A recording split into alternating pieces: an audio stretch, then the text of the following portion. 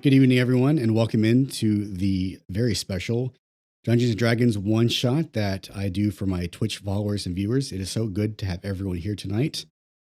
A little introduction for myself. My name is Musicality, and I've been a Twitch streamer for the last half year or so, and I've enjoyed running these D&D campaigns or one-shots for some of my close followers in my community, and this is the third time that we'll be doing this.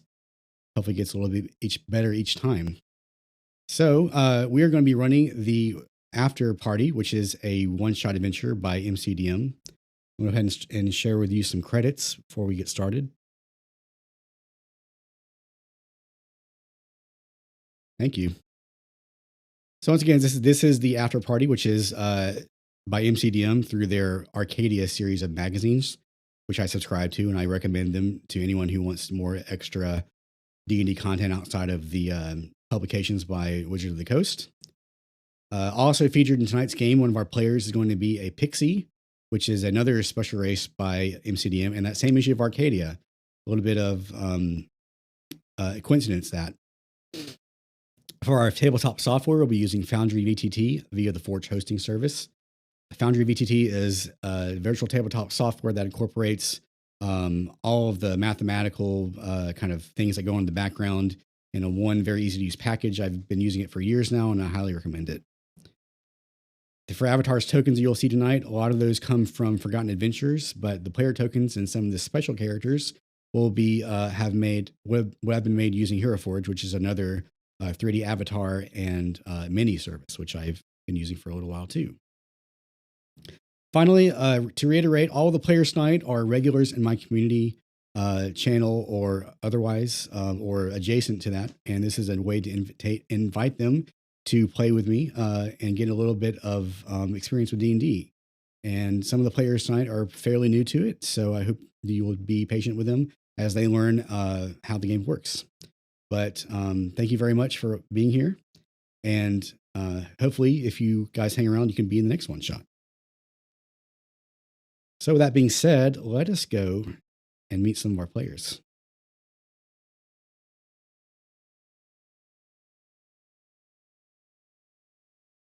All right, guys, you are live. Welcome in. Everyone's looking pretty sharp today because we are all dressed up for this fancy party. But I'm going to go around the table and just introduce our players today. So one at a time, if you wouldn't mind just saying who you are, what kind of stream you do, if you do stream, and the name of your character. And we'll be starting with Arioka the cat. You're up first. Hello. I'm Arioka the cat. I mostly do Final Fantasy XI streaming, but I also like to do like RPGs and JRPGs. So right now I'm also working through Dragon Quest XI whenever I'm not streaming Final Fantasy. And tonight I will be Matilda Caton, a nobleman's daughter. So this is actually my first time streaming D&D, but I have been an avid player for like quite a while. So it's gonna be fun. Thank you very much for that. Next up, we have V the Fairy on our right. V, if you just introduce yourself and the name of your character tonight. Hello, my name is Vi, and I am playing Bella B tonight. I stream pretty much as chaotically as I play games. I will go from Halo to Stardew Valley. Thank you for that. Right below me, we have Rain, if you'd like to introduce yourself and the name of your character. I'm Rain. I don't stream. I'm just a regular with music. I'm getting to know a lot of good people. My character is named Regnom. He's a royal prince of Goliath tribe of the north. Gray skin. Basically kicked out as an envoy now. Thank you for that. And last but certainly not least, at the bottom, we have the Aeon Anima. You can go ahead, Aeon. Hello, I am the Aeon Anima, and I mostly stream Super Smash Bros., but I'm a huge fan of Final Fantasy X, as my name might suggest. And so I will be playing the character Cyrdan, and I would look forward to having some fun antics tonight. And what's your experience with any kind of tabletop RPG, Aeon? I am a first timer, but I have like so many friends that I feel like this was inevitable that play the game. Well, I certainly feel privileged to be the DM for your first game, so I hope that I can live up to any expectations you might have. Absolutely. You're doing an awesome job so far, so thank you so much. Thank you very much, guys. All right, with that out of the way, I'm going to give you the prompt, and then we will load our very first scene.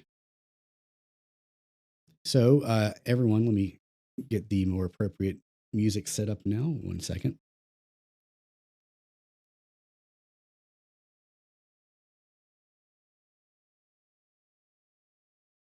It loads.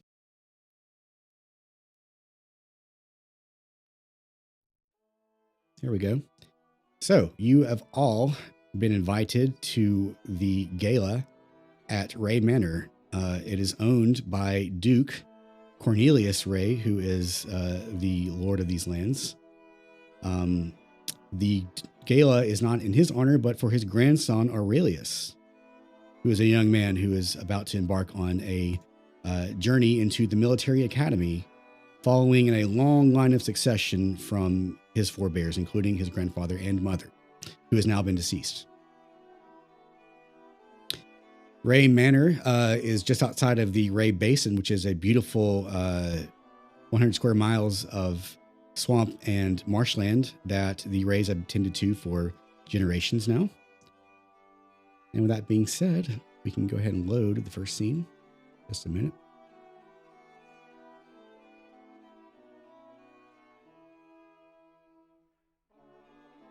If I can get this to work. Finally pull over that. There we go. Great.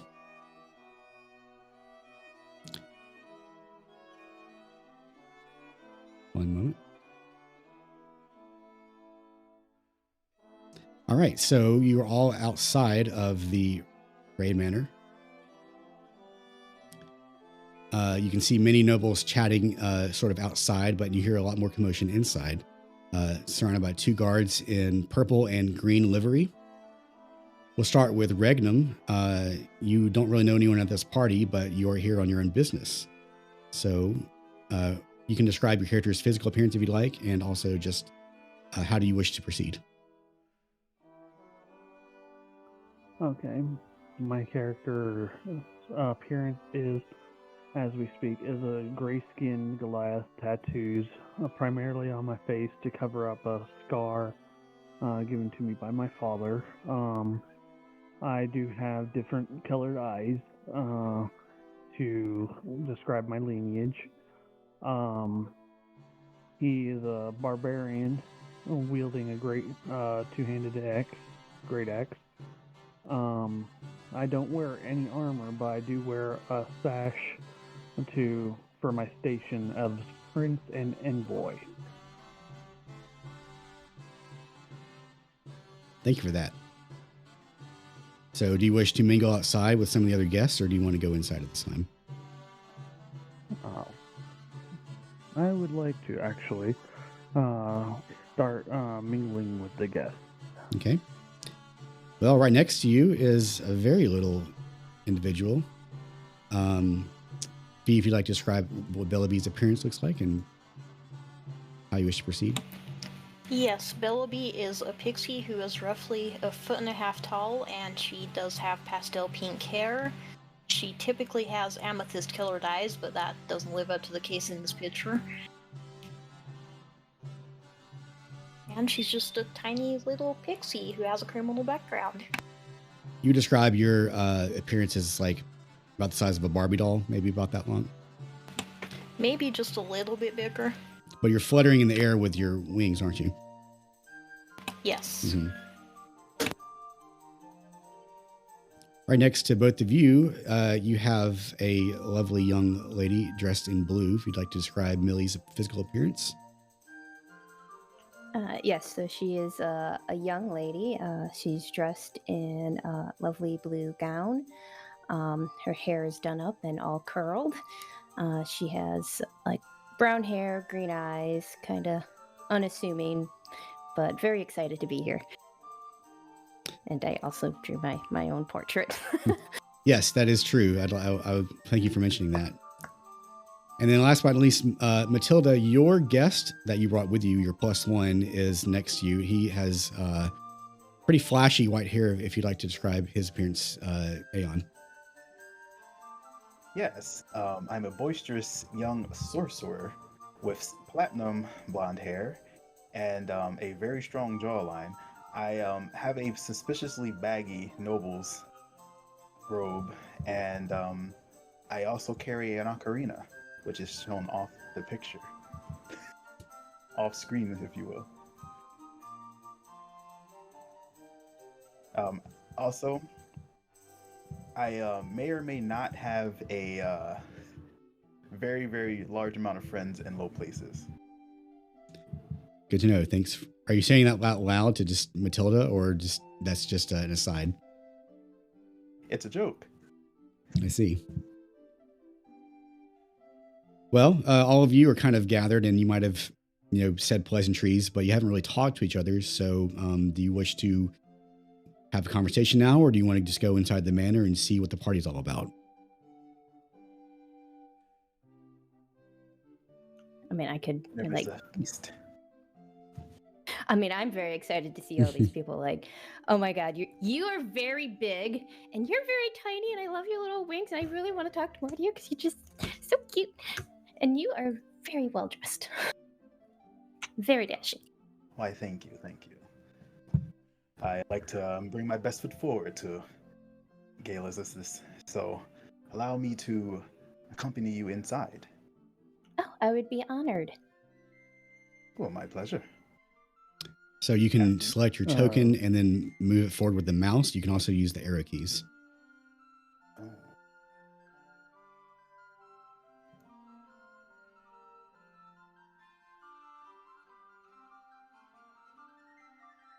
Oh, very cool. The guards at the door have currently been announcing guests as they arrive. And Matilda, as you were the first up, they give you a bow and ask, "May I have the honor of addressing..." Oh, Matilda Caton. And then the purple guard turns around and says, "Now arriving, the Honorable Lady Caton." Enter.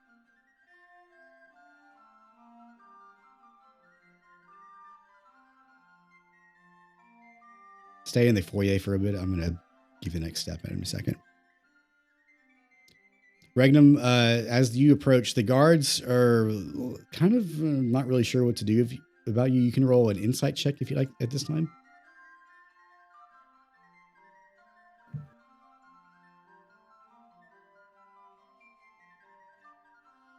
With a 14, you can see that the guard, especially on the right in the green, or your left, excuse me, is kind of shaking in his boots literally as you walk up.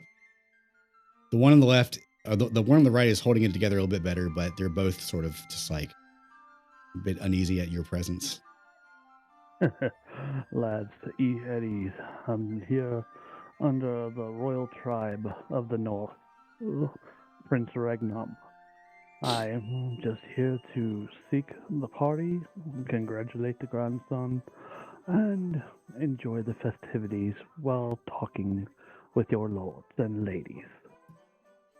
The one who shouted earlier kind of like puts his spear on the ground, and shakenly he just turns over. Now I'm not announcing the arrival of Prince Regnum from the northern tribes.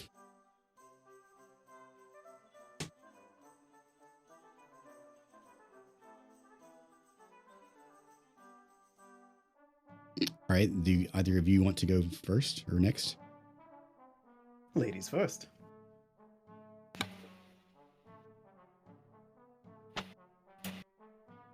And Bellaby, how do you address yourself? The guard asks. Hello, my name is Bellaby. And are you, how have you been invited? We haven't heard of one such as you in these parts.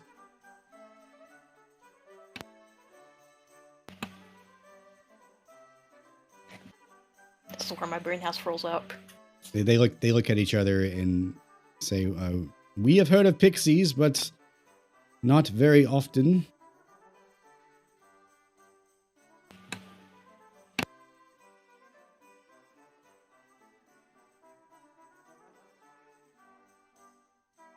If you said something, I didn't hear it.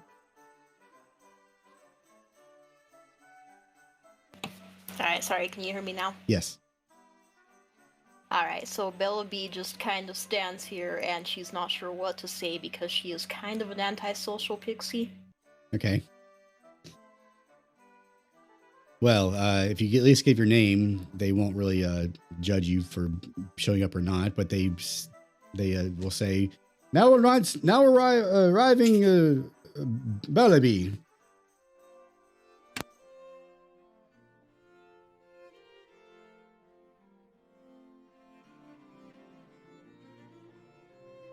You can go ahead and go inside. You weren't a noble How back. do I move my screen up? Never mind, I found. Yeah. And then last but not least, Cyrodion. Hello. I am Cyrodion from the north. Noble family, sir. Yes, I am of the Alistairs. Make a deception check. Do that again. So open your character sheet, and you'll find the skill Deception. Oh.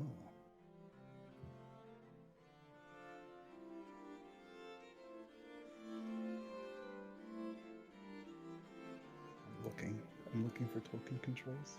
Okay, I'll roll it for you this time. Look for your character sheet in the meantime. Okay. With a 15, they look at each other and says, "Yes, of course, we have definitely heard of you. Now arriving, Lord Cyrodion." And the way is open.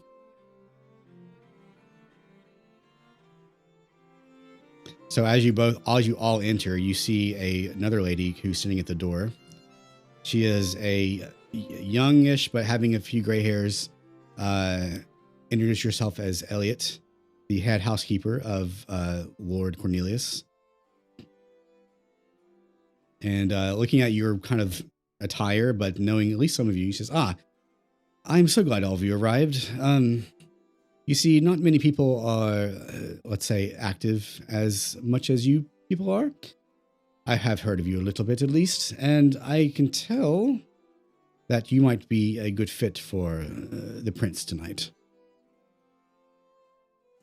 That child has more soul than ever, gods know why, and I won't have them doing what could be a very fine account because of their mood. I promise we're not looking forward to the toasts. That child hates being the center of attention.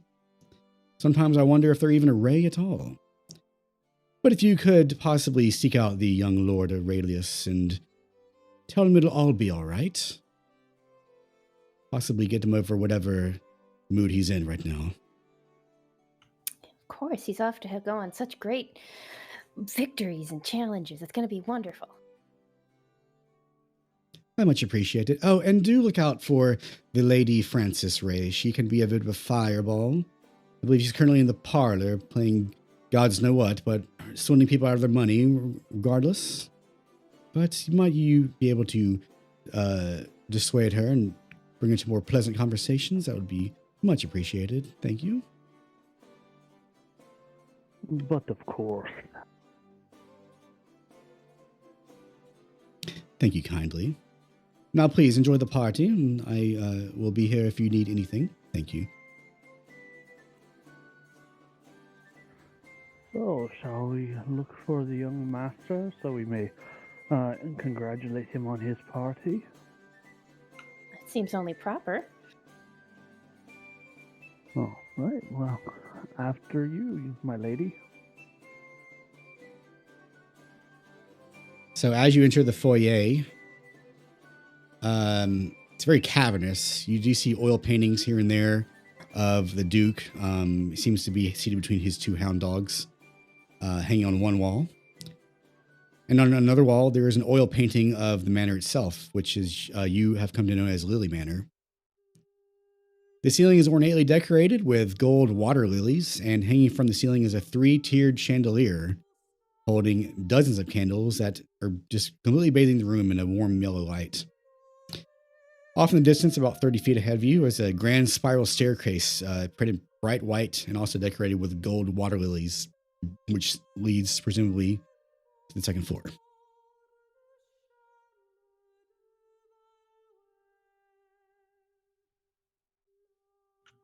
So is it up the staircase?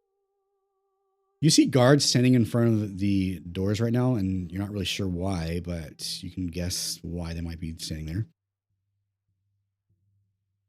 By the way, you will see symbols on the ground at times, which indicates you can go up and down the floor. So be careful where you step. Oh, okay.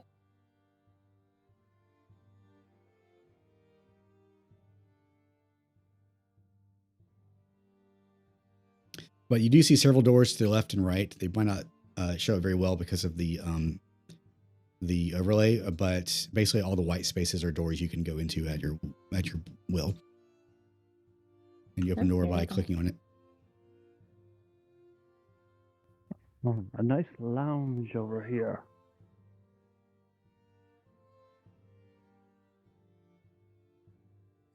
Quite fancy, if I do say so myself. Regnum, you've stepped into the library. And as a befitting library, you see bookshelves absolutely packed with tomes.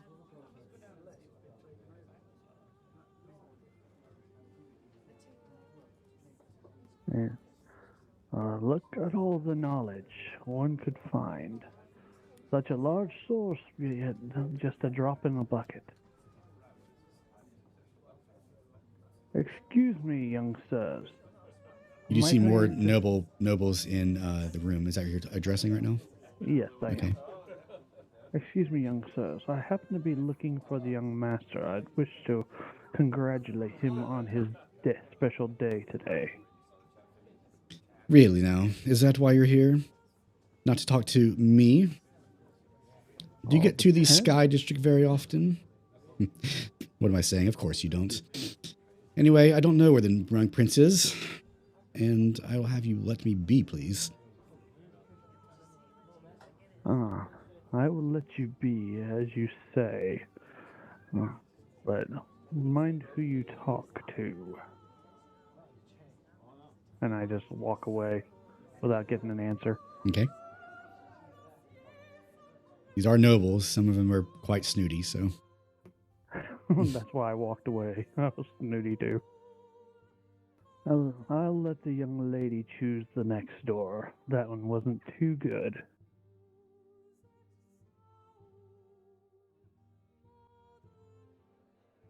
So there's a good bit of commotion coming from the door you just opened, Matilda.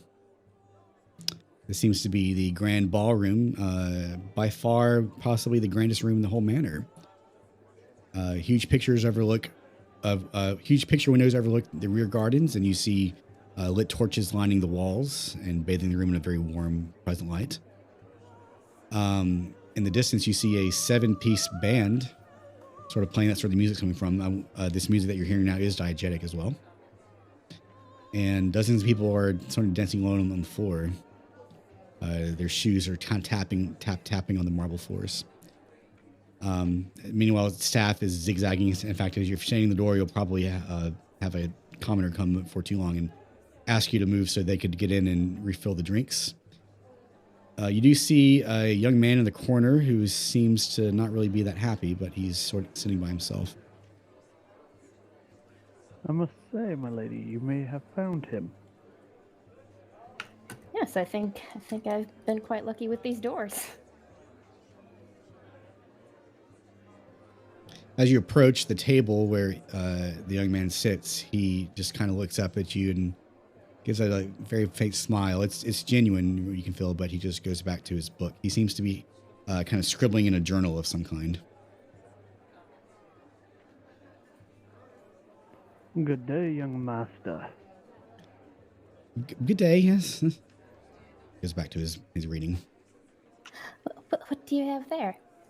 If I may ask. Oh, it's just my recent notes on some of the ferns and cockroaches that I found in Wray Basin lately. Are you interested in wildlife? Not so much unless you put it in a story. That sounds like something I could do. Are they going on an adventure or like to explore some far off, like distant part of the garden? That does sound like a lot of fun, but no, this is more like cataloging how they look and things like that. And I guess that's necessary. I don't know, it's something really fascinating to me. Anyway, this fern I have in my hand here, he shows you the plant he's holding. We call it winter moss.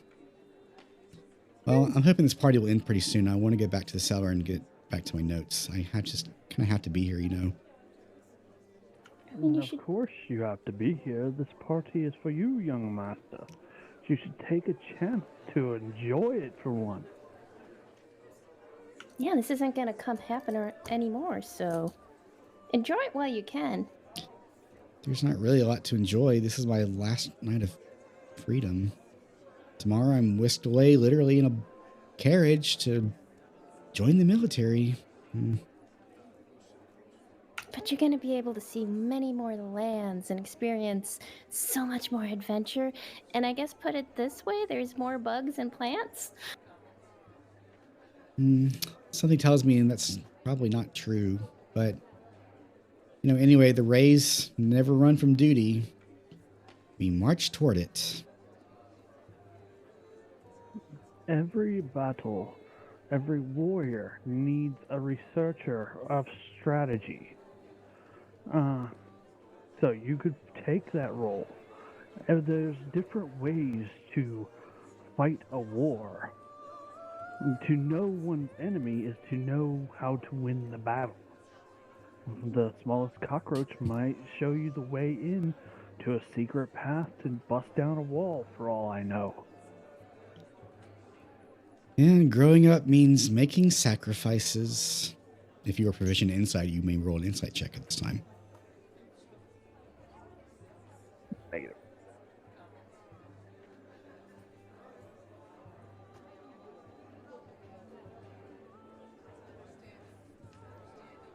Nope. I believe two of you are. Are you having trouble finding your character sheet?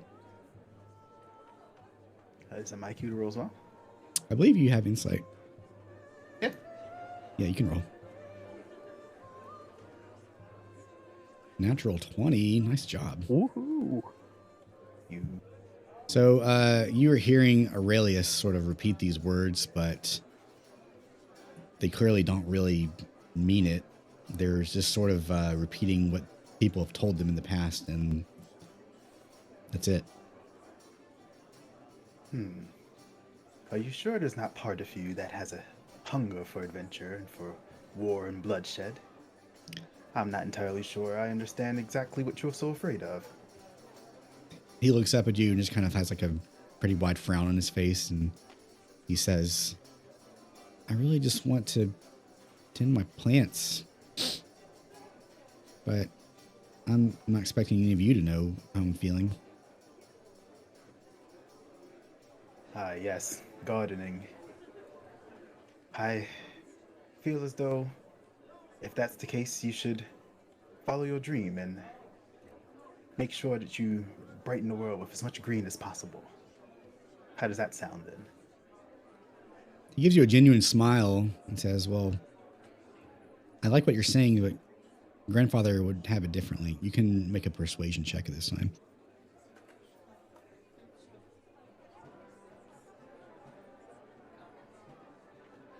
Nice rolls. So you have to add your plus, your bonus to that. So it's 14 plus, I think 5 for you. Yeah. Yeah, try to roll through your security sheet whenever you can, because it'll add your bonuses too. Ew. But with I believe that's a 19 for you. So he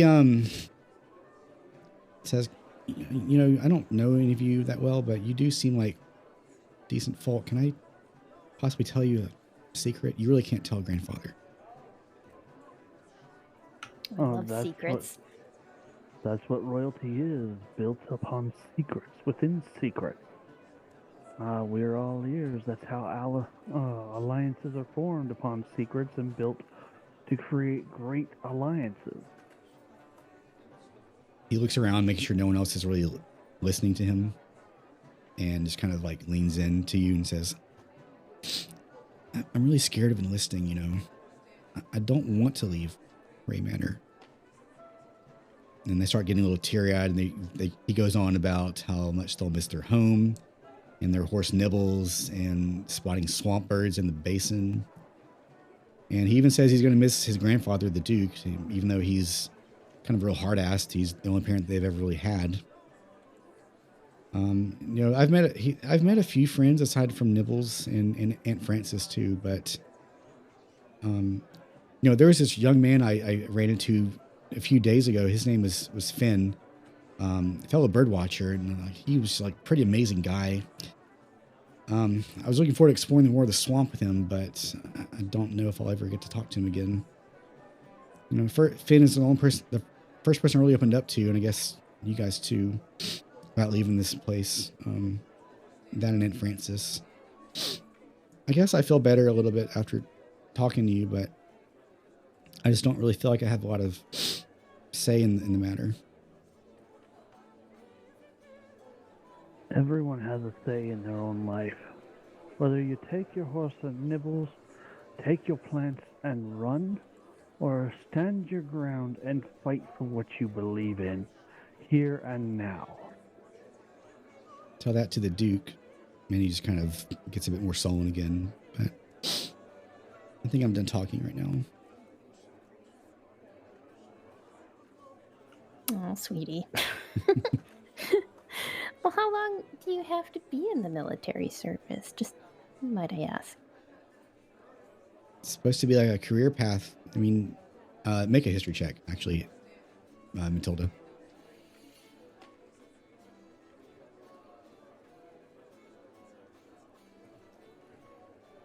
You're familiar with the Wrays as a family. They have had generations of their young men who've grown up to become the Duke, invested in literal careers of military service. The Duke Cornelius is one of those two, and you know that he's very proud of that fact as well. So kind of a long time. Yeah. Career military. And no one has ever sought to venture out elsewhere? I'm afraid it's not really up to me. If my mother was still alive, maybe I could have talked to her about it, but I've just been living with my grandfather all my life.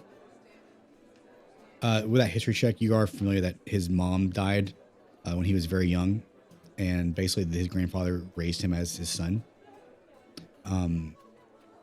But his daughter was also in the military as well. Okay.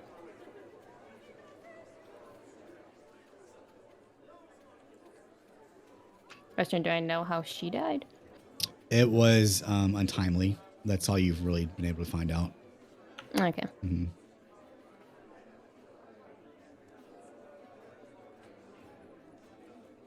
Well, guess we're not gonna get much more conversation at the moment, are we? I will leave you with this. From one prince to another prince. You have to stand up and fight for what you believe in, whether you believe in it or not. I'll keep that in mind as I'm whisked away. Good talking to you. Thank you.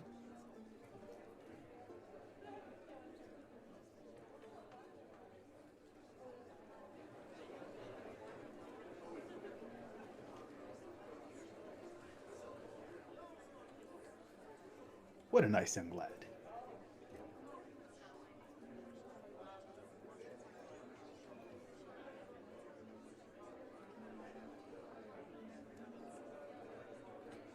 So, I mean, he's obviously down in the dumps, but you guys have the rest of the party to explore if you'd like at your leisure. You are aware that the party is set to go all night. At some point, there will be toasts to Aurelius, and he will be literally going to the military academy in the morning. That's kind of going to be the capstone of the party, but otherwise, you're here all night.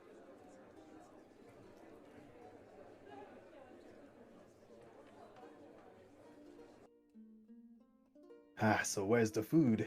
I heard there'd be a great feast. They still might be preparing it. You can't force the horse to drink when you give him advice. I feel sorry for the young lad, but he has to be able to stand on his own 2 feet. Stand up and fight for what he wants. But the world can be cruel. He'll have to understand exactly what his soul wants in order to effectively put all of his focus and effort into what he has in front of him.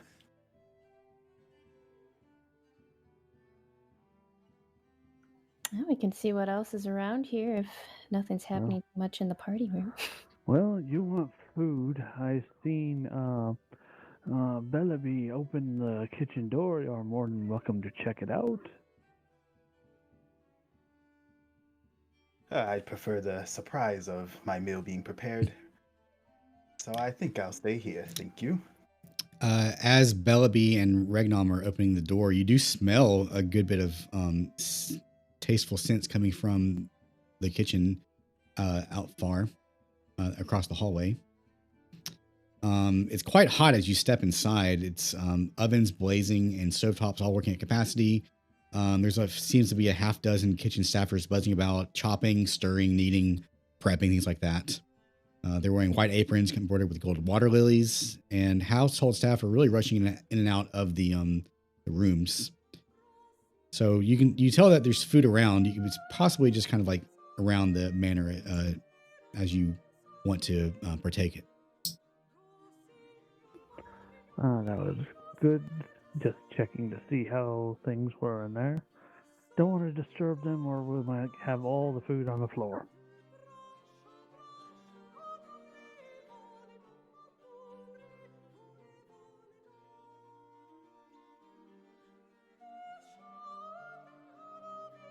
I know you guys are kind of like having fun just walking around, but I would appreciate if you just stuck a little closer to each other because I can't keep track of like 5 things at once. Okay. Let's click on all the things. Yeah. I'll follow them, but I think I found the next one.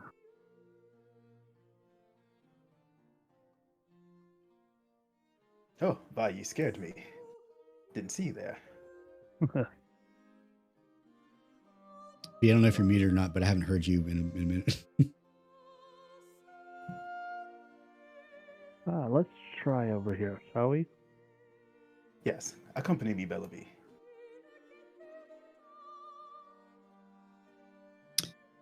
Well, you've opened the door to the staff's quarters. It's directly behind the kitchen. You even see a door leading into the kitchen as well. They're looking out over the rear gardens, a few windows. You see several bunk beds, a trunk at the foot of each bed, and a small dresser at each head. The rushes on the door are fresh, and dried flowers strung on the walls give the room a very pleasant floral scent, sort of like a mild potpourri. There is a queen-size bed at the very head of the room here, a bit larger and plushier than the others. There are a few staff in the room, but they don't really seem to be paying much attention to your presence. They're sort of going in and about their own way. All right. So, this is not the correct way to go. That's more staff. You probably don't want to bother the staff right now. I think I may have caught a glimpse of the lady of the house down the way.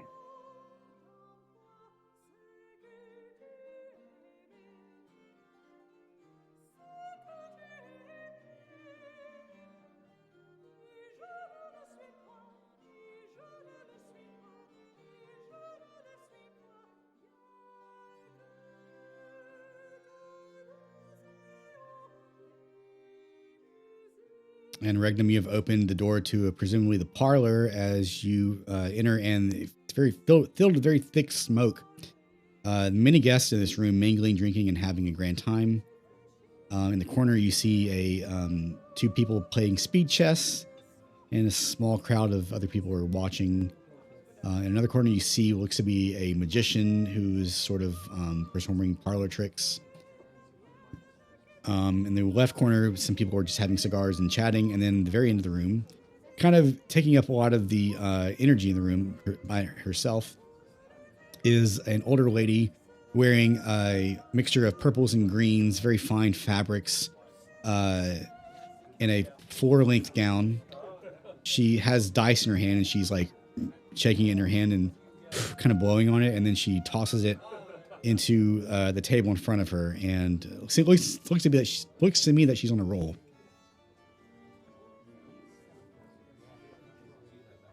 Ah, yes, now this is my kind of room. She hears you, and turning around, she kind of reaches over and pulls you to the table. Says, "Well, put your money where your mouth is, Sonny." And she hands you the dice in your hand. Says, "Put up or shut up. How are you?" As you wish. What, you never played Ray Roulette before? Place your bets, then we'll talk.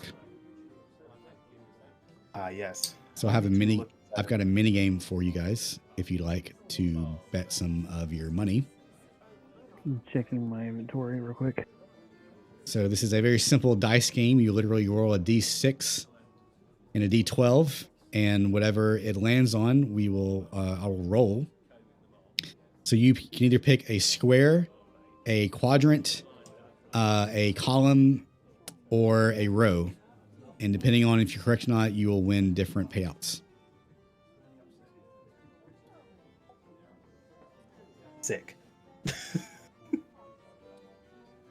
I forgot to give myself money.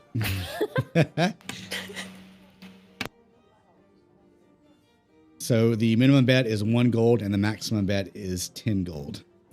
And you can see that Frances seems to have quite a bit of coin on the table in front of her and near her section.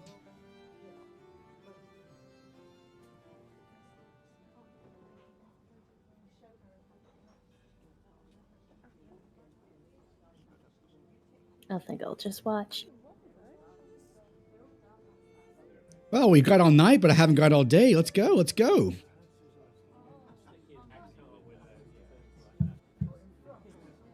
anybody else have money? I've got gold. I'm just trying to figure out how to. Do I select a box there? No, just roll a d6 and a d12. And well, first of all, pick where you think the dice will go. I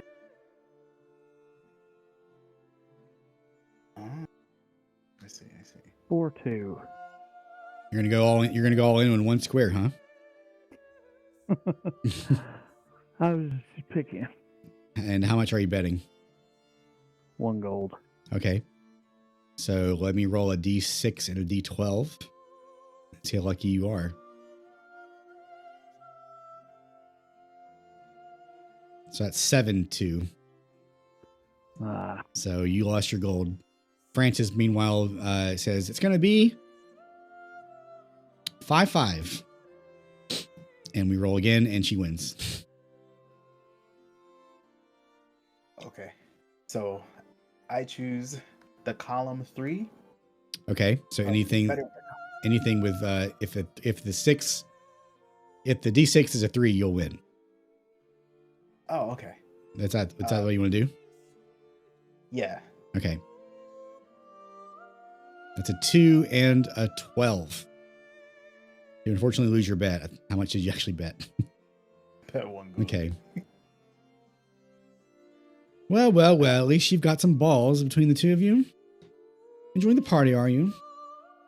Oh, yes, I have introduced myself. My name is Francis Wray, but that's such a stuffy last name if I do say so myself. Francis is just fine. Nice to meet you, Francis. A pleasure. Oh, I have heard of your father, Miss Caton.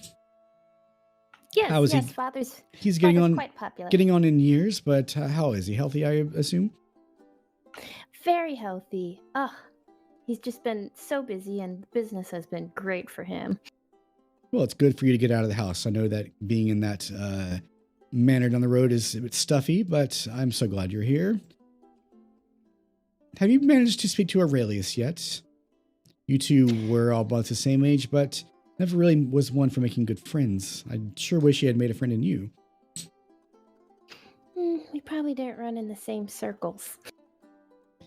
Unfortunate that, Cornelius has never known how to have a good time.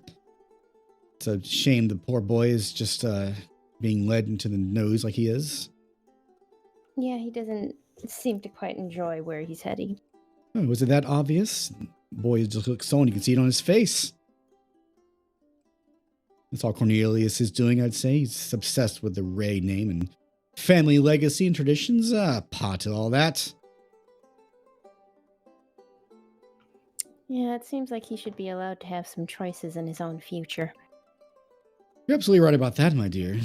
The boy is a bit silly and possibly interested in plants more than people, but then again, growing up with my brother, who can blame them? I may not be the smartest Goliath in the bunch here, but doesn't he seem more suited to be a druid or a researcher instead of a military? Couldn't you convince your brother the Wray name will still be great even with said attributes? Well, with that hulking physique, young lad, we might have a contender in you to convince Cornelius, but trust me, I've tried over and over again. Make up a persuasion check.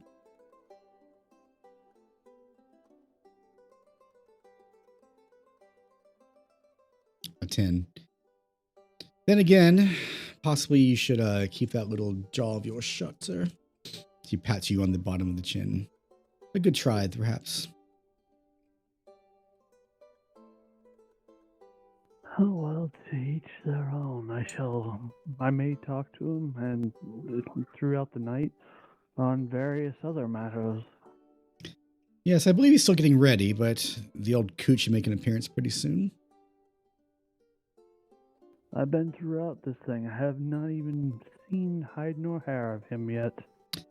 Well, if you do see him, I'm sure he's going to ask about your father and how the wars in your tribes are going, so do stay clear of that. My father.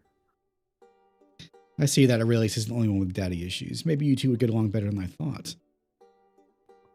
Very much so. Well, that's enough chatting about futures and military service. Come on, take bets. Bets, please. All right, I'll place another gold down on row 7. Row 7. So let me double check that. Should be, if the D12 is a 7, you will win. So let's see how lucky you are. Nope. Did I do that wrong? I believe I rolled a D. Yeah, that's right. So yeah, you did it right. Nope, didn't win. Nope, you lose another whatever bet you bet cold. Terrible luck we're having, dear, but at least that's not goes for me. She rolls again and she wins. I'm on a streak. Can't stop me tonight. Maybe you young ladies might give it a shot. Give her a run for her money because my luck's not working tonight. I'll go with row 2. Like, how is this? Row would be the D12 and column would be the D6. You can also pick a quadrant. So if you wanted to roll like 1 through 4, you can do that. The payout is less, but it's higher chance of winning. I'll do through the 1 through 4 and go with 2. Okay, so row 1 through 4. Can do. Let's see how lucky you are. Oh, you were so close with a 5. Still lose. Oh, dang.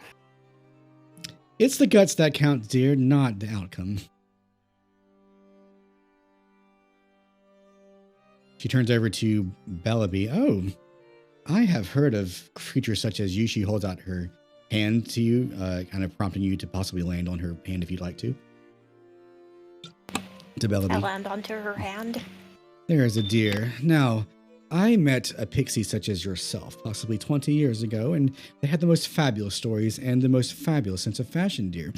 And I can see that if they were related to you, you inherited that. So why don't you tell me a little bit about yourself? Why, thank you. I kind of just float around wherever my life takes me, and I am not entirely sure how I got the sense of fashion, but I am fairly sure I am into it. My mother looked nothing like me. You know, before I pass on from this mortal coil, I would so love to visit the Feywild. Might chance you have a way back there?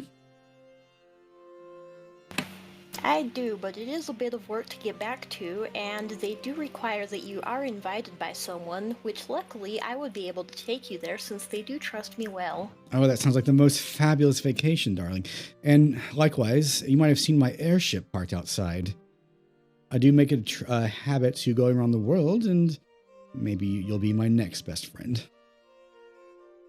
Oh, that's always an adventure. I don't think that I will be able to fly as fast as your ship does, though, but I can try. No, darling, you'd be a guest on my ship. So silly. I do love your sense of humor, though. Why, thank you. Well, if you're not going to bet, I say, check out the rest of the manor. I hear the library has good reading if you're a stuffy old curmudgeon like my brother. But we'll be here all night. I'm sure we'll be talking to each other again soon. It was a pleasure to meet you. The pleasure's all mine, darling.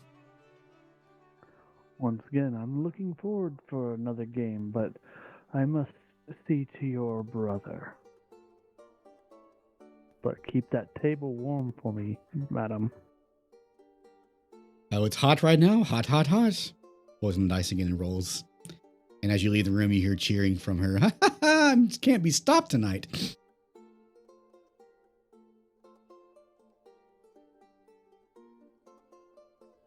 Well, it appears we could not perk up the young lad, and we could not stop her streak.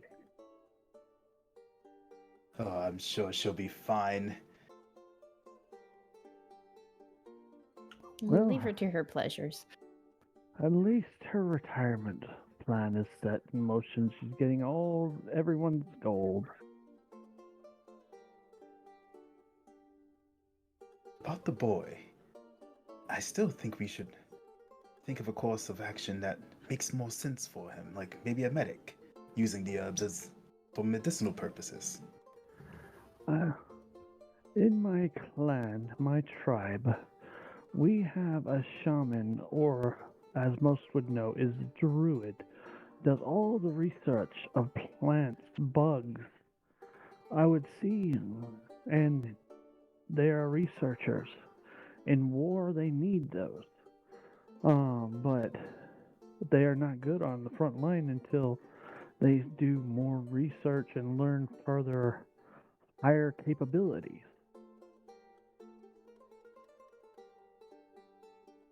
But if we cannot talk to this young master into standing up to his grandfather, it's just talk. I say we kidnap him. What? I mean, sounds fun, but how does this solve problems? Yeah, I'm sure he could come and experience the world a little bit. Maybe get a little bit of hair on his chest. It's an idea, yes. But you got to think of the consequences. I know consequences to the wind with some people. But to kidnap a prince, you'll have an entire army hanging over your head. Oh, you can fake his death. And then he can leave. Well, that sounds even extreme for me, but I think you're worrying too much. Well, in the last book I read, that's what they did with the main guy, so then he could be with his true love. And so to escape the family, he faked his own death, although they did have to procure a body. And how do you suggest we hand them that supposed body? Unfortunately, I'm going to stop you right there. Please I'm do. not the most lawful here, because I will do whatever I have to. But scanning through all the guests, all the servants and everyone, there is not another one that matches his size, his physique, or any other characteristic that we could pass off. Yeah, in my book, they just found a bad guy, and that guy died. So we'd have to judge the character of everybody before. But that's just my opinion. Strategy happens to be one of my things. Okay, so maybe But- not dead body route. I'm going to throw this out here, is a little bit more direct. Encourage the young master. If this is what he wants, stand up to his grandfather. I know he's probably done it, but he's probably done it without support. And the support of strangers will change this how? The support of royalties. The support of allies. I mean, he could have the Caton house. You wanted to whisk him away. What's him to think, oh no, he's going to be killed? We simply make a great impression upon them. Allow him to come with us. As a bit of a trial for exactly what he's in for.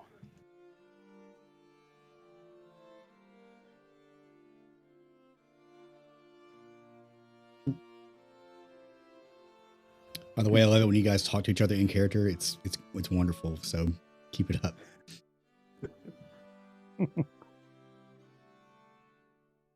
I propose we convince them to get a little bit of experience. That way we know that once he's whisked away, he won't die anyway. I like him to choose his own adventure before he, makes the decision of the military. Or if that's what he chooses.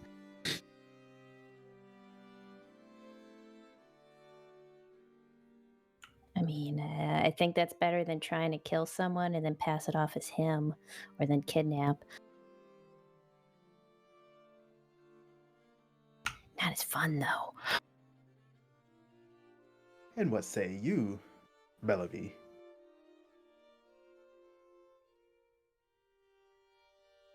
I think V has stepped out for a minute.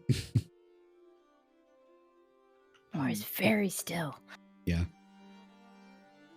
I think I just saw her just a second ago, but The player She's stepped very out. small. She is also very small. It's easy for her to hide. yes. So, if we were to take him, and seeing as he does not want to wield a weapon, what, you going to give him a staff and a spell book, an alchemy book, an artificer's guide to tinkering with plants and alchemicals? Is that around here somewhere? And they'd be in the library, possibly. You can, if you'd like to examine the books. I've seen they had a lot of good reads when I was in there, but a couple snooty nobles in there. Is it this way? Yeah, you've opened the door to the library.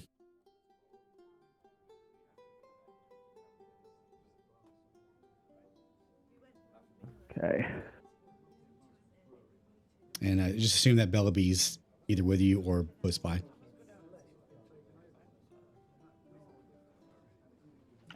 Can I scan the bookshelves? But I'm looking for specific stuff I like.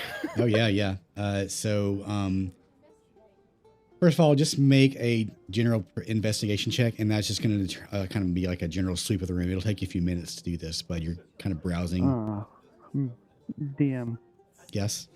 Can I use my magic awareness to see if there's any magical books within this area? Magic awareness. So what is that again? Magic. Okay. So it reads, Okay. It says, read it for me, please. As an action, you can open your awareness to the presence of concentration magic until the end of your turn. You can know the location of any spell or magic item within 60 feet that isn't behind total cover. When you sense a spell, you learn which school of magic it belongs to. And you can use that 2 times per rest? Yes. Okay. Sure, go ahead.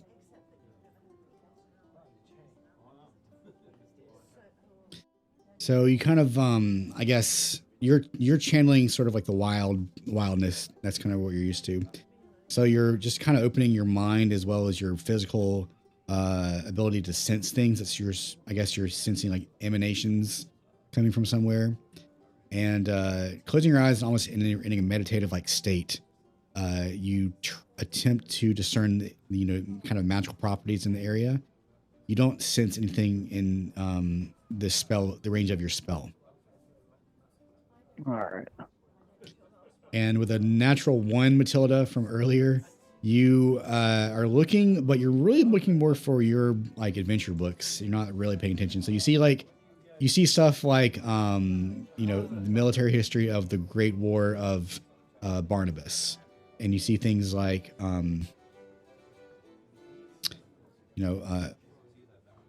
battles in History 3, more battles, things like that. But you're not really like looking that closely for what you want to do or what you're interested in, really. Dang. What dull tastes. All right. I'd like to have a closer look over here at the botany, swamp, flora. Yeah, so Shelf. I have magnifying glasses, kind of giving you a general sense of what to find in this room. This shelf needs to have a few more books on botany, swamp flora, and fauna, and the natural world. So you may roll investigation while Matilda is looking through the other books.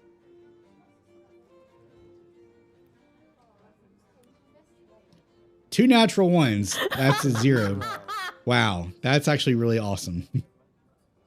So you see this bookshelf, and I guess like you look at it, but then you get distracted by the people around you, and you end up not doing that with a 0. I don't find anything useful amongst all these books to help the young lad. I swear this is the worst library I've ever been to. It's really not piquing your interest, either, any of you. I'll have one more person roll if you'd like to roll.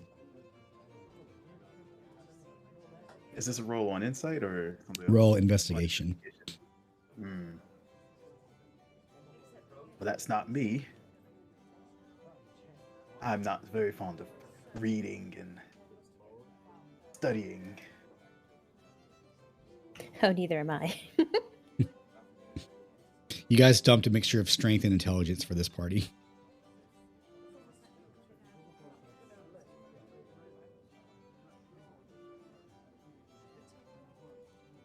But if that's all you wish to do, then that's all you wish to do.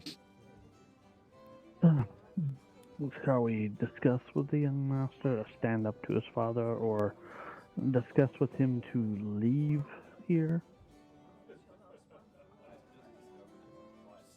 Yeah, let's take another crack at it, shall we? Yeah, maybe we can be convincing this time around.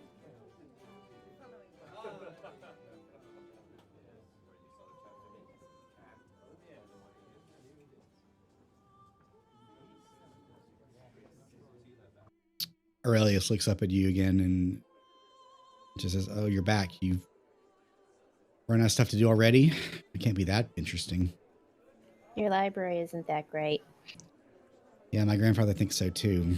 You can roll an insight check.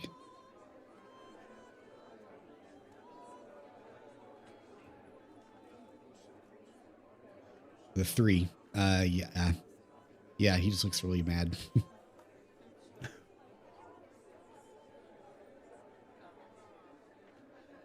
Oh. So, we've done talked with your grandfather's sister, your aunt, is it? Yeah, and Francis.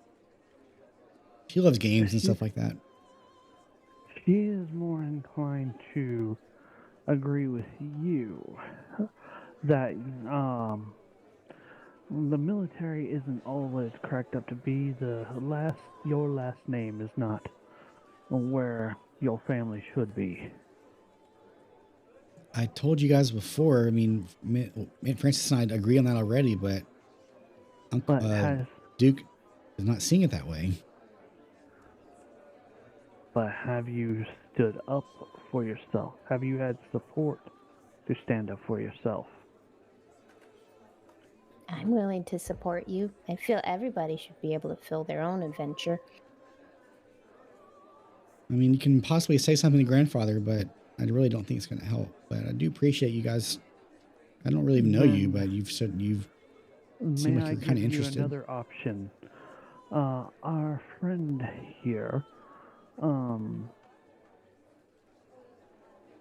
has given us an option to ask you whether you would prefer to see the real world the way it is, and before you commit to the military. I know tomorrow is the day you whisked away, but maybe if we talk to your grandfather and you embark on an adventure to see how it really is, would you really want that? Listen, guys, I mean, whose house are we in? I know I'm going to probably inherit Lily Manor sometime, but this is the Duke's call.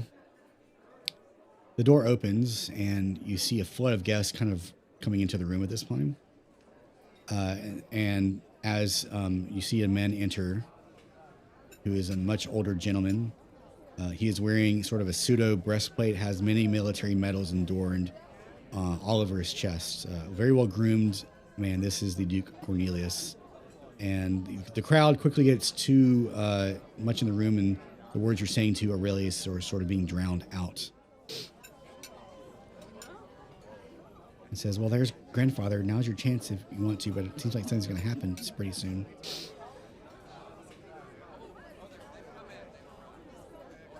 Shall we? Well, we can try to get his attention before whatever happens. I say we don't get too rash. Let's read the room a little bit and see what happens. I'm with you on this one. Let's see what he has to say before anything. So it quickly becomes where if you're not getting a seat now, you're probably going to stand up. So you guys are already kind of sitting next to Aurelius, so if you don't want to move, you can just stay there. But if you get up, people are probably going to take your spot. Do you want to stay here then?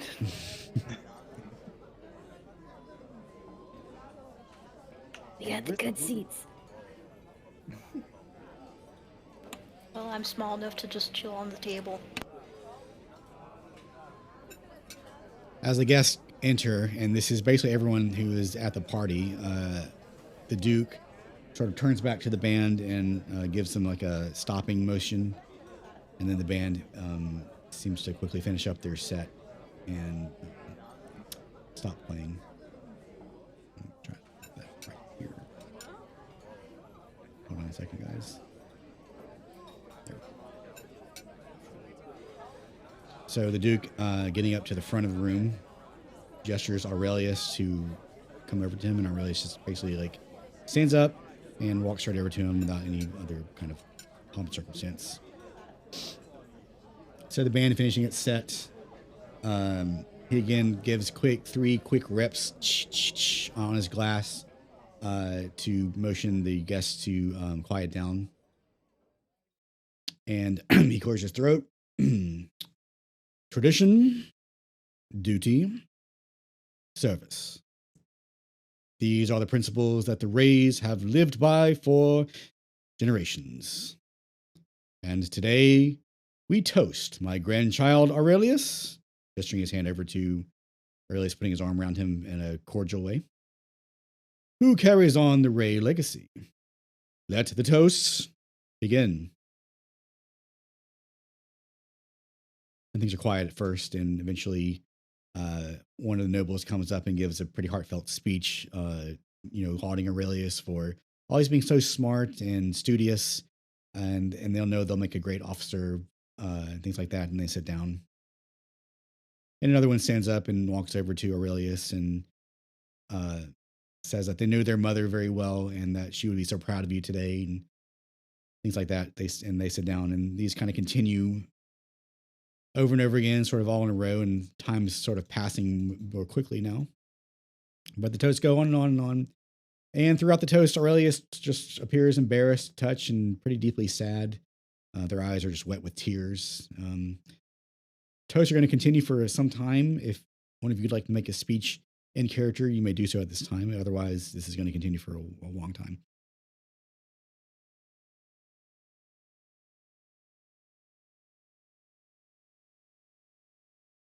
Do we want to make like a group speech?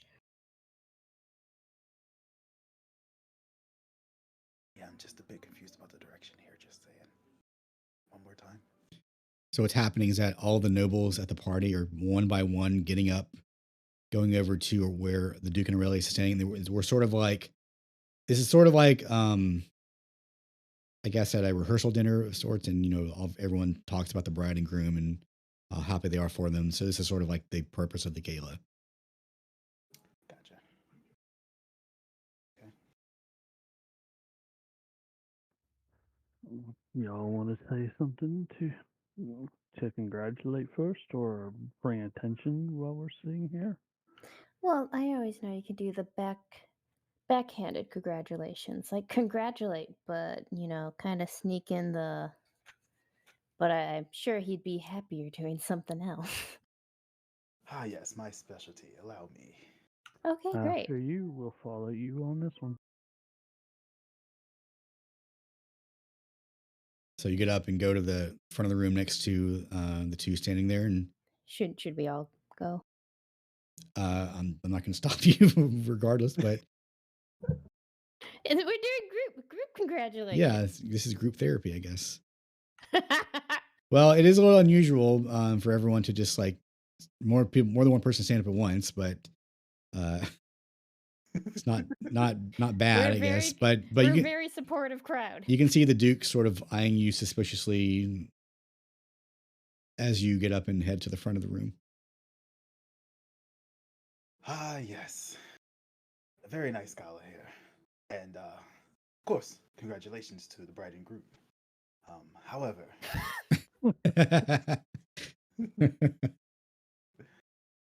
might I, tug your ear for just a bit here?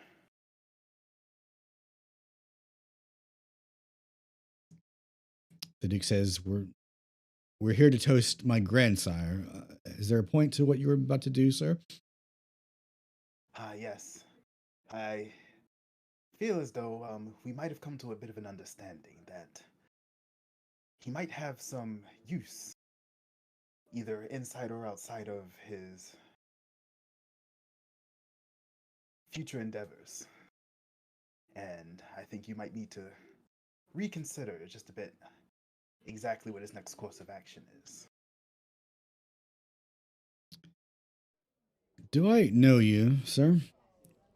Don't believe I've had the pleasure of introducing myself. Ah, yes, Cyrodiil. A pleasure and an honor. Allow me to propose. Have you ever heard of medicinal use of plants and herbs? Of course, this isn't basic elementary school. We know that plants can be used to cure things. Ah, yes, but not just any. Have you heard of a special new kind? I hear that they can give one strength beyond that of 10, maybe even 100. An army of one, you could say. Make a deception check.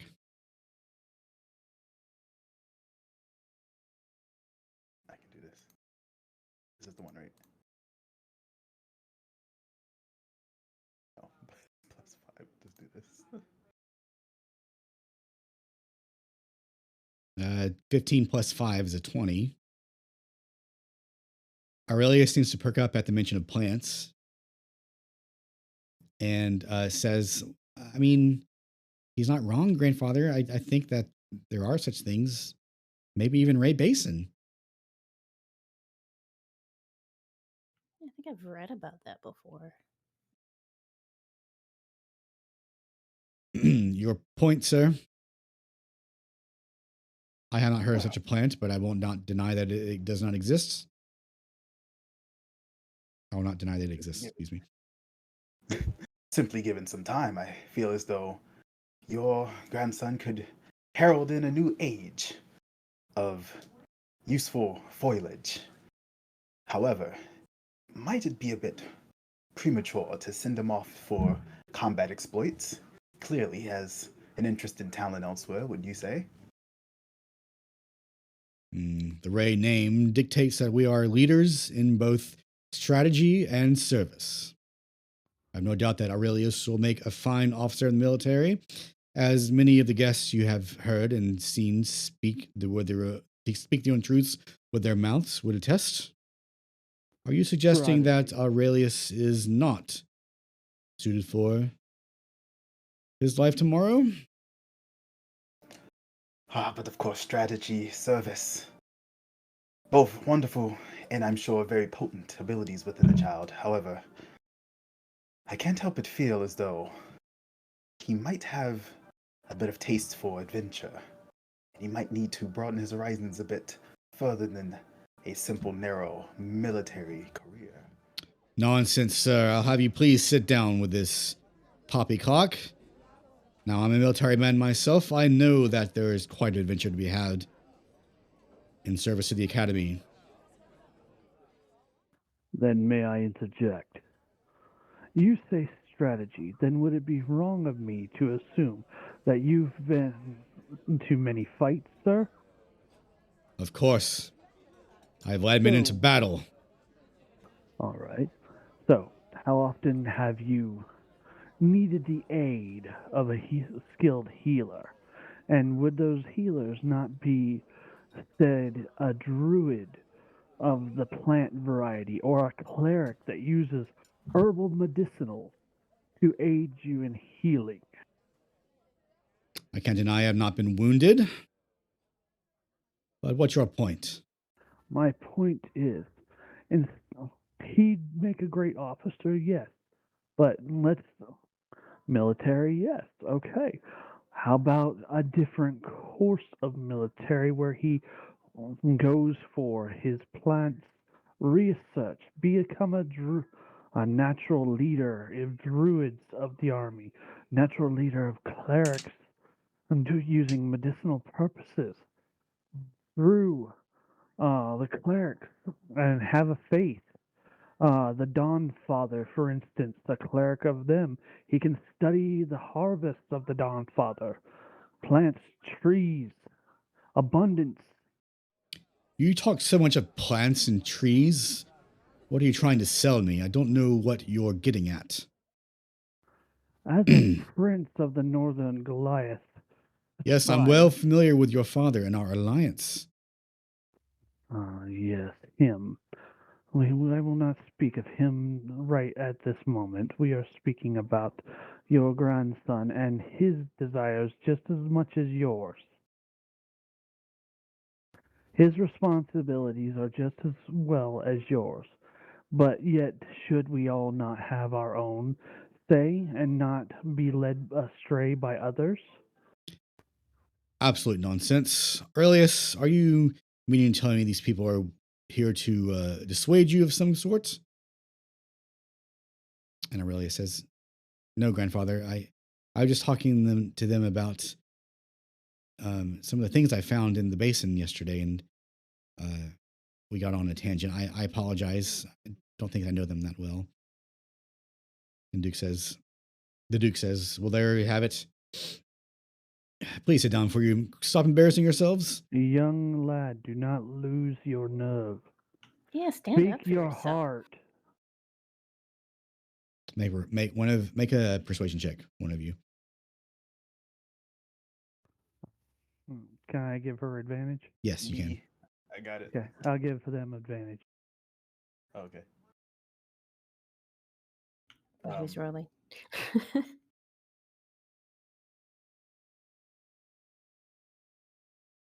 I didn't give much of a speech, so I feel someone who gave more of a speech should. You're doing this as a group, so I'll give you advantage on the roll. You've made some pretty good points.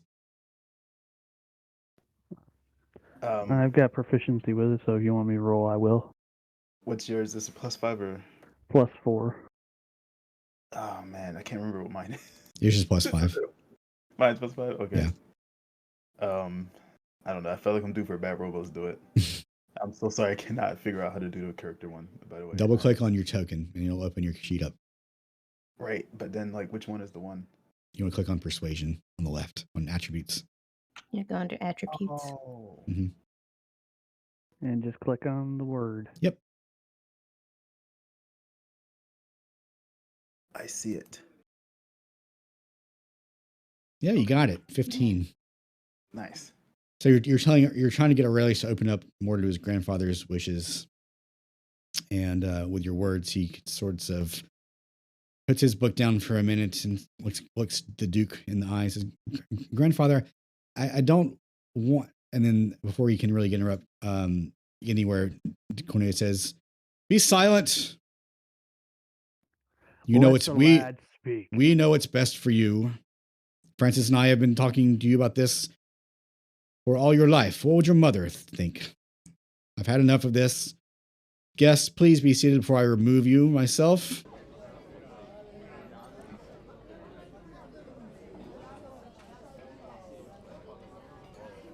As you wish. You, Disappointing. It's all right. There might be another opportunity to have things go a little bit more our way. For now, let's regroup our strategy and see what next we might do. Guests, I apologize for that deep embarrassment. I would trust our guests over in the corner to please not bring further embarrassment upon yourselves. Now, shall we continue with the toasts? And the mood in the room is now kind of spoiled, but at the Duke's insistence, more of the nobles in the other parts of the room sort of get up one at a time and continue the speech. There is a very definite tonal shift after what you guys have done, though. So things are awkward, and the Duke himself looks a bit kind of flustered at some of the words you said. But the toast continues. There are breaks here and there for dancing and things like that. But for the most part, this continues all night. Literally all night. So it is now like 6 a.m. The party is basically over. And the Duke says, thank you all for a most riveting gala. I know Aurelius will not forget these words in any short order. Now, if you would please accompany me to the front of the house. We will have Aurelius be whisked off the academy, and we will give him a very fond send-off. Directs everyone. Let me get everyone in line real quick. Over to the front of the house. You gonna drag us too? You guys can move yourselves, but after I get the, Yeah, I think I just glitched out. I can see you're kind of spazzing out over there.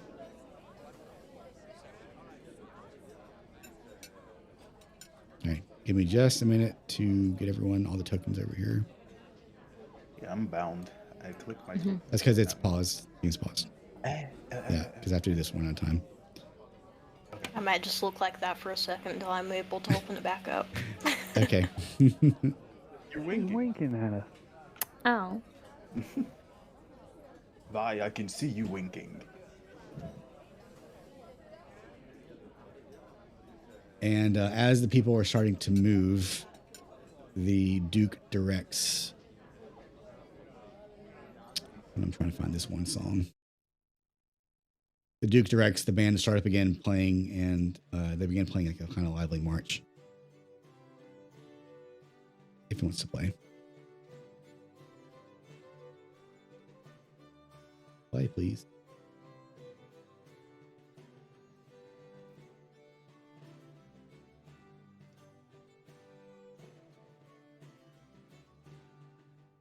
All right, so I'll let you guys move your tokens. I can position you kind of over here at first if you want to get in line or not.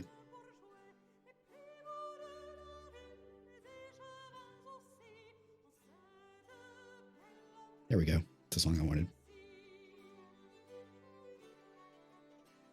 So you see everyone lining up in line at the front of the door. And the Duke looks at Francis and Aurelius.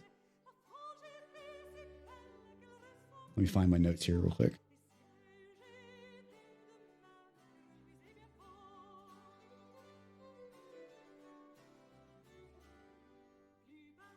So you see Aurelius approaching the door.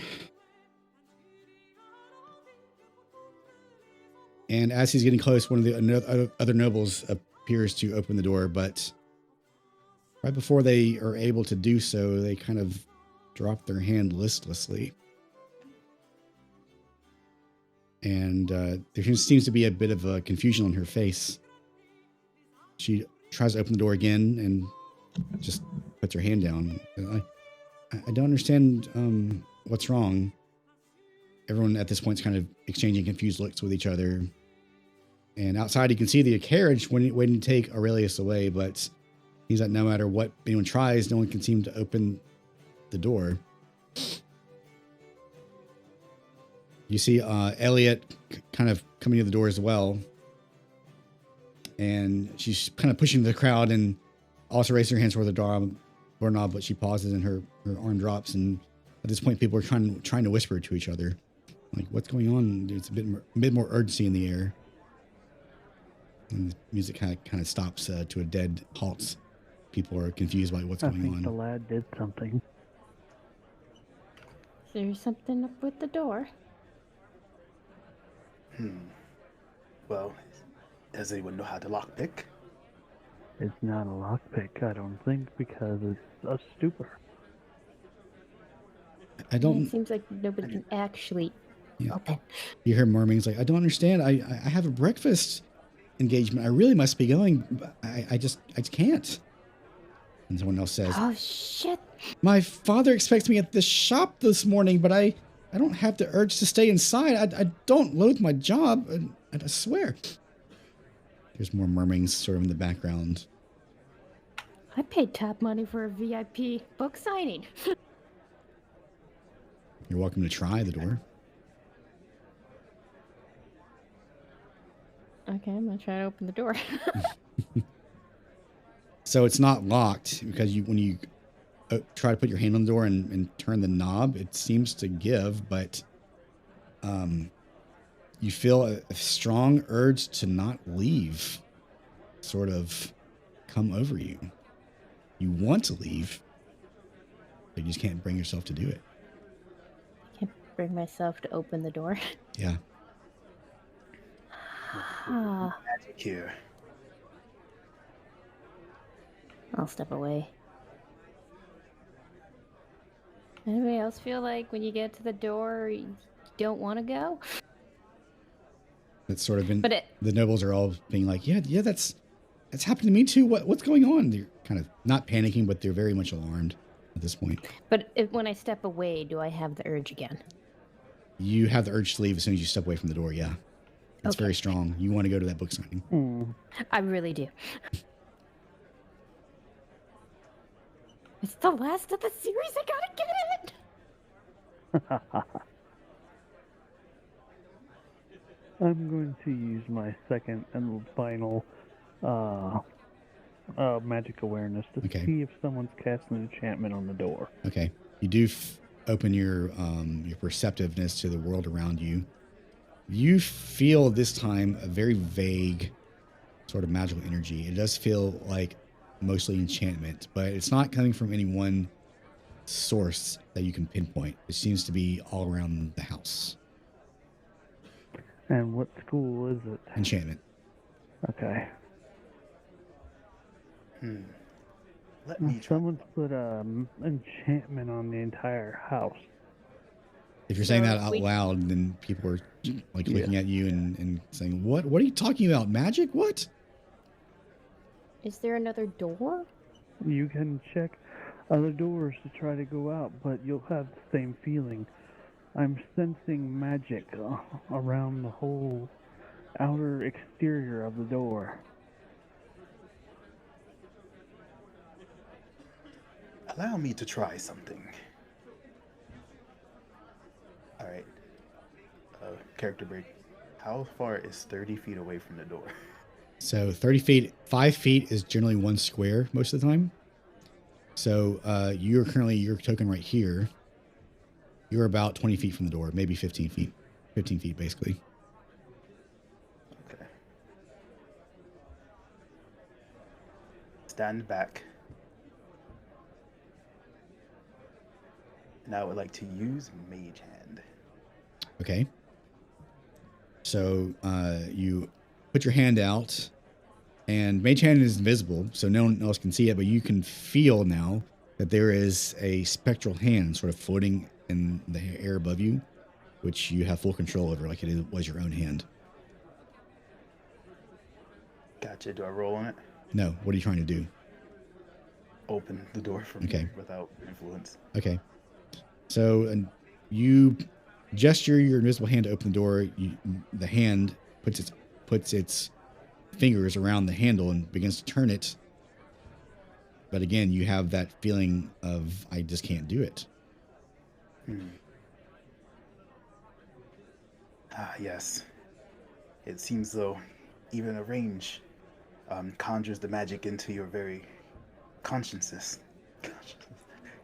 So it looks like I won't be getting us out of here through that method here. Ah, dang it.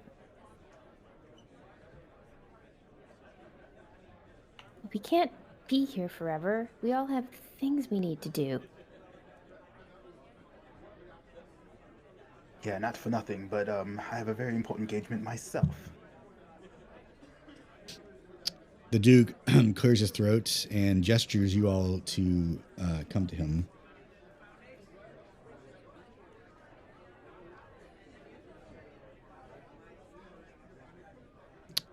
I know we said some harsh words earlier in the evening, and I stand by what I meant, but this is clearly something foul going on.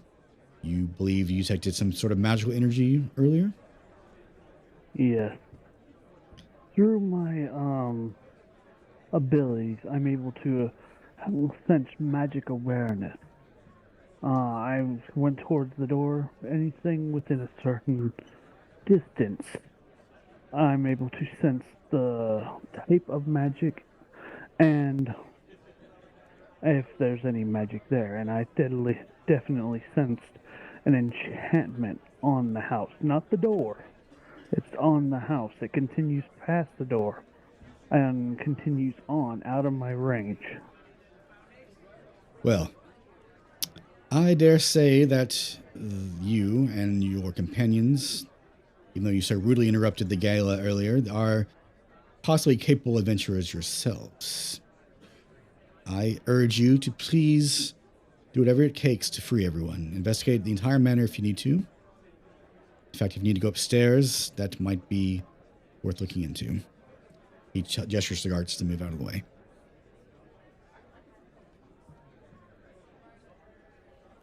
Well, you heard the man. Let's promptly find the source of this treacherous... No. No. No. I'm going to make a proposition. I may be an ally of yours, but what does the name Wray mean to you besides this? Before you were an officer, didn't you have dreams? Yes, but this hardly seems like the time to bring up that kind of thing. I will not break this door. I will not break this enchantment until we discuss. The Wray name means everything to me. The boy's mother, rest in peace, was taken from me much too soon. I miss her more every single day. Aurelius is the only thing I have left at my old age, and I will not be long for seeing him grow into a fine young man. I'm doing what I can to ensure that he grows up to not only honor the legacy of the family, but to become a stronger and more independent person. So if he was to become stronger in other ways, would you still be proud of him? I will always be proud of him. Then let the boy choose, and then I will work. He clears throat again and heads over to Aurelius. Aurelius, I realize that I might have taken things a bit forward, but we have a more dire situation in our hands now. We need to get this door open. If these adventurers are speaking truth, I will take a more kind ear to your needs, and we can discuss this. But first, please convince your friends to see if they will do what they can to break this spell on the house. for the first time this entire evening, Aurelius does seem to be a bit more chipper at the proposition. He looks at all of you and says, yeah, I just met them. I don't really know them that well, but they're speaking the truth, grandfather. I do want to talk to you after this, and I want to really talk to you. Will you please pay these people for the service they're about to do for us? And the Duke says, he actually bends down on one knee to Aurelius and says, yes, sire. Yes, son, I will. And I will listen. I promise. I will give 100 gold each to these adventurers if they can solve the case.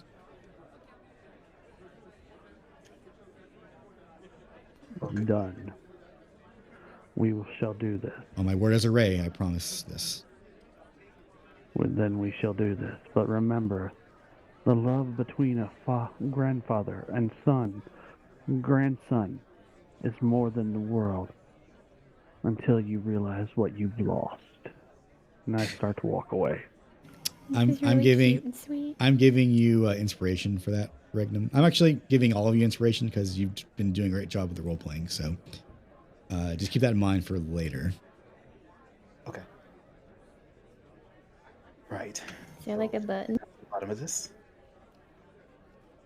So you now have access to the upper floors of the manor if you wish to head up there. Alright. We'll take a break in about 15 minutes. Would you guys like to go to the basement or the upstairs first, y'all? I'm an enchantment. Where would I be? I would say it would be below because enchantments have to work from the ground up. They don't really explain it in Adventure Tales that often. It's just there. Ooh, like pop? Bam, here I am. Yeah, it's just like something that the characters have to get over, but they don't really explain where it really comes from too often.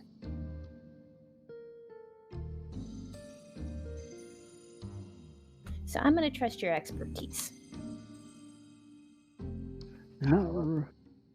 It's not really expertise, it's just I can sense magic. It's a part of my blood, thanks to my mother's side.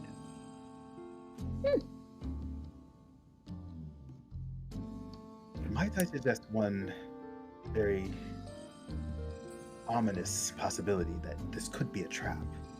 Are you prepared to fight in the event that something goes awry? Oh, I can guarantee this is a trap. I think that they're trying to keep us in here until more come, or they're trying to find a way to spirit away the prince for a ransom of something. Why else would they lock us? Just annoyed because I got someplace to be.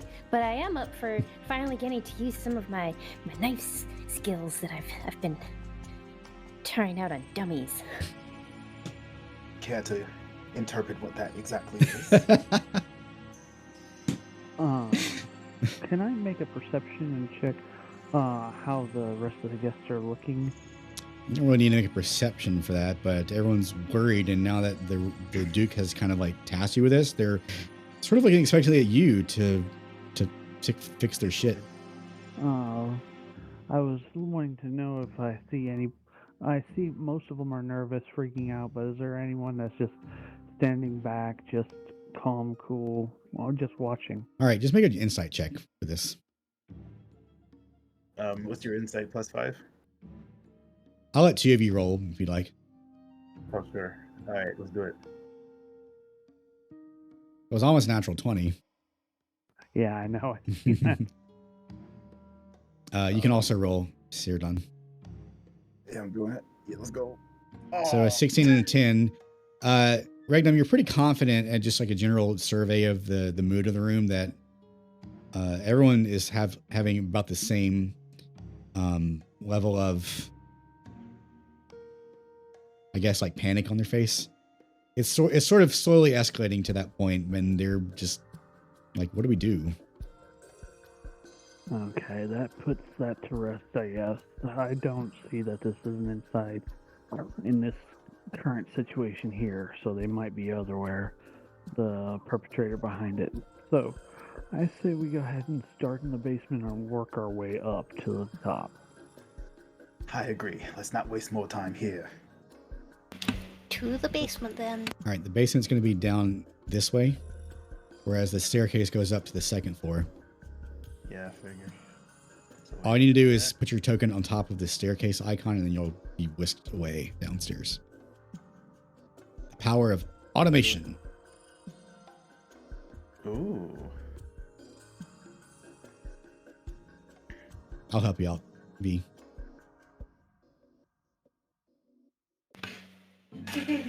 My mouse wasn't having it that time.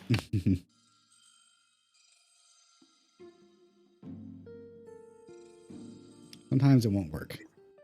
I can always just move you if this thing doesn't work for whatever reason. Yeah, that's not taking me down. Okay. Oh, there we go. This is actually the second floor, but I'll go this one. Sorry, I'm trying to get you over there. There we go. All right. So let me describe where you are now.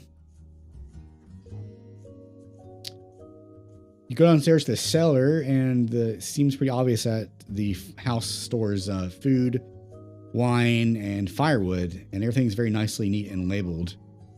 Organized shelves in the cellar. It's a dirt floor, but it's very well swept. There's a large bowl of potpourri in the center of the room that's giving a very pleasant scent to it. Far better than the typical basement. Yes, expect All you right. to have even fancy basements that smell nice. Well, this is Andres' area, so of course it's going to be clean. This is where he does his plant research, does all his documenting of beetle, roaches, and all that. So of course it's going to be clean to a point. Do we see anything out of the ordinary? On this side of the room, not really. I strive everything's being pretty well organized. So like there's like literally a label for every bag and every barrel and every like shelf. Very meticulously done so, but not really over here. I wonder if there's anything useful here that we can use. I'm sure he wouldn't mind us borrowing it for the purpose of our endeavor. Is there anything useful against brainkeed enchantments? Not that you can see over here. This looks like his makeshift study area, and more storage. I don't see any signs of tampering with as clean as this. So Do I'll we have see anything? two of you roll either investigation or perception at your choice, but just two people. I'll roll perception. Oral investigation. Okay. Oh, Natural 1. Oof. The 16. Nice job. So you're flittering about as Regnum seems a bit perplexed as to where to go next. Regnum, you are kind of you notice the barrel in front of you, but it looks like a barrel to you. However, Bellaby, you do see that the barrel is sort of tilted a little bit, like not fully flat on the ground. And as you kind of like get on the ground and observe it, you do notice a sorry, I'm making sure I'm reading my notes right. There seems to be a book of some sort underneath the barrel. Let me let you guys see this. You may now look at this as you will. So this seems to be a journal, and Aurelius's marks are all over this thing. So as you flip through the pages, you can see various sketches of things.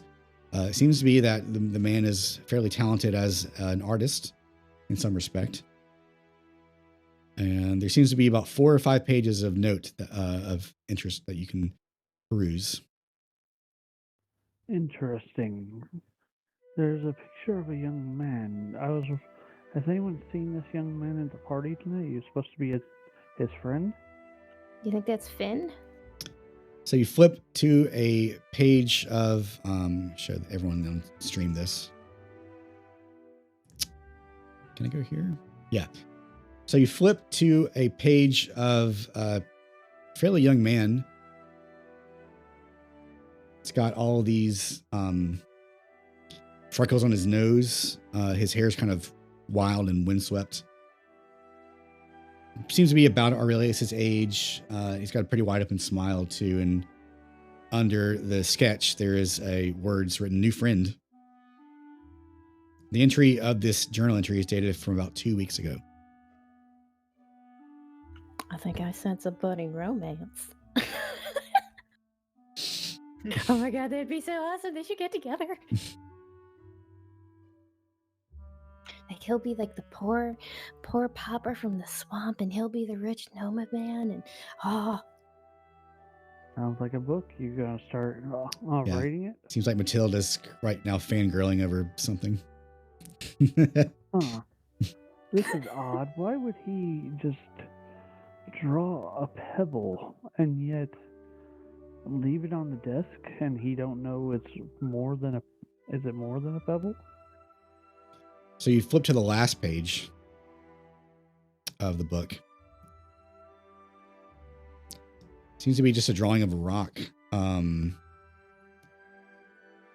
There's a label on the image, says fragile, leave on desk. What is it? Question marks. This is dated 9 days ago. it's somewhat fractured though. Could this pebble, from the shape and the cracks of it, could it be a beast of some sort? An egg? Or is it just a true pebble? You can't... He may have just sketched it and it'd be a gray egg. Hard as one, but... Did he say he left it on a desk? Maybe it's here somewhere. Maybe on his little desk here, or it could be upstairs in his grandfather's desk.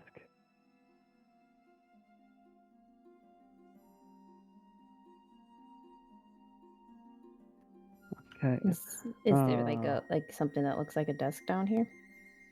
The Just a barrel little that you're barrel. Just the barrel. standing around seems to be the closest thing. And is there any pebble on it? No, there's not. Okay, it's not here. All right. So it's clean down here. We found a couple extra clues between a budding romance and a fractured pebble that may be an egg. Shall we go upstairs and check it out? Yeah, it seems we've exhausted downstairs. Hold it. Did we see a desk in the library? I don't recall if you did or not.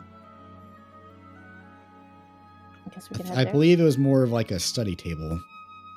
One of those long rectangular tables.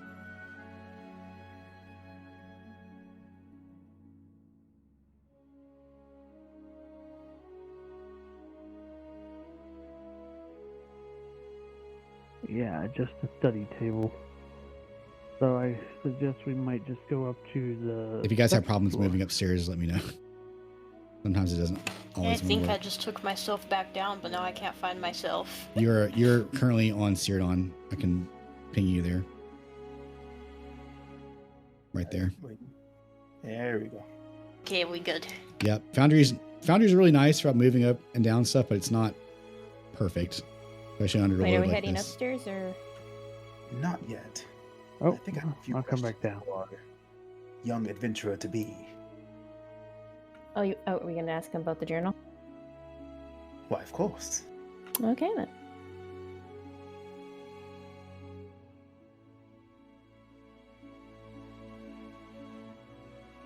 He perks up at your arrival and says he's kind of has a bit more of an optimistic look on his face. I can't believe you said that to grandfather. The love of grandfather to father and son is a special one, but one needs to stand up for one's own beliefs.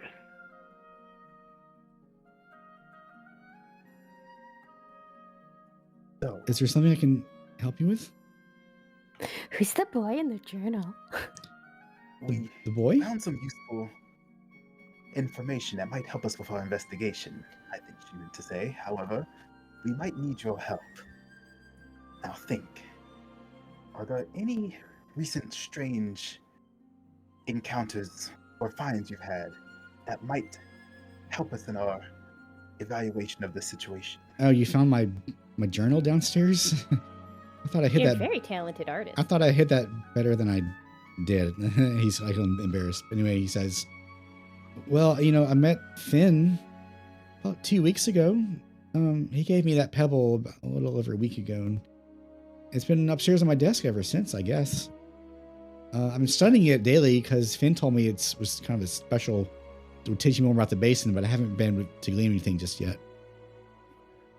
A question about that pebble. Has it always had that crack? Or has it been progressing? Well, Finn told me it was really fragile, so I was trying not to disturb it. I've really only been looking at it. I haven't carried it around with me since I brought it home.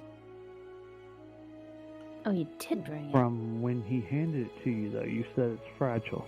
Did it already have the cracks and crevices on it, or have they progressed further since you've had it on your desk? I don't think it's really delicate. You can roll an insight check. Do that. Just one of you. All right, go for it. Wait, No. you have to covered. I don't have proficiency. I have it. I'm just really interested in knowing this relationship between him and Finn. 11. So yeah, he's you can't really glean anything from him with an 11. No. Might I ask you a question? Yeah? Exactly where did you encounter this young friend of yours? Well, it was out in the swamp. He was talking a lot about, well, he's actually a bird watcher. And I was out sketching one day, and I found this really great spot for like where all these storks hide their eggs. Oh my gosh, it was so majestic. And I even saw like a new species that day. And what else? Oh yeah, and like Finn said, he saw a wing-crested margle like up in the trees, but I was looking all day for it, and I couldn't like find it. But he told me that it comes around every once in a while. Oh, and also, while I was out there, I found this new species of herb in the water, and I learned that if you can use it as an herb for medicine, it'll really like help you with your back pains. That's what I was told anyway. Oh, and also, let's see. Quite interesting. Huh? Oh, what? Oh, did I get, I got sidetracked again. I'm sorry. Yes, I'm sure there's herbs for focus as well, I'm sure you'll find. However, since this matter is urgent, I need to understand a little bit more about this individual that you've met in the forest. Okay. Well, what can I tell you? Well, What's your favorite part of him? Whoa. Oh boy. He's not really paying attention when you ask him the question, and he kind of goes, well, I really like his hair. Ah. Oh my gosh, I say that loud. Oh, okay. How much do you know about this individual's background? Well, I haven't met him before, just a few weeks ago, but he seems to be really knowledgeable about things going on in the swamp. One of you can right now make an intelligence check. If you have proficiency in history, investigation, or nature, you can make the check as well. Do you say investigation? Just a straight up intelligence check with history, nature, or yes. Sorry, investigation doesn't work. I'll let one more of you roll. A check mark means proficiency? The check mark means proficiency, yeah. Nice, 19. Good rolls, guys. You know a bit about history, being a noble, and your education. You were taught about the area. you know, you've had suspicion since you saw the rock, but you know that there's really nothing historical about a rock that you can glean. So someone's probably lying.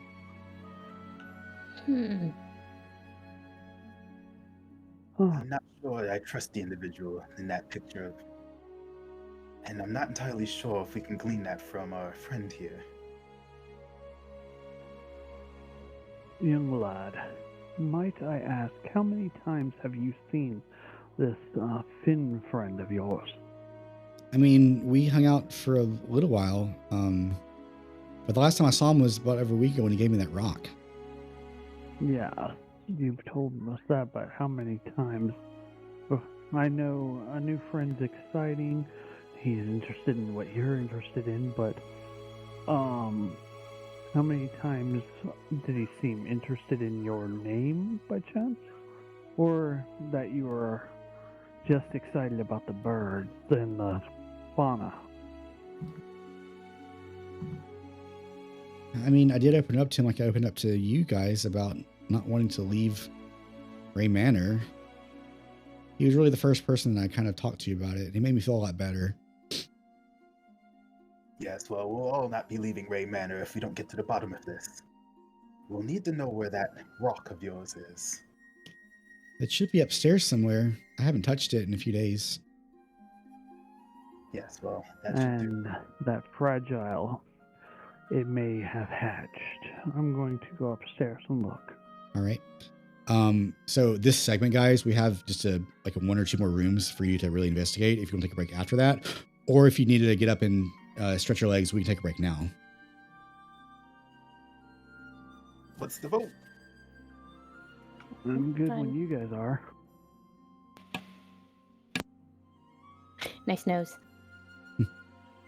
Yes, thank you. I inherited from my father. All right. I think if we go for about 10 more minutes, you can finish this like scene up, and then we'll break before we get to the next half. Okay. Works for me.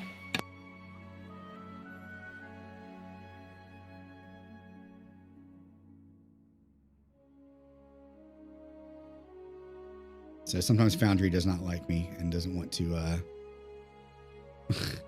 doesn't want me to move, so I got to reload. There it goes.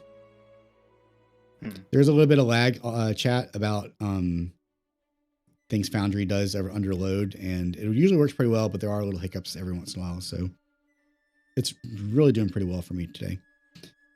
So upstairs, you come to a hallway. There's doors to your left and right as you enter. It seems that Regnum and Matilda and Bella have entered the master bedroom. It's very lavishly furnished. The shelves and walls are lined with awards and hunting trophies. There's a desk in front of you, very neatly stacked with papers and books, ledgers, correspondence, a draft of a memoir. Over the fireplace is a fine rapier of military issue. It's been buffed to a high shine and a leather tassel, recently oiled and hangs from the hilt.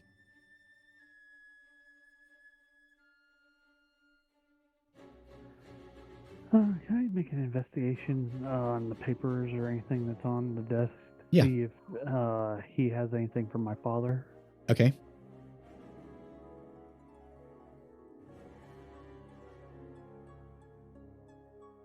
So you're kind of snooping right now by looking for things that, are not really relevant, but you do under one of the stacks of papers as you're watching this, looking at this, there is mention of your father's name. It does seem that the alliance between the northern tribes and the town, which Duke Wray is, ostensibly leader of, has been going strong lately, but there is wavering commitment on the part of your father. He seems to want to break it off from what you're gleaming from these odd documents. Just like that bastard. Sorry, I'm getting enthralled with other things. But during your check, you don't see mention of any kind of thing about the rock or Finn. This isn't Aurelius' bedroom. This is the Duke's room. Yeah, so we need to continue on.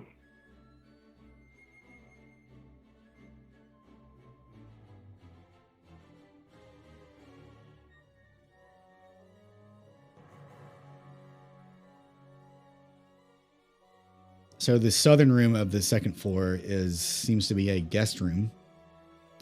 Very finely appointed. It holds a desk of only a travel journal of the various guests who have stayed here and to-do lists for various ports of call.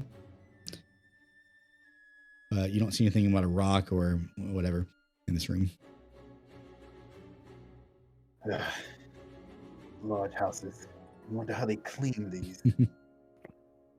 Oh, you just get yourself Plenty a of Beth. servants. Beth cleans my place.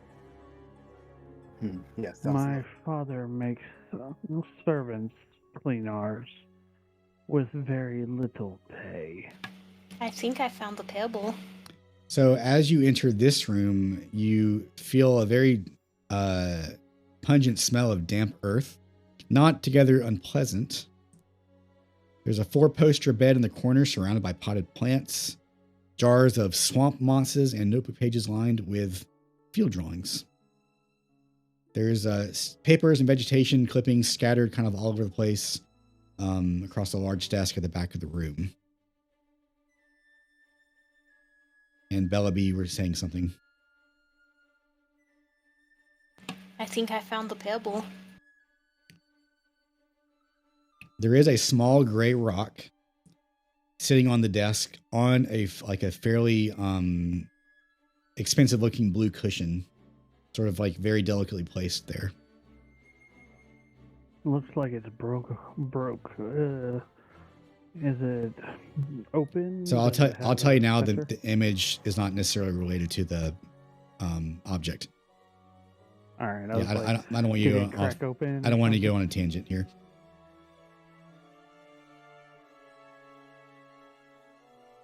So should we touch it? Well, there's only one way to solve this mystery. Does anyone have detective magic or any other ability? I think I might be able to try that trick from earlier. I could stab it.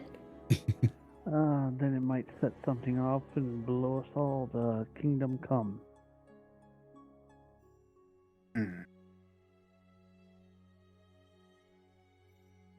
I wonder.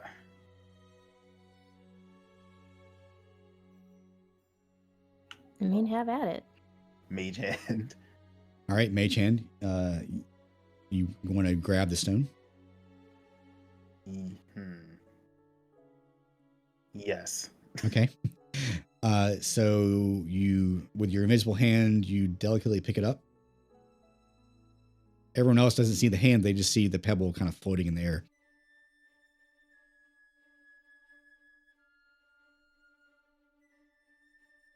So I inspect it. At a distance. Yes. Yeah, you're invisibly just like tossing it over. It's pretty far away from you though. You can't really get anything gleaming from it from 15 feet away. Yeah, my map's cut off. I can't get over there. Sometimes there's a little bit of lag, so just give it a minute. Okay. Yeah, I can't see the rest. We can go to there we go. theater of the mind Do if the software is not working. No. I got you. I made it. Okay. Okay. So I touched it. Nothing happened. So I'm getting closer. You can also bring the hand over to you in the future. It's like telepathically floating in the air. So Okay. you can literally grab stuff and bring it to you if you wanted to. Fair enough. Well, since it hasn't exploded, I guess one of us should carry it and keep it around. Maybe we'll find out exactly what this thing is capable of as we travel alongside to solve this mystery. Should we actually try touching it? I mean, not stabbing it. We could just go beep. No, it might prove useful to us.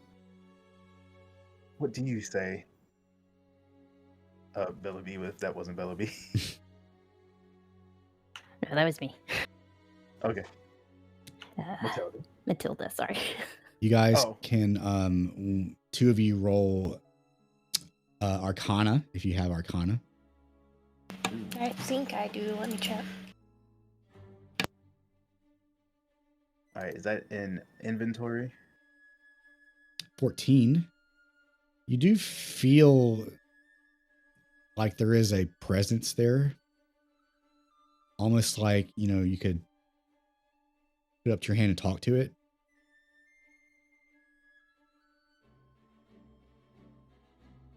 Oh, that. Okay, never mind. I didn't have that.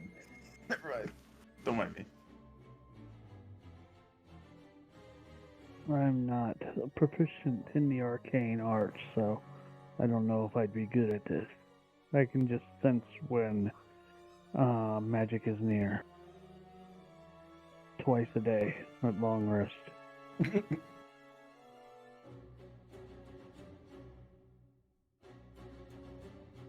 Well, has it said anything to anyone yet?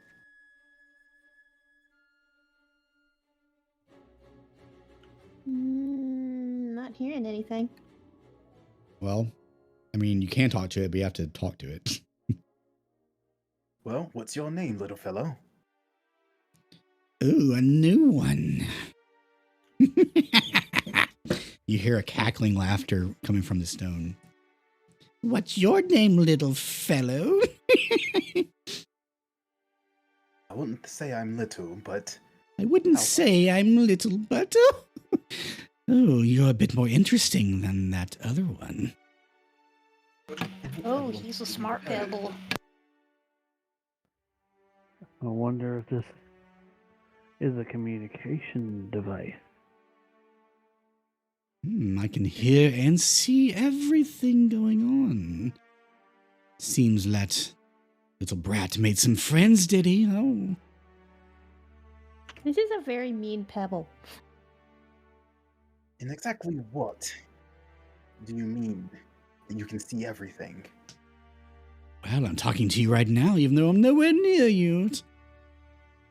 It's a communication stone. I recognize it from my father's study.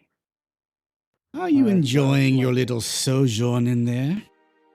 You can't really leave, can you? You might as well get comfortable with your surroundings. No, we need out. I have paid a lot of money to get this final book and have it signed by the author before she leaves town, and then I don't get to see her again. You'll never get to see her again. You'll be better off writing your own books. Well, fuck Wait, that. so we got trapped in here by a rock? By the mastermind who floats the rock Right. into a boy's hand. So, exactly what do you intend to do? Having us here trapped? Is there something you're trying to prevent? Oh, the boy told me himself what he wanted, never to leave. I am just simply indulging him. So, you must be the illustrious Finn. Oh, illustrious, I love that word. Big brute like you knows that? This big brute knows more than that, seeing as I'm a prince like Aurelius. A prince, a prince, a prince. Oh, poppycock. You can all rot in there with your other friends.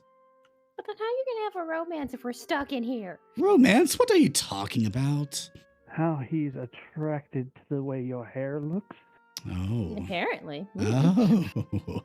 I didn't realize I made that kind of impression on the boy. Ooh, it was very interesting. Tell you what, kiddos. Find a way out of that house and come to me. I'd love to give him a tender little mwah. Yes, right. Plenty tender. But allow us to propose that our very Or it's tender. How about we tenderize you? Big words coming from a dumb brute. Not as dumb as one to use a young boy for tricks such as this. Big words. Why don't you come down and face me? Wray Basin is now mine. Yes, exactly where would that be? If you would be so kind. I know and you don't. That's all that matters. So, roll on deception. Why do you want to roll deception? To trick them into giving us a clue. All right. Well, what are you trying to like to see? Like, how are you edging it out of them? Don't just roll skills. Role play what you want to do. Okay. Yes, right. So, yeah, it'd be so easy for us to waste our time here sniffing out some foul smell. However, I fear you might be afraid of us. You I may think think that you're so strong and big, but you're the one hiding behind a rock. All right. Why don't you roll either deception or intimidation? You're kind of trying to scare them a little bit right now. Yeah, I got a little bit in both. I'll let you roll either one. I think he's just scared. He's stuck in here with us. He says this place is his. Why don't you come and face this dumb brute?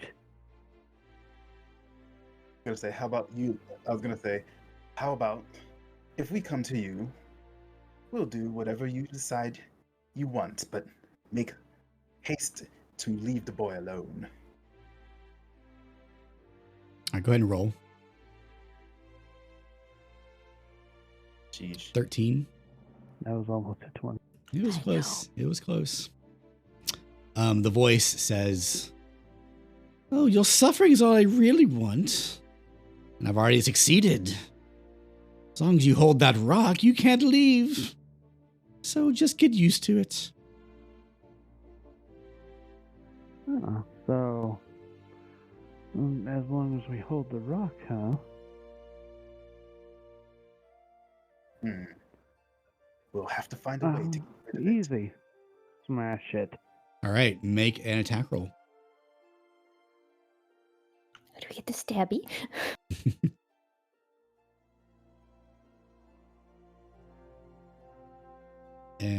14 does not hit. So what you do is you put your axe down. You put the rock down. You tell everyone to stand back. You get ready to prime for the attack, and you come with a pretty nice overhead chop down on the rock. And you do feel you make contact with the pebble, but it bounces off. It seems to be much more resilient than you expected. Right. Of course, it's not just a rock or an egg. It was a pretty hefty hit. I mean, if that had hit one of you guys, you would have had your head split open. But for whatever reason, the rock repelled the attack. Not as fragile as we were told. Well, how say we take the rock or leave it? I think we could use a companion. I think I'm starting to get used to his musings. Go ahead and pick it up and bring it. We'll crush it one way. Okay. But this is the source of it. This is the source of it. Oh, took you long enough to figure that one out. Oh, no. It didn't take us long. You're just dumb enough to leave it here for a little boy. And you're too weak to even penetrate it. Oh, if I had eyes. That would have been but such a you joke. could see. So there you tripped up. So you say you could see, so you're here in the house with us. Nice try, brute. Enjoy figuring out how to get out of there. I hope you never do. Although I'd love to kill you myself. Oh, I'd love to kill you myself as well. Right, so while I'd love to continue to amuse this one's vile, empty threats, we should find the source of this power. Yeah, probably. So why don't we take a break now? And it'll be 10 minutes. Chat, hope you're enjoying the stream. We will be back momentarily. But we're going to take a minute to stretch our legs and just get out of the chair for a minute. So let's go here.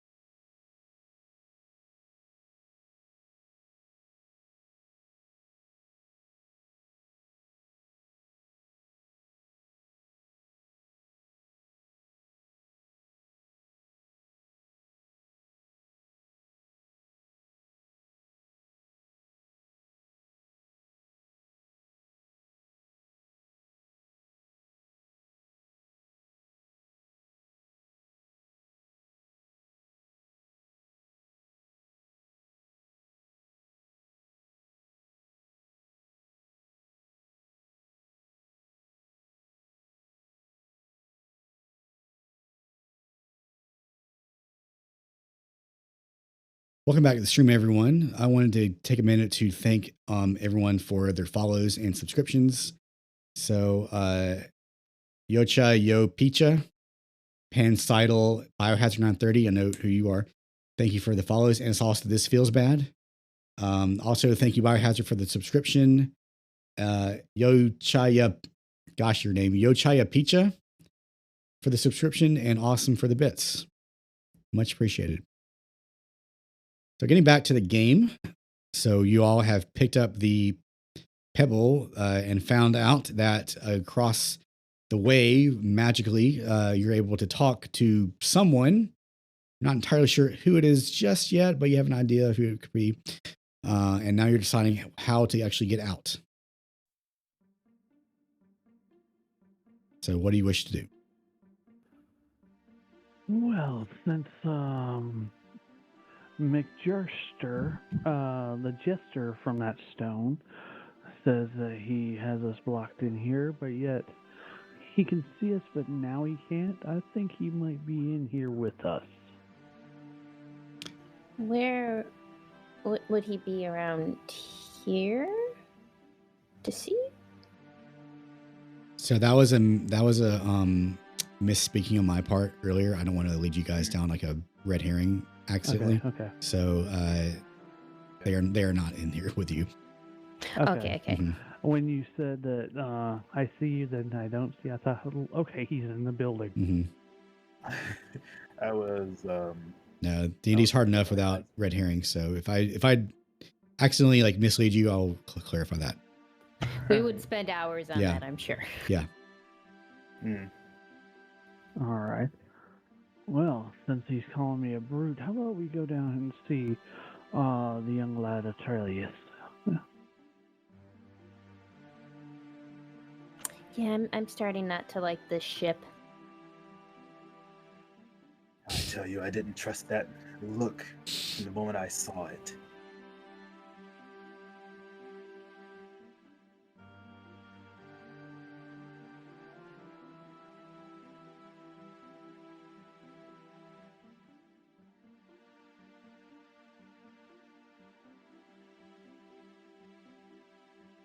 Everyone sees you come downstairs. Francis just greets all of you with a warm smile and says, well, this is certainly be interesting. And I say you for the guests of honor.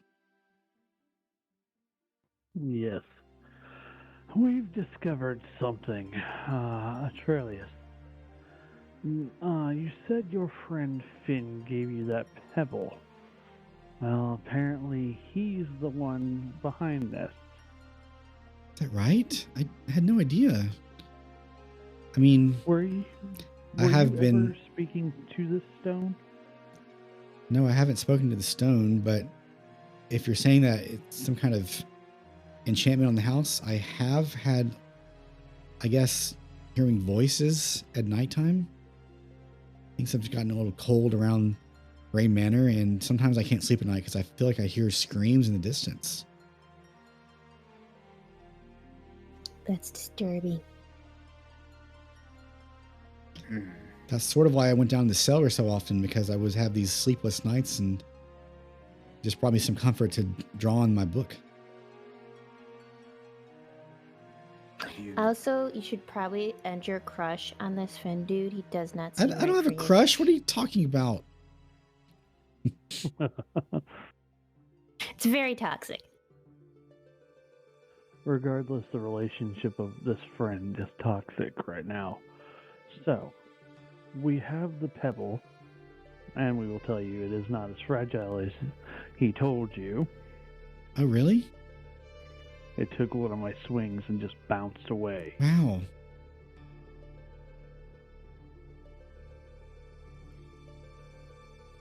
Have you noticed any strange behavior yourself lately? Elliot comes up to you, the housekeeper. She says, the boy mentioned screams at night. I can attest that I've also been hearing a few strange noises the last few days, especially. Where have you heard these screams?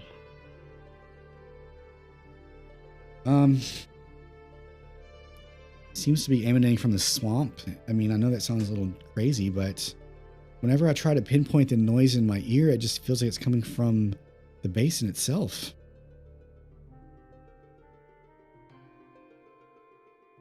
Seems like something needs to be investigated in the basin. We still can't leave the house. Yeah, that is the issue.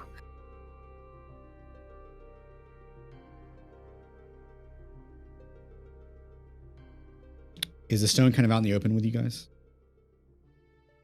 I thought It was in his mage hand, or I don't know. If Okay, he's but like pocketed you're not it really yet. like trying to hide it, are you? No. Not necessarily. Okay. Let's pull it out. You see Elliot kind of grab her head, and as she looks at the stone, I don't know, just feels like I'm getting a headache as you guys are coming downstairs. Headache stone.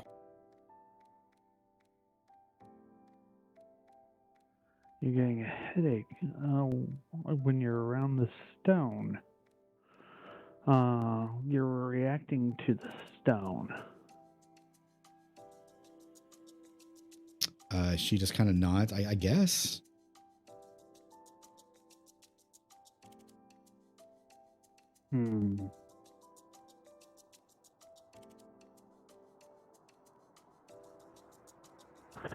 I did try to break it once.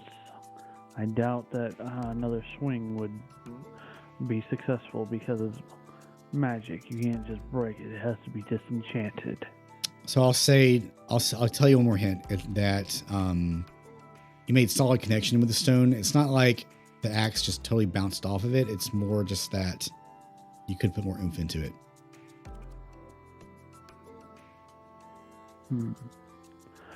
Go ahead and put that. Let's not do it in here with all the guests. Let's come over to this empty room in the parlor. The little. All right, just pretend all the nobles have left. There's no one in the room except for you guys. Yeah.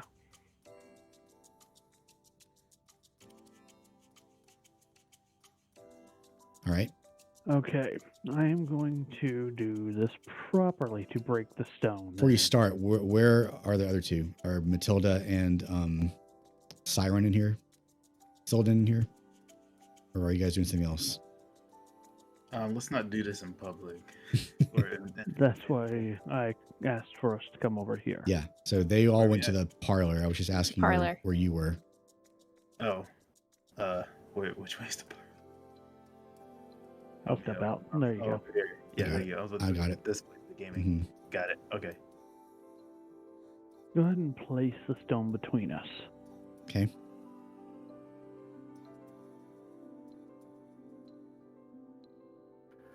And see if we can break this stone. I'm going to go into a rage. Really? All right. Why don't you just go reckless attack? Reckless attack? Yeah. Okay.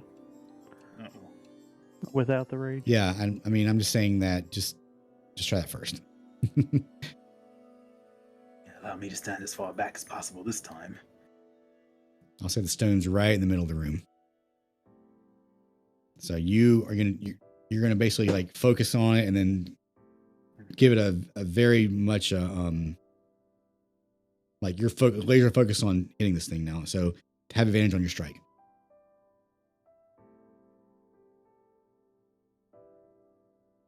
And with a dirty 20, yeah, you got it. 25. So you spin on both your hands. You get a good solid grip on your great axe, and your eye on the prize. You come down with the axe and chop. Splits in half. And then we'll go ahead and roll damage. Oh, wow. That's actually just what you needed. So, as it splits open, all of you in the room feel immediate sense of relief as like whatever tension was possibly keeping you here was gone. But also also, there's a wave of like energy that emanates from the stone as it's destroyed, and you feel an immense headache in all of your heads. Since all of you are in the room and no one else is near, all of you are going to take 2d10 damage. So you take 14 damage, psychic damage. That's a lot, actually. And then Rain, you take another one. You take another 4 damage on top of that, being the one who destroyed it. Just you're racked by sharp pain, and you hear a shrill shriek in your head as the stone is destroyed. Yeah, 14 damage is a good bit at level 3. I'll say that much.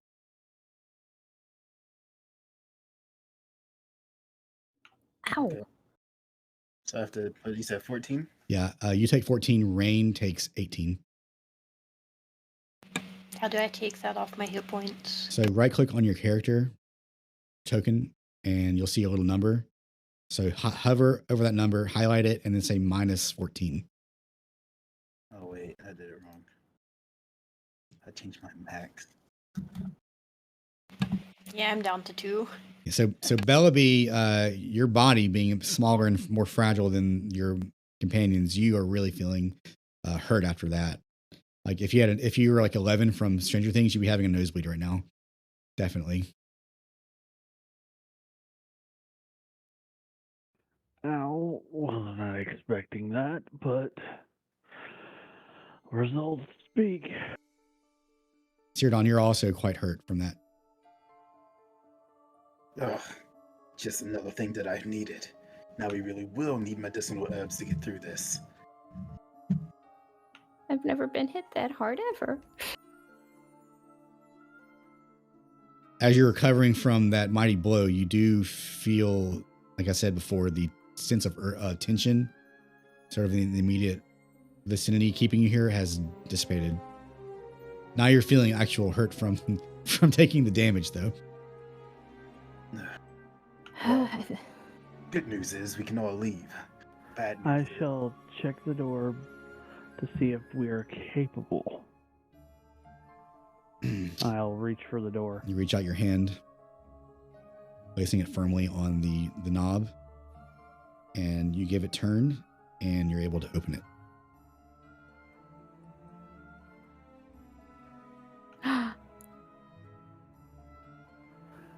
There's that Duke. We have found the way to get everyone out. Well done. You 4 have definitely proven your worth tonight. And as promised, I will be writing out a writ for you to take your gold. You do look hurt. Are you all right? Your nose, you have something on it? Someone, your grandson met, and he confided in a young lad before us. Was trying to take advantage of him and gifted him a certain magical item that trapped everyone in here. And said stone, we took over to your parlor, and I proceeded in breaking, but in the time, it kind of almost broke all of us. Ah. Well, no one died, right? No, but a couple of us are severely injured. I see. Young lad, as you know your medicinals, do you happen to have anything that'd be of aid right now? I'm not really a potion maker, but he looks at Elliot. Elliot says, well, we do keep some on hand for emergencies, and I dare say this counts. What do you wish to do? Says the Duke. The young lad met this young boy, Finn, or AKA that's his name that he was given. And he spoke to us through the stone upstairs. He's out in the swamp someplace, and he said this area is now his. I don't feel that this is over yet. At the mention of now this is his, Aurelius says, I can't let Finn have the swamp. Are you going to go after him? I want to come too.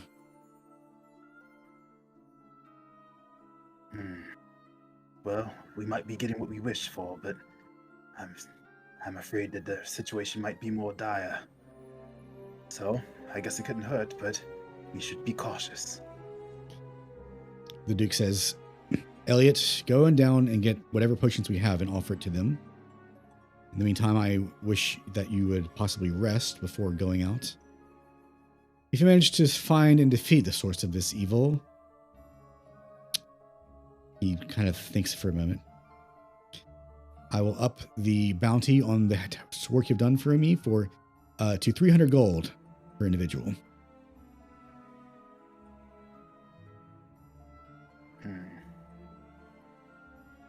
Done. We will seek this out. You guys have any other objections? The guests are all leaving the gala at this time, one by one. So the curse has definitely been lifted. So now the task is, are you going to defeat Finn or not? Millie, are you going to join us, or are you going to go to your book signing?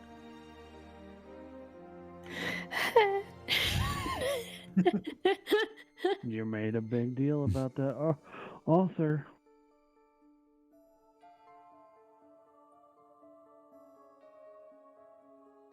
Sorry, I think I messed up my little character. Okay, I'm back. Sorry. Gosh. You know what? It really sucks. But I think doing this would actually cover the price that I paid for the VIP screening. And this would be an adventure, wouldn't it? More fun than what the book is gonna give me. And after it, you can probably write the book about what's happened. You seem I can actually write. Hey, at least you can write. At least I pick up a pen and sign 2 X's for me. I mean, I can read and write. I'm just I'm not really a writer. I can write that, and I can understand, but... So let's get healed up, and then I can practice my stabby.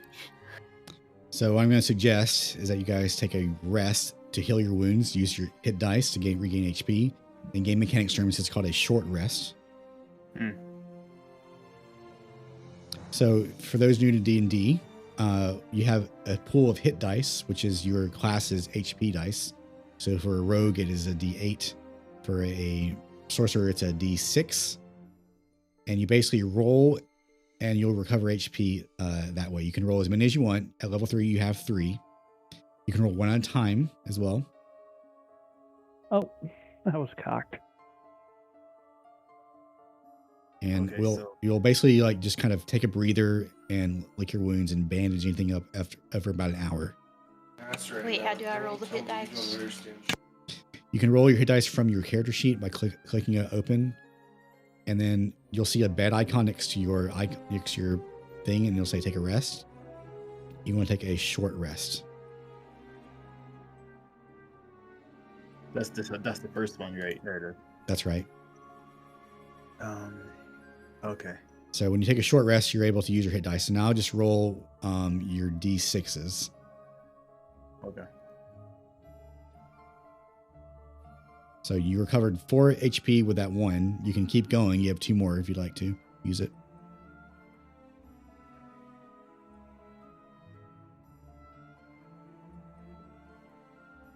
Not great rolls on Cyrdan's part, unfortunately.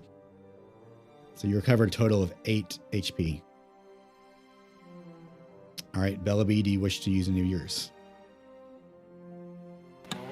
Yes, I just hit roll on there. Yeah. So 7 for 1.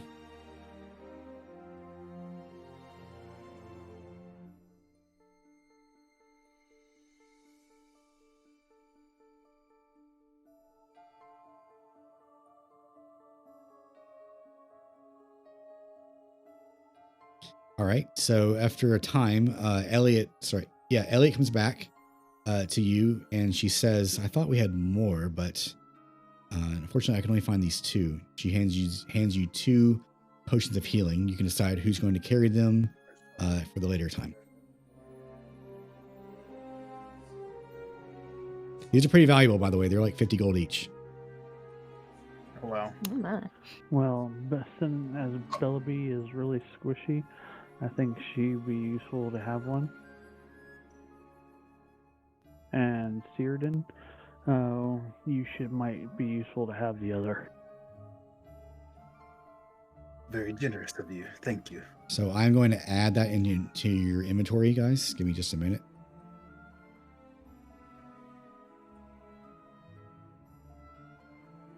Potion of healing.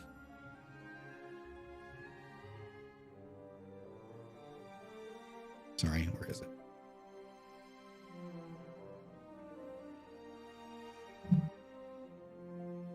You guys took a lot of damage from that psychic blast. I was about to say I'll stay outside and entertain them with a song, but I said, Okay, so you have one, and then Círdan, and then no, you don't have one. Here. I'm trying to add it to your character sheet. Sometimes there you go. You have. There it is. Yeah, you only have one, and then I'll give one to Bellaby. How much does that heal? 2d4 plus 2. Oh, okay. So for Bellaby, they have to like portion it into a smaller vial for you to carry, because it's otherwise it'd be almost as big as you.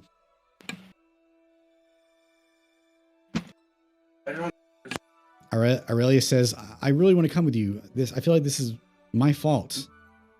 And I really just need to confront Finn about what he did. Oh, you. And I know the way around the basin too. Please take me with you. I can take you to where we first met. Well, since we have no way of knowing ourselves, I guess there's no choice. Thank you. You won't regret Promise this. have to me do. you're not gonna kiss him or run away with him. What are you guys or- talking about? I have a crush. You have to do exactly as we say when we say it. Understood, sir. I don't want to. We fought hard to get you to be able to talk to your grandfather. I don't want to have to leave it on a sour note by saying that something's happened to you. I promise I won't get into more danger than I can handle. And I'll do what you say. Good. Seeing as that note's out the way, Sir Duke, I will take care of your grandson to the best of my ability. When I get back, we shall talk about other issues. My grandson's life is in your hands. Indeed. And I will take care of him. Are y'all ready? Let's do it. All right. So Aurelius, lead the way. let me get the next map ready real quick. What was that lady's name? The with the glasses. Elliot. Oh yeah, Elliot. I forgot. It's like I kiss her hand on the way out. I take her hand, kiss it, and leave. All right. That's great. Hey, you charmer. Give her back her ring. Oh, you took the ring. I didn't even realize you were doing that. Okay, roll sleight of hand. Depending on how well he rolls, you guys won't even be aware of this. Okay, hold on. Nice. Yeah, with a 19. So Do I see it? you have to roll pretty high perception. So if you're kind of suspicious, you can roll a perception check. Nope, close but no cigar. So so no one sees this, but you give a very cordial kind of like gentlemanly, kiss on the hand and just kind of like caress her fingers just enough while you're talking to her just to get the ring off, and you've pocketed a pretty nice ring. Oh, shall we? We shall. And let me get Aurelius with you. So let me get marching order for all of the party. Who's in front and who's in back?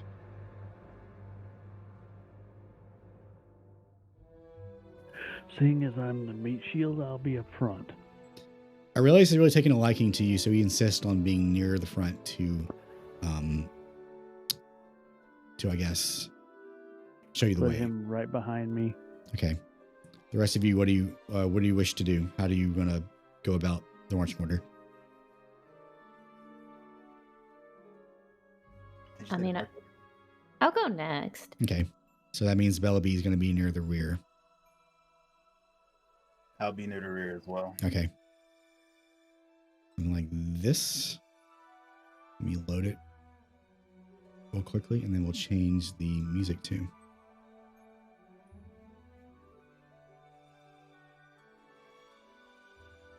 I haven't mastered smooth transitions yet, so this is still a sticking point for me.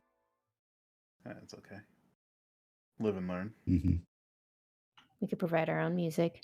Ba-ba-da-da-ba-da-ba-da-ba-da. That's okay. Is he doing his own theme song? All right. Ooh, that's a huge map. Oh my. All right, let me get this, make sure everything's looking good. So as you make your way into the basin, uncharacteristically, the skies seem to be darkening, and you feel a chill in the air that wasn't there before. You quickly leave the rear gardens, which you guys didn't really get a chance to explore in the manor earlier, but you enter the swamp. The basin is a forested wetland under about a foot of water thanks to recent rains, and a sticky mud with a rotten smell blankets the swamp floor, making your march both unpleasant and difficult. The basin is dense with tall, reedy grasses and trees with skinny, gnarled trunks. A viscous green liquid drips down the trunks and into the mud, making it even stickier. Rocks covered in various mosses dot the terrain, and standing water gathers in some of the deeper pockets of mud. And the normally bright white lily pads on the surface of water at various points have started to blacken and dry at the edges. A chorus of frogs ribbiting rises behind you, but their croaks are shrill, high-pitched, and rather unpleasant.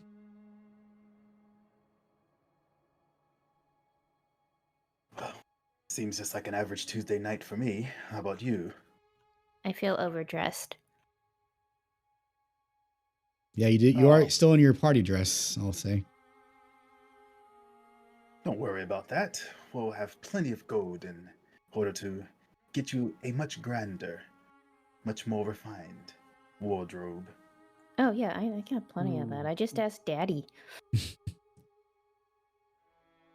Aurelius says, well, if our meeting spot is just up ahead, things don't seem to be as nice as I remember them last time. So do watch your step. Might I make a sir, suggestion? yes? Do you think there's anything we can find around here that might be helpful for our encounter ahead? What do you mean? I don't know. Anything we can use to sling at this unsuspecting or very suspecting villain we are out to capture or potentially simply murder? I mean, the land is a preserve. We don't really build things out here. I don't know what kind of stuff you're looking for, but I don't think you'll find it. Well, a man can dream.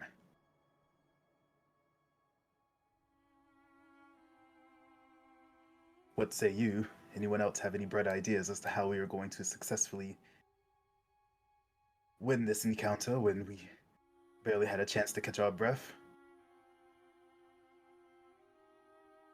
That was just the reverb of magic exploding back upon us. We've had a chance to refresh.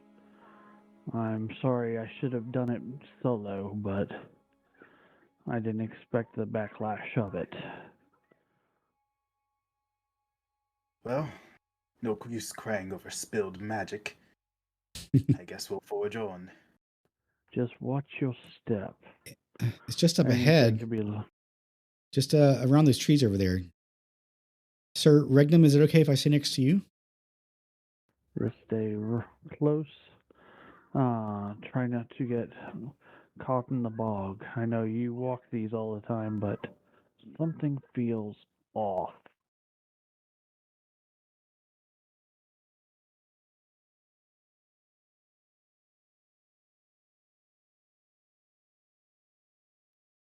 As I get here, can I see anything out of the ordinary? Yeah, make a perception check. If you have perception as a skill, you can make a perception check. I'll have Aurelius make one too.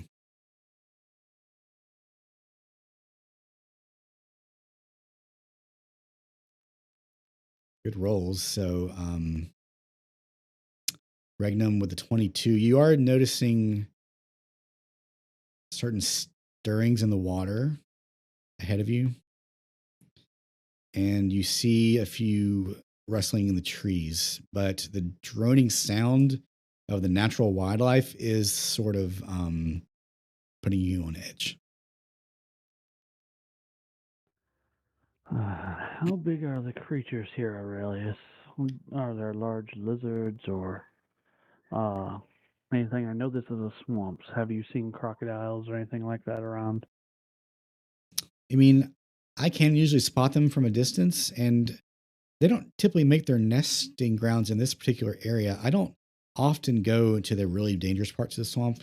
I tend to know where they are, and this part has just been fairly safe, but I do feel something's off right now. Yeah, it feels like they're being drawn or something's off. I just feels I don't know how to describe it.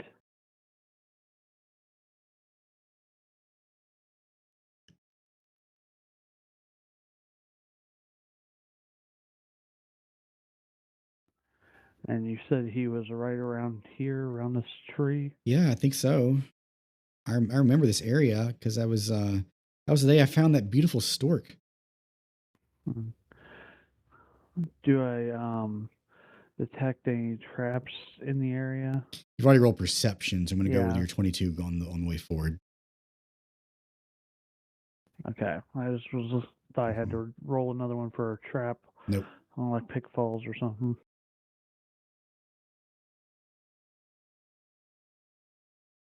He's going to go up ahead.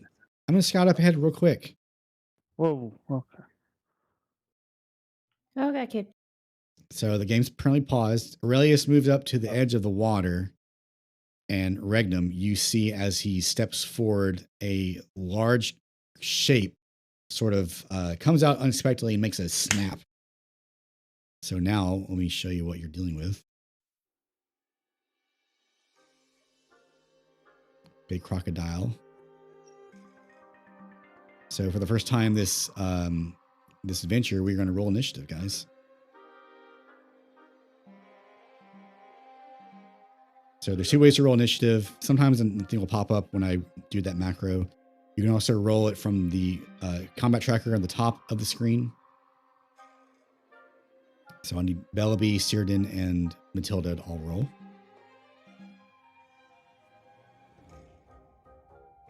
Combat tracker. Yep. Oh, got it. Did you find it, Matilda? Can't find the initiative. I can roll for you. It's usually the red number next to your portrait.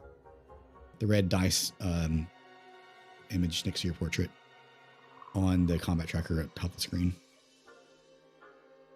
But I'm going to roll for you just so we can keep things moving. Regnum, you also notice the things in the trees are stirring and they're making a terrible kind of flapping sound. I'll show you what you're dealing with. Seems to be a giant bat mosquito creature of some sort. Ugh. Well, at least one thing looks like breakfast, but I'm not sure I have an appetite any longer. So we have started combat now. Regnum, you rolled highest with a 19, so you top of the round, it's you. I'm going to run up to the immediate danger. It's still paused. Go ahead. Sorry. The immediate danger to Aurelius. And as my bonus, I'm going to go into a rage. Okay, so raging on your bonus action. Okay. And you Come get to on, I'm roll. clicking it. You get to roll on the wild magic table. It's not allowing me to click the rage on my sheet. I have put rage on your character, so I'll just mark a rage off of your character sheet. Yeah. Okay. Yeah, things work better for And- me generally than some other people. All right, so that's your rage, and you can And also get to with roll on the the wild rage- magic table.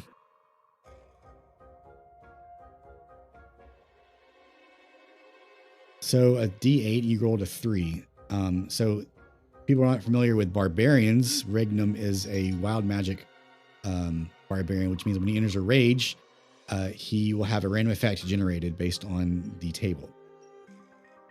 So with the 3, an intangible spirit such as a flumph or a pixie, hey, we have another pixie in the party, appears within 5 feet of one creature of your choice that you can see within 30 feet of you. At the end of the current turn, the spirit explodes, and each creature within 5 feet of it must succeed on the dexterity saving throw or take 1d6 force damage.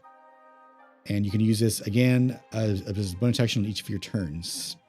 So first tell me where you want the things to pop up. Right here. Okay. So I'm not going to put anything on canvas, but there is a thing right here between these two bat creatures. All right, now that's going to be a little pixie.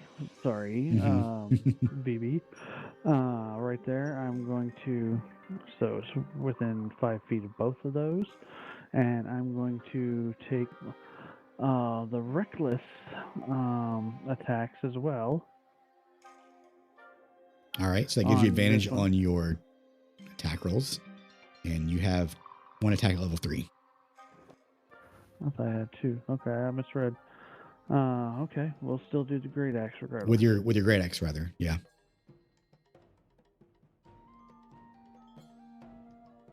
I'm gonna have to close my character sheet, reopen it. Mm-hmm.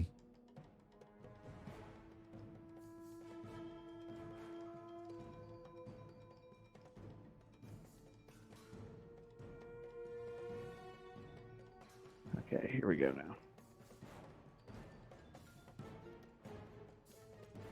Still not doing it for some reason. I'll roll for you this time. This is with your great axe, correct? Yeah. Okay.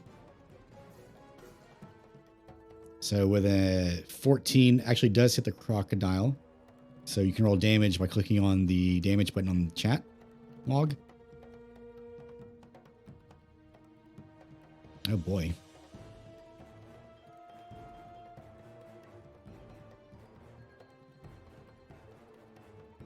All right, so with a 12 plus your rage damage, it's just, you rolled a 6. With your bonuses, you get a 12. So you take a good smack. How do you smack it? It's not dead, but how do you smack it? As I go into my rage, my vision just blurs and my eyes just brighten. I take it and slash at a diagonal cross, going across, knocking out some teeth and lodging into the side of its jaw. The gator definitely feels that and kind of reels in pain as it like flies back. There's a huge gush sticking out of its neck now, and you see a good bit of blood in the water. That was your attack and your bonus action. Do you wish to move? I'm going to keep between myself and Aurelius. All right. So ending your turn, the pixie that you had summoned in the trees there explodes. So you're going to roll 1d6 for force damage.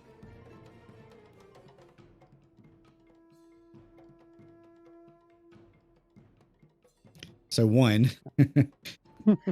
But you damage both this sturge and the one up there.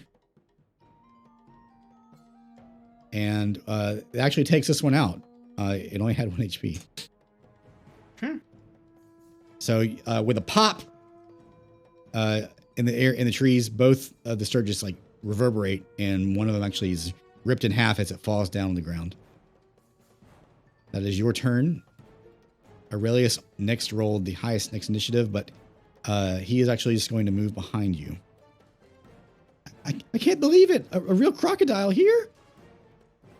All right, that sturge is dead. It is now Millie's turn.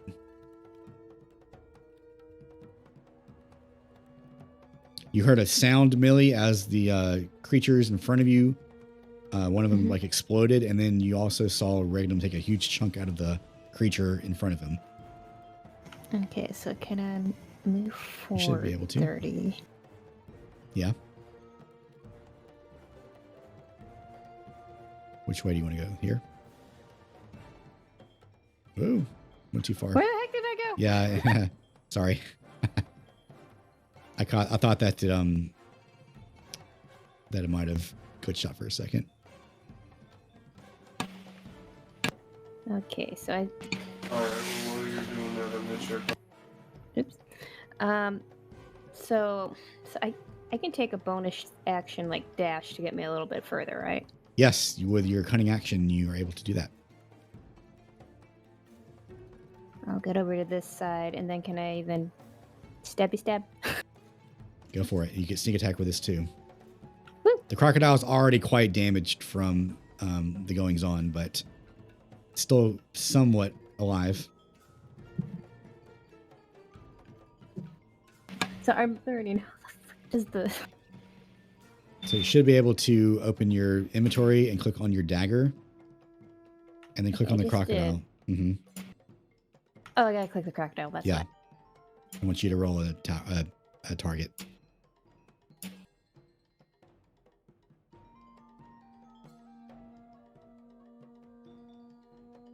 Did it do it yet? Nope, but I can do it for you. Sometimes it's just the lag can be a lot, so I don't mind helping you out. Did it hit that? So a 21 definitely hits. And then can add sneak attack. Yep.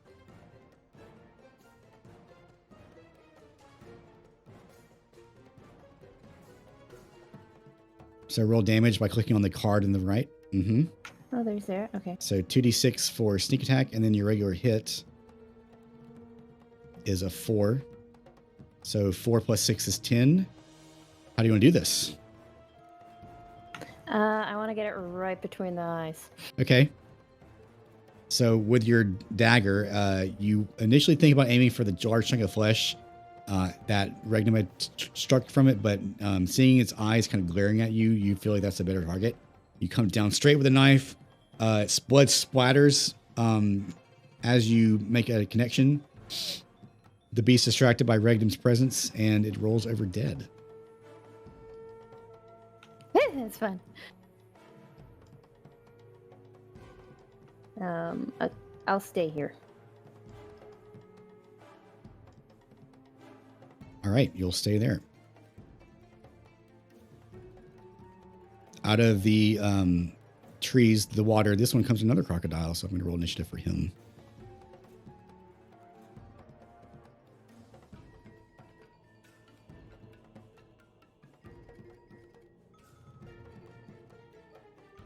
And that's your turn, Millie. We have Seardon next.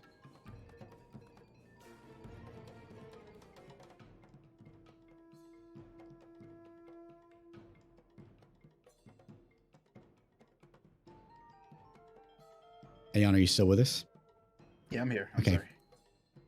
Okay, so my turn. Yes, so you can move. Here's how combat works. You can move generally 5 squares unless you're going through like water or some kind of difficult terrain.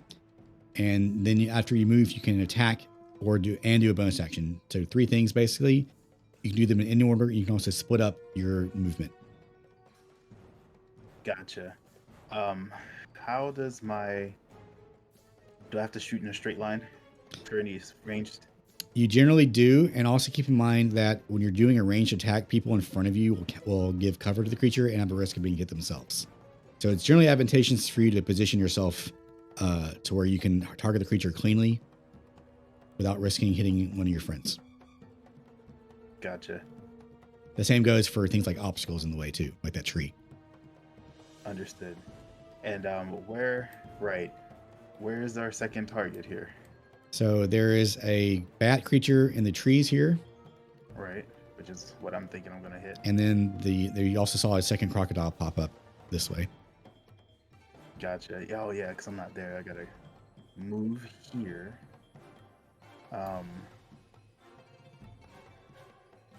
Okay, and then I am going to shoot my fire spell. All right, so you can do that by opening your sheet, going to spell book, and then choosing the spell you want. So I'm assuming you're doing Firebolt. Yes. Okay. So hover over Firebolt, click on the D20 icon, and then it'll prompt you to target the creature you want to hit. Okay, target before. Gotcha. Okay, let's do it.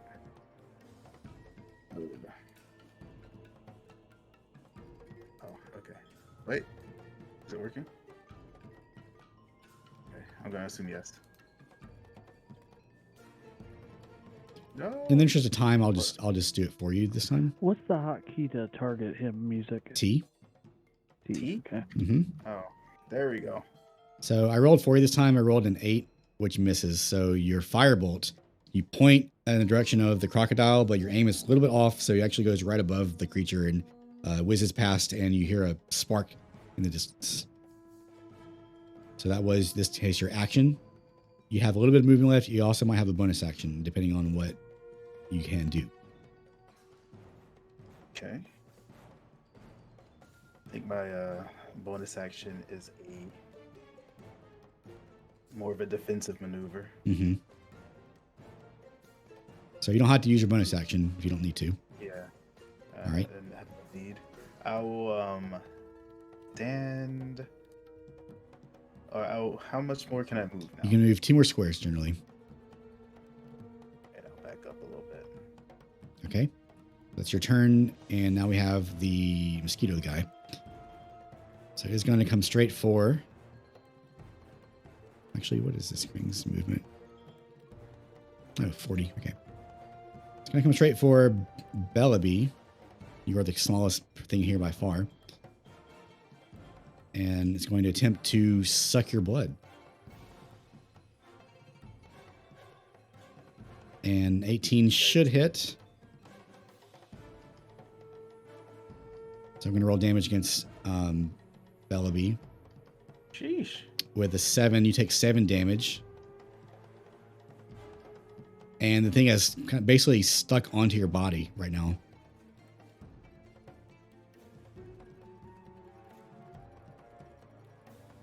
And that is its turn. This crocodile that you attempted to damage earlier is going to come up. And it's going to actually try to target Aurelius.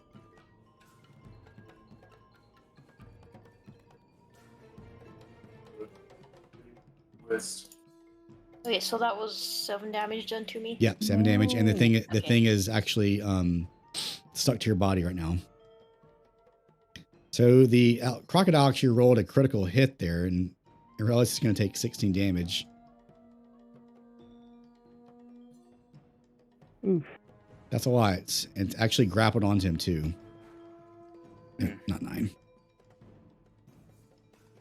So it actually takes him down with that. He's not dead, but he's down.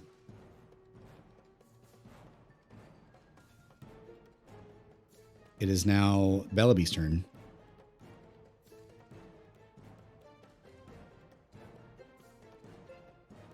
Bellaby, are you alright? This thing stuck to me.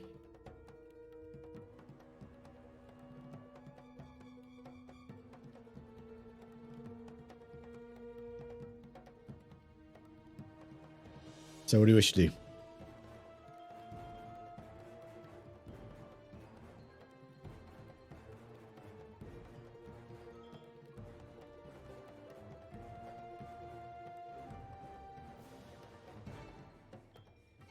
Try to describe what you want to do, and I can interpret that. I'm not hearing you. talk Some right now. way to get the thing off of me. Okay, so you'll need to either try to target it, or you can attempt a strength check to just remove it.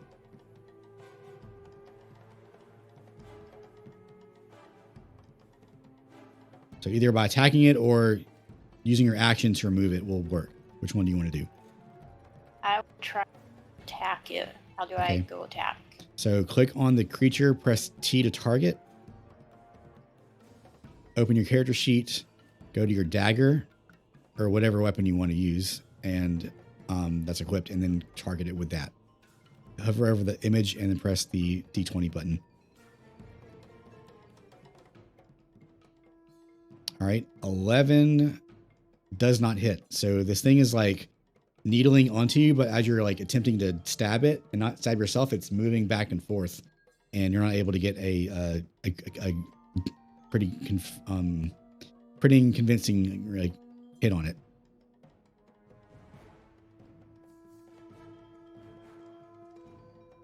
So that was your action. Do you wish to move or do something else?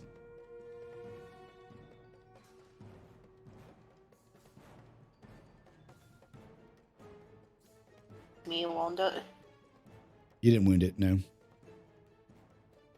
So it will move with me if I move. Yeah, it's attached to you.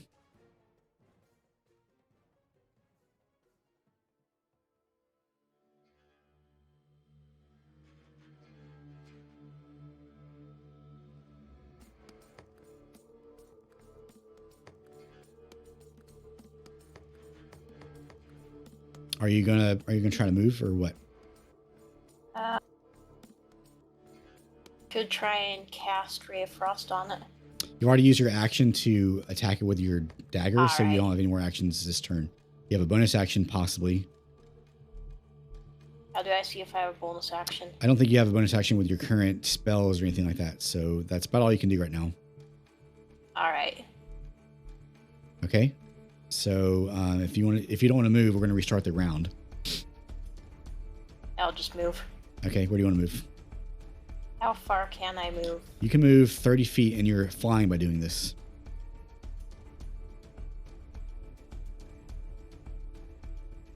Well, that thing's right there, so... You can choose to go up instead of over if you'd like to. Just know that the farther up above the ground you get, the longer you'll fall if you do fall.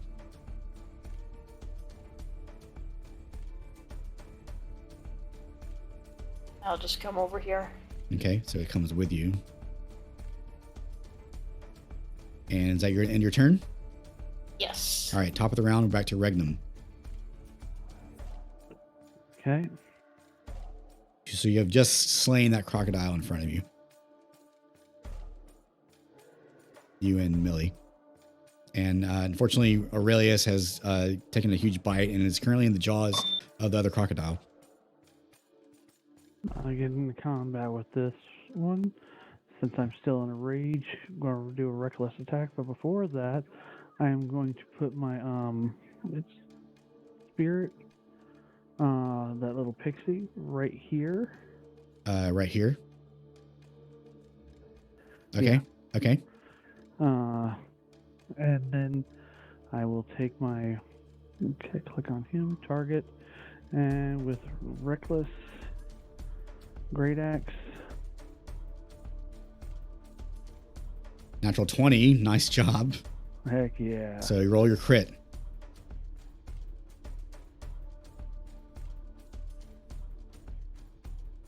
$27 damage. So the crocodile currently has Aurelius in his mouth. You see a pretty big gash on the boy's like mid torso to lower. He's caught him by the legs. And with your axe, you swing back. And how do you want to do this, sir? I see Aurelius there. I want to do as little damage as possible, so I want to go back behind the skull and just cleave the whole entire head completely apart. This thing bifurcates in half, and whatever jaws were on the boy earlier are like totally tossed to the wind as you just wreck this thing. It falls over dead. What little remains. And with I've done I don't have the potion. I still say, anyone got a potion for Aurelius? And I'll end my turn and let the spirit blow up. All right, the pixie blows up. May roll another d6 force damage.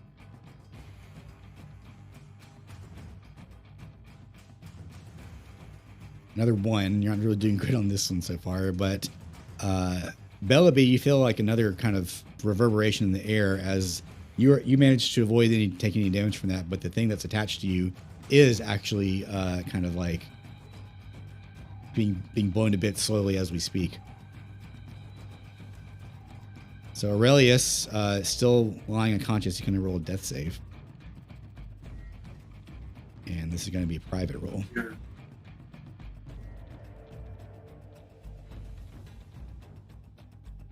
Okay. And that is his turn. So now it is the Sturgis is dead. Millie, you're up again. Sorry, I had very loud sounds in my ears. I assume it's my turn. Yes. So I'm gonna move and do a bonus action dash to get over by Bella. Okay. Yeah, you can easily do that. And then can I try to Yep. stabby this off of her? Mm-hmm. 17 definitely hits. Roll damage. You can sneak attack for this too.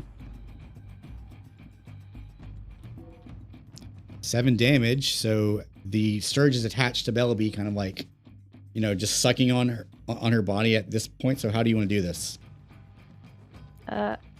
Let's just like skewer it, and then it gets stuck. And I'm like, ew. So you take your knife and you kind of jolt up at the thing's proboscis and sort of start to slide forward, and eventually your knife gets stuck in some kind of bone. But it does successfully detach it from Bellaby, and now it's just kind of shish kebab on your knife. Just hit. All right, so that is the end of the threats in the area. However, Aurelius is still dying, so we're going to continue initiative until that is resolved. So, Cyrodiil, you're up. Right. Ugh, I knew I should have studied healing magic. Cyrodiil, the potion. If I must. Do I have to get right up on him? To use a potion, yes, you do. Okay. Well, this is dead now, so I'm gonna walk right over that. Mhm. So you can't actually move that far, I believe. Let me double wait. check. Yeah, I was about to say that was a lot. So because a creature that you have to move over is considered difficult terrain, so you can get to here, where you are right now with your movement. You can choose to dash as an action and move around to Aurelius if you need to. Yeah, let's do it. All right, that uses your action though, so you won't be able to use the potion this turn. Yeah. Okay. All right. Well, it is what it is. You can attempt a medicine check in order to stabilize Aurelius if you'd like to, but that also uses your action, so you really can't do both this turn. You were just too far away. Gotcha. So that's about all you can do right now. So we're gonna go to Bellaby. You just got the Sturge off of you, thanks to Millie, and now what do you wish to do? You are aware that Aurelius is taking a huge damage in front of you.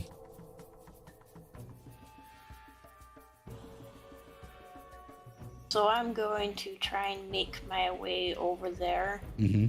If I can fly, then would I still be able to get right about there? You can get 30 feet. Going around any person, including your friend, does count as a difficult terrain. So you can get right about there with your regular movement. Now, as a thief, at level 3, you have cunning action, which allows you to use a bonus action dash and still retain your action. So if you want to get right next to Aurelius, you may with your bonus action. So I will do that. Okay. You still have your action. So what do you wish to do with your action?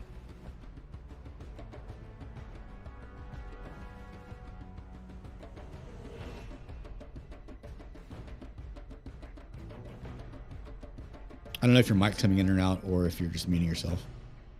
Processing. Push to talk. You gotta love it.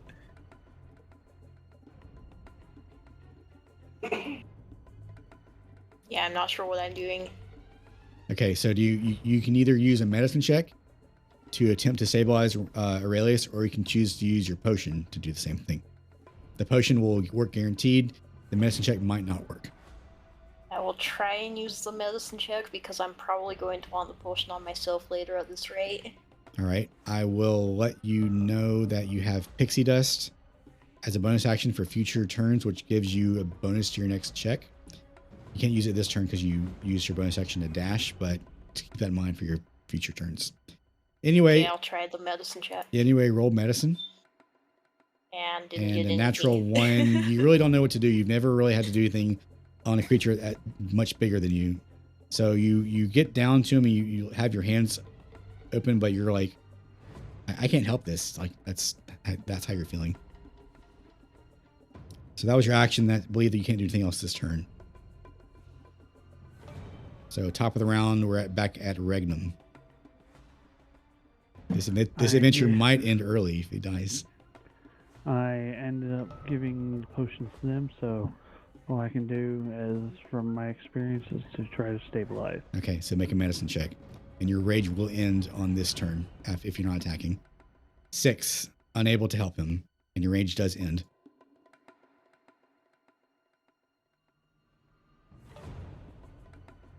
Aurelius. We're going to roll another blind death save.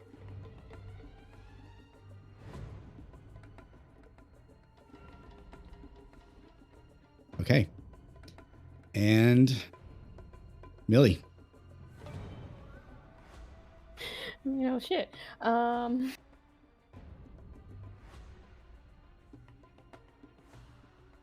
You also have bonus action dash to get over the gator. Yeah, I'll do that. Okay, so you have your action remaining. Can I try a medicine check, dear Lord? You may. You have 2 potions, guys, so. I don't have the potion. Okay, well, some of you do. How do I do that? Oh, I just can't. Yep, just a medicine check.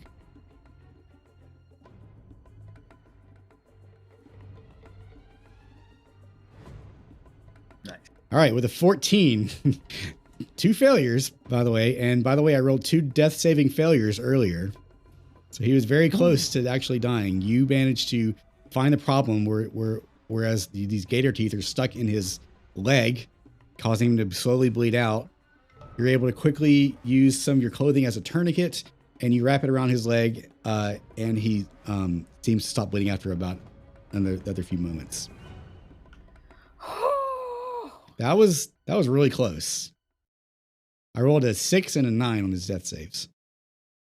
And I could have been mean and said that natural 1 from Bellaby would have done more harm than good, but I'm not that mean. Mm. So, Aurelius is no longer dying. However, he remains unconscious at 0 hit points for the next foreseeable future.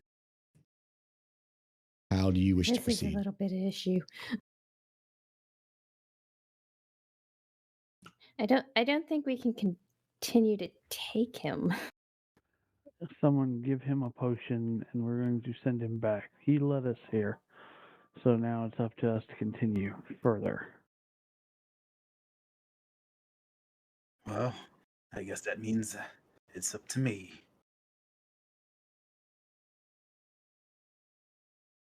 I did a thing. How do I use the potion?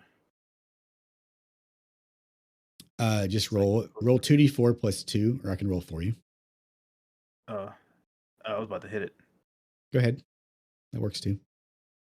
Oh, right, the targeting. Hold on, I will do it. I got this. I hit T. Aha.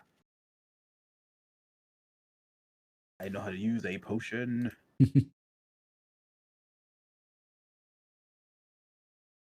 All right. What happened? I don't know how to use a potion. I'll do it. Oh, there it is. So he recovers 8 HP. And as you administer the potion, he's basically like lying flat on his back unconscious. So you're having to prop his head up and carefully have him drink the potion without going into his lungs, which is very difficult in real life. But anyway, after the potion goes down, he's ingested it. A moment passes, and you feel a warmness over his body, and you look at his leg, and it seems that the wounds have partially closed. He wakes up with a gasp, looks around him. He's in a lot of pain. Yeah, I don't think you're quite made for this. What happened? The gator came up from behind. I wasn't able to get to it in time. I'm sorry. And he got a hold of you. I mean, I'm not feeling too bad, but it does hurt a lot.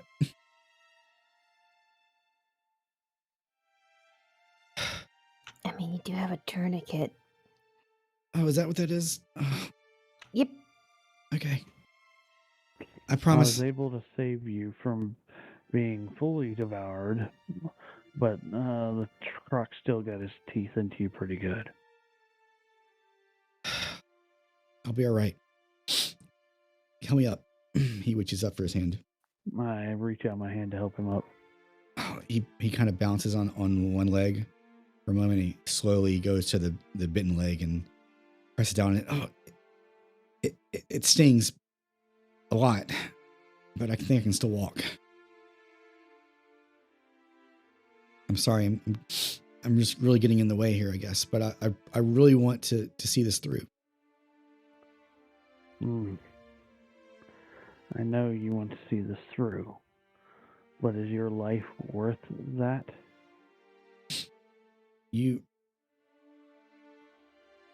I think that my life would have been over going to the academy.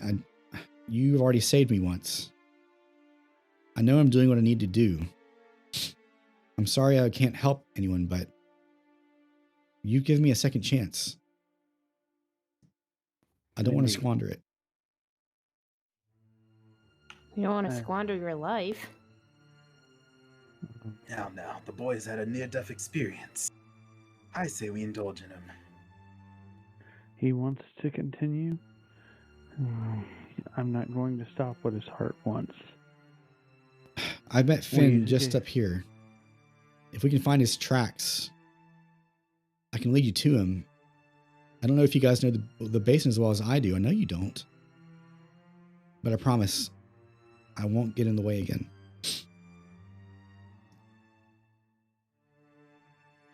Why don't we take another little short rest? I'll have Aurelius cover a little bit of health. You're down to just one potion in the future. If you have remaining hit points, you can also use them at this time.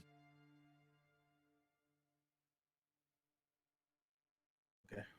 He recovers 1. He did not roll very well. Oh, he has a 10. All right, guys. So let me ask what you guys want to do in the real world. I did promise you about a 4-hour game. We're not quite done yet. We're getting to the end of the chapter, or end of the game, but the next battle will probably take another 30 minutes to an hour. I don't want to keep you longer than I promised, but I'll let you decide if you want to finish the adventure now or not. I mean, I'm here. Wait, when do we start again? It started at 8 o'clock and it's almost midnight. Hey, it's almost 1 for me. Yeah. Well, It's almost 10 for So me. you guys are more important than the stream. I don't want to, keep you longer than I said I would. Man, I gotta be up early for work. Mm-hmm. Oh. Well, it only takes 1. We aren't going to hold anyone captive here. No, yeah, and work is very important. Yeah. Rain, how would you like me to continue? Would you like me to stop and we'll finish this off stream later? Or would you like me to continue and play your character for you? If they're willing to go on, you can take my character and play it on, and I'll watch the VOD of what happened. Okay. I don't want to hold them up, but it's been a blast, my guy. Mm. I've enjoyed this. You've Sorry. been quite a noble leader. Yes, I'm sorry I wasn't able to finish it with you, but we're going to continue, and I'll do my best. It's been fun playing with you, Rain. And fun playing with y'all as well. Pleasure to meet Yep. you. Yeah, nice Pleasure meeting you. Nice meeting y'all as well. Okay, so unfortunately we've lost Rain. I will play Regnum in battle. I'm not going to really role play him as well as Rain, but we'll do what we can. I think the next battle should take another 30 minutes or so, and we'll be finishing up.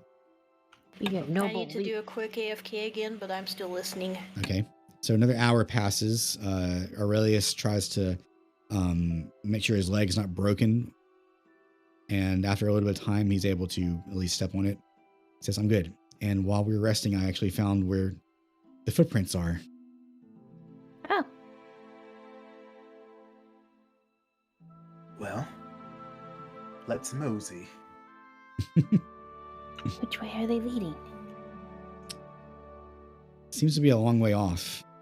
They're not the freshest, but I can sense it coming from this direction.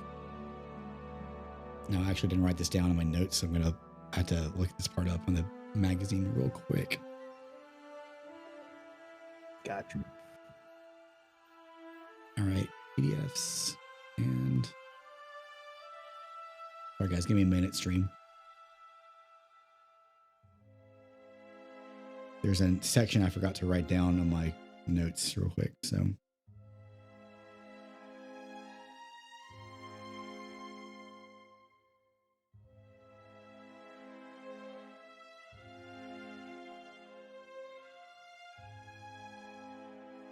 All right, so I'm going to have Aurelius roll survival. And then if anyone has proficiency in survival, you'll also be able to roll.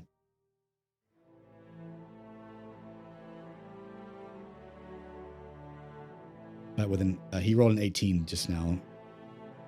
Okay. He says, I feel pretty confident that I can get you the right way. Yes. So let me get the next map ready. Okay, I'm here. Welcome back. I'm going to assume the same marching order as before. Yeah. Okay, so we'll have Regnum in front, Bella kind of in the back, with Cyrdan and Millie is sort of in the middle.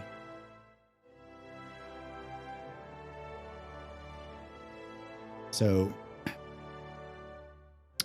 on the journey to this location, you all have heard kind of laughter echoing in the distance. And the voice is not all the same individual. It seems to be a cacophony of voices. Like some are high pitched, some are low pitched, and kind of everywhere in between. You do get the sense that whoever is you're going toward is mocking you in a way.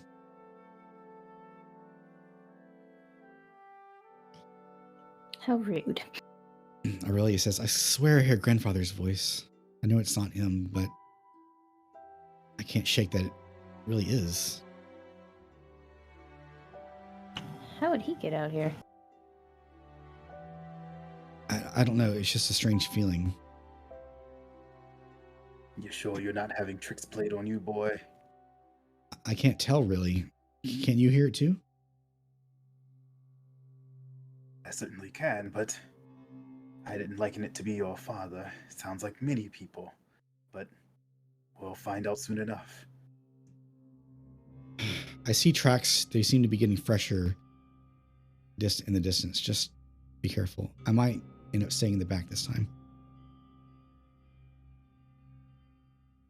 Yes, let's not have you get into the fray of stuff. Regnum says, well, I'll lead the way. I can't risk losing you again, son. So just be cautious, please. And Regnum starts to go forward.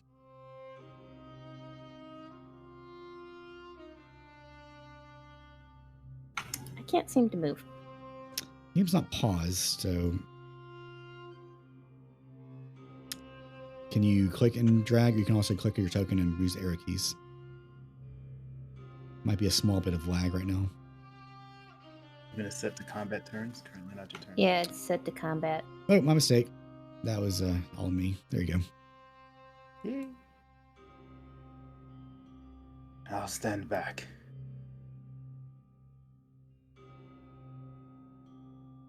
Regnum steps through a pretty deep pool of water right here. He turns around and says, watch your step.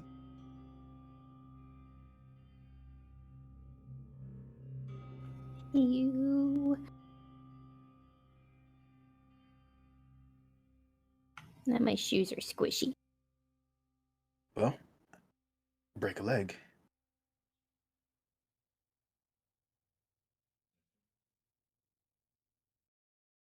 You approach a very large log in the distance, and on it, you see a young man. Pretty light blonde hair, smattering of freckles across his nose. Very loose, light clothing. He's just has an apple in his hand and a knife, pretty gnarly looking knife in the other. He's just slowly taking the apple apart piece by piece and putting it in his mouth.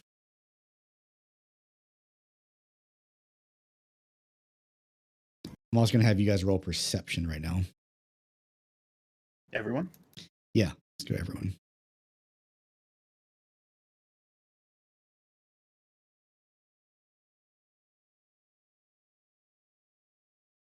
Oof. I'll have Regnum roll 2.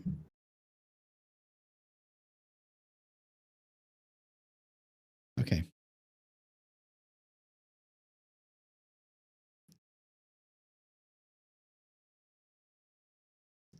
You notice, presumably Finn just kind of delicately chewing his apple. Seems to be having a pretty carefree time. He stands up as you approach. I really wanted to help you, you know. Looking at Aurelius. You confided in me so much that you didn't want to leave.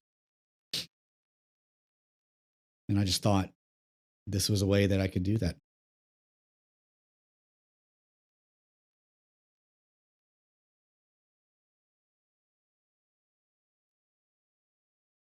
Regnum says something blustery and noble. Yeah, I mean, I really wish I could have shipped this, but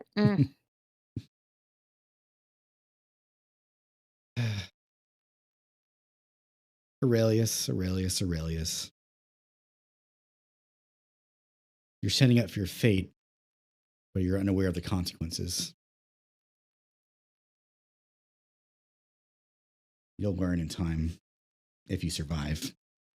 And we're going to roll combat. As Finn gets a knife in his hand, he's going to attempt to throw it at Aurelius, but we'll see who acts first. So, second and final time tonight, we're going to roll initiative.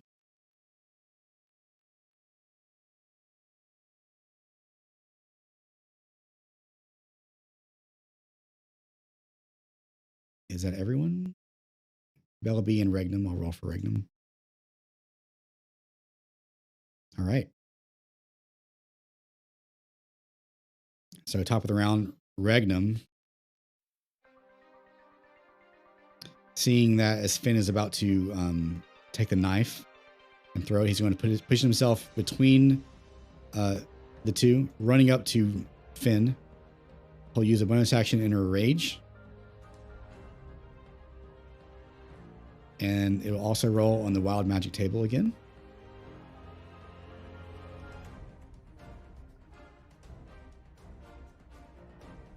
And he rolled a 2. So he teleports up to 30 feet. Unoccupied space he can see. Since he did that, I'll get him behind. I'll get a nothing personnel kid on Finn.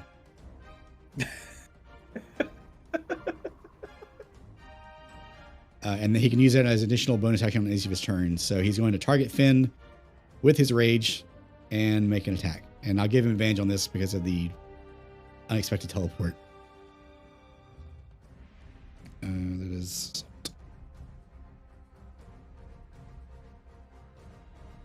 So with a 15, actually misses Finn. So Finn supernaturally tends to just like duck out of the way as Regnum takes a mighty swing and hits nothing but air. Finn, undeterred, will target Aurelius. And he is going to get a mighty strike on this. And with a natural 1, the knife goes flying out in the corner. In fact, the aim is so bad that Matilda and Bella have to kind of duck out of the way almost in order to avoid getting hit. And the knife lands somewhere in the water behind you, right about here. Oh, such a waste of a good knife. It's a pretty wicked looking dagger, too. As Finn misses the knife, says, "You might just live another few seconds." And you see him begin to transform. His blonde hair becomes unkempt, unruly, and white.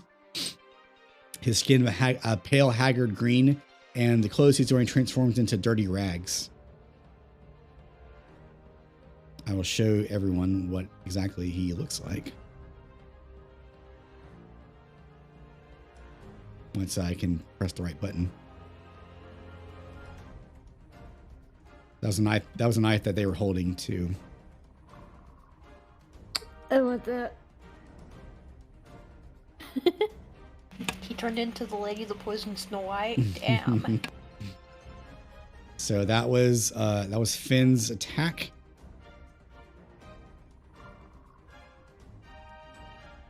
Dropping down from the trees. Since none of you rolled high perception. These two large creatures.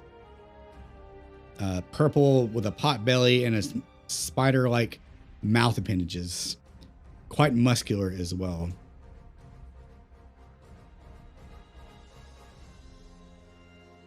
And then, as in fact, this one's turn. It'll go right up to Regnum, seeing how it is threatening their master, and make a bite attack.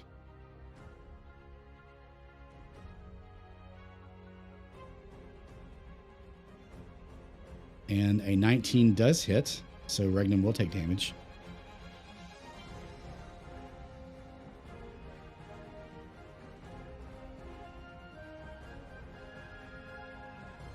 All right, a lot of stuff happening, guys, so give me a second. So Regnum takes 13 damage, reduced by half. And it also forced him to make a Constitution saving throw, but he succeeded on that, so he'll take a total of 11 damage.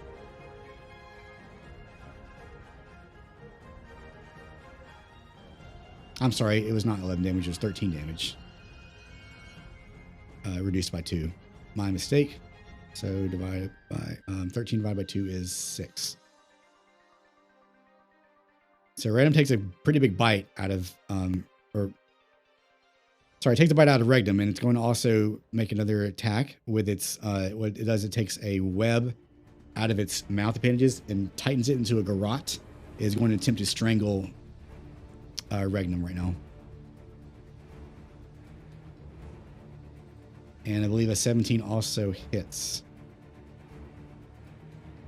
So what this attack does, Regnum is grappled.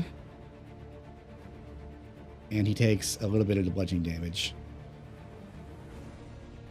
So 3 divided by 2 is 1. And Regnum is now grappled. He cannot move. All right, that is its turn. It is now Bellaby's turn.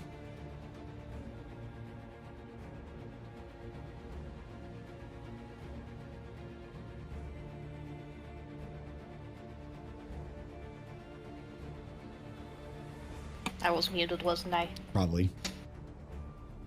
I'm going to move right here, and I'm trying to decide what I will do.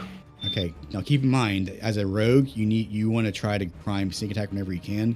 And you only get that if you have advantage on the attack roll or if you are near an ally.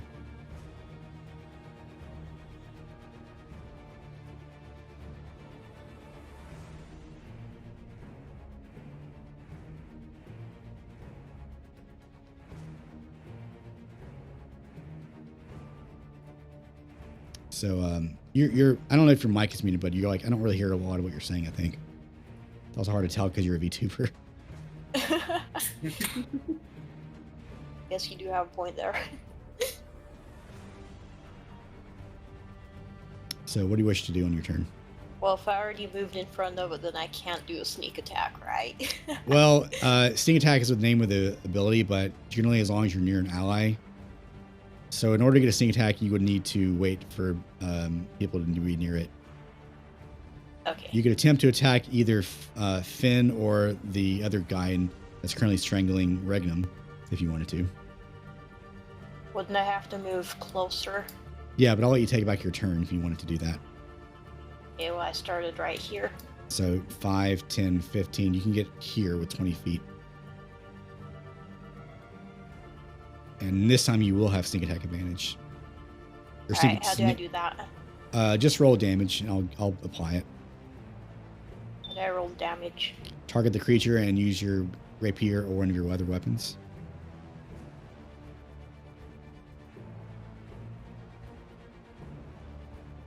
So a 20 does hit, so you can roll damage. You'll get sneak attack from this. I just hit damage again on there, or what? Mm-hmm. Not bad. All right, we're gonna have to adjust that because of your penalties to being a pixie. So a D8 becomes a D6. So I want you to roll. I want you to roll a D6 this time because we're technically using the wrong damage dice.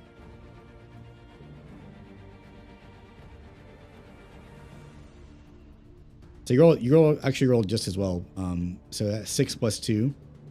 You also get 2d6 from your sneak attack. And that is another 8. So 8 plus 8 is 16. We take those. So yeah, we'll take those. 16 damage.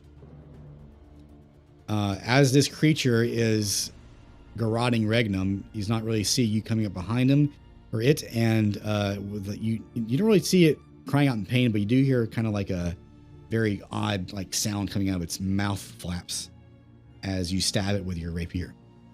So that was your action and some of your movement. I don't think you have a bonus action, and that's probably your turn. So we will go on to the second creature. It is going to move up to Millie. And targeting you, Millie, it will do the same thing it did to Regnum. So a 6 plus stuff misses you. So you nimbly dodge out of the way. It's going to attempt another garrote attack. And that's a natural 1, which also misses. So you're nimbly just bobbing and weaving as this creature is just trying desperately to put its hands on you. And that is your turn. It's very improper to try to touch a lady, and I'm gonna attack it. All right, you have sneak attack because Aurelius is next to you.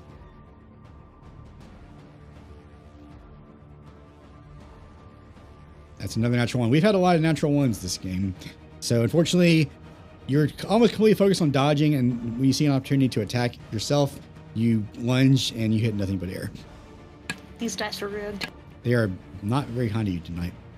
No, they're not. No. So that is a miss. Do you wish to move or anything else? I really don't want to be in front of it, but like, I don't want it to attack Aurelius, so I'll stay here to try to be a buffer. All right, now keep in mind, I don't know a lot about Swashbuckler, so just know your class features. I could get the fuck out of here without it attacking me, but like I don't want to ditch him. Okay. So that's your turn, basically.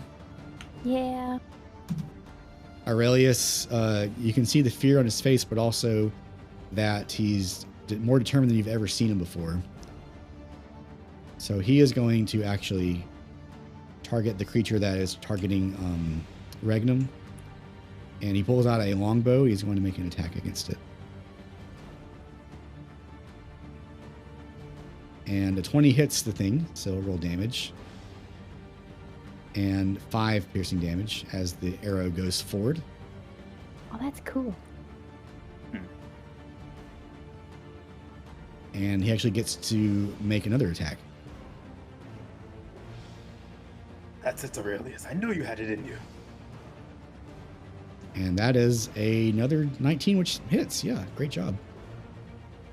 Patting myself on the back here. Another 5 damage.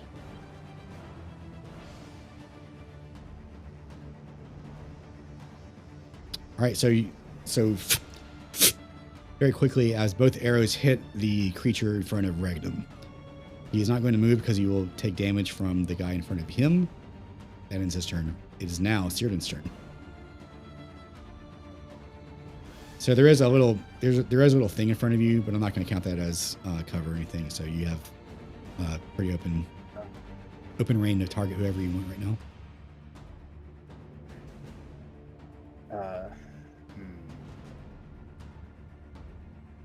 I'm going to use my twin spell ability here. Okay. So read that what that does, because I'm going to need to make sure it applies. Oh, yeah. Okay. Features. Twin spell. It's somewhere around here. Here it is. Twin spell. You can spend sorcery points equal to a spell's level, 1 for cantrip, to a target second creature in range with the same spell, as long as that spell's level it's being cast is incapable of targeting more than one creature. Okay. So tell me who you wish to target with what. Okay. The monster closest. So this one here. Yes. Okay. What spell do you wish to use? I wish to use my one sec. My poison spray. Oh, all right. No, it's not as. Yeah. You know what? No, because I won't have the ability to reach both. I'm going to use 2 firebolts. Okay. So fireball has a pretty long range. I'm pretty sure you can attack whoever you want to with that. So with your twin spell, you'll make a target on the thing in front of you. And who else do you want to target? And the boy. The boy? The boy's your ally. Oh, you mean the witch. The witch. Okay. Yeah, it's a witch. So each one should be a separate attack roll. So you'll need to roll twice, basically. Okay. So you're using firebolt, right? Yes. Okay. Wait, I'm gonna do the thing, I promise. T. And T. Oh, well, do I have to do it on both of them each individually? Yeah. So just do a roll one at a time. Okay. So an 8 would miss. So your first one misses. Try again on Finn. All right.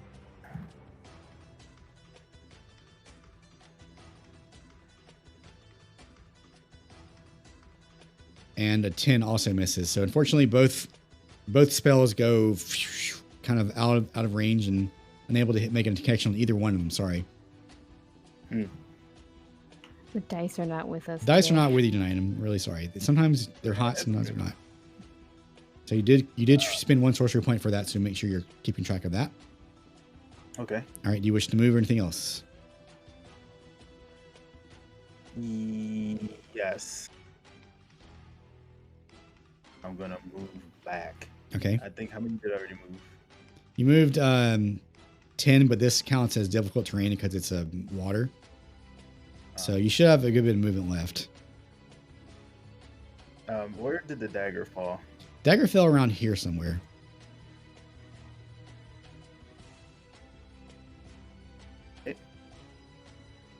So I will get to the dagger. All right. You can't use that on this turn because you have to search for it. But you can do it on your next turn. Top of the round, we're back at Regnum. Now Regnum, because his current wild magic lets him teleport, like Misty Step, he is going to first try to finish off the creature that's garroting him. So we'll take his great axe and make an attack. And 17 hits. But it only rolls a 1.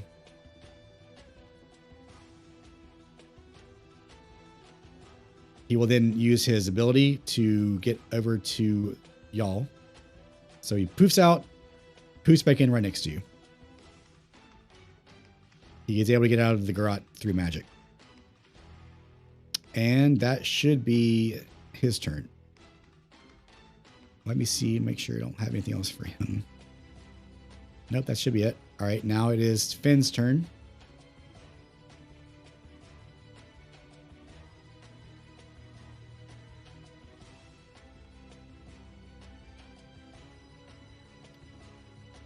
So let me get that ready.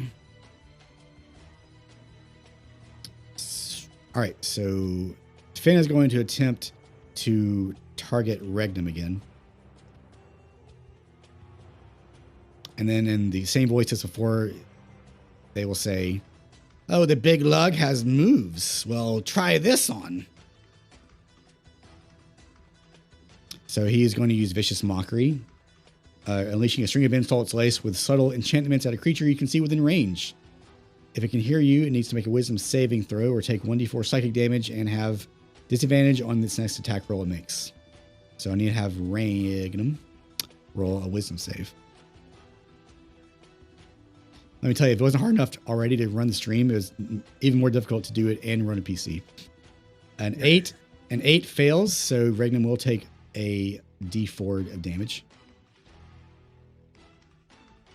1 damage. And it is psychic saving, so it is not reduced by rage. And he'll have disadvantage on his next attack.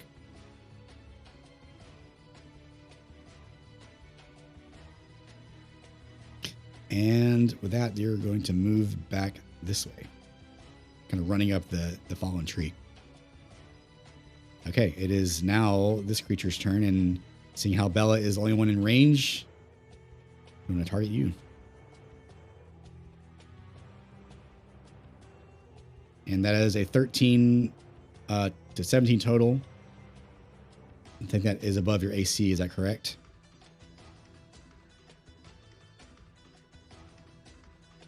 Now, do you wish to use a spell or something to avoid the damage here?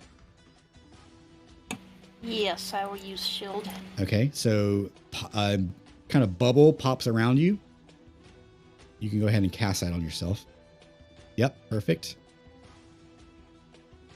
Bubble cast around you as the creature is attempting to target you with its claws, and it bounces off. It was going to hit you, but your last minute reaction was able to prevent that. So moving down here is going to attempt to get another attack on Regnum. What it does is actually gets over to here, and it's going to shoot a sticky web at the ground.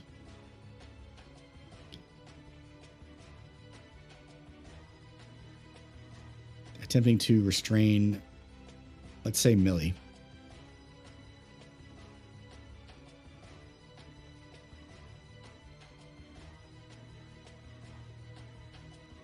All right, so I need Millie is an attack. It's a +4 attack.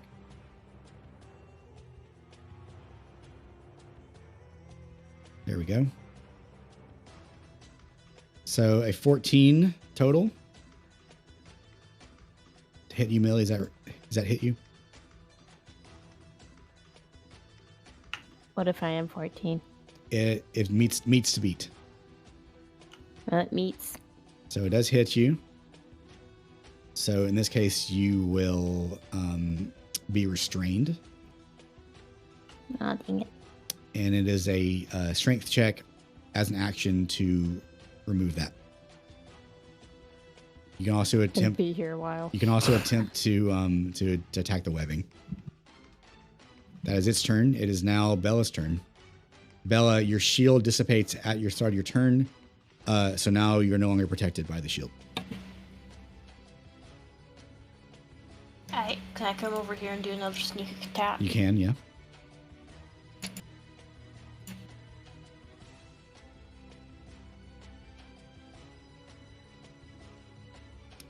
Hits. You've been rolling pretty well right now. So roll your damage and your sneak attack.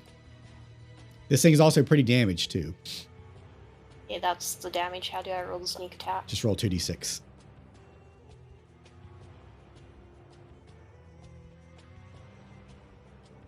I do that? Do you see dice at the bottom of the screen?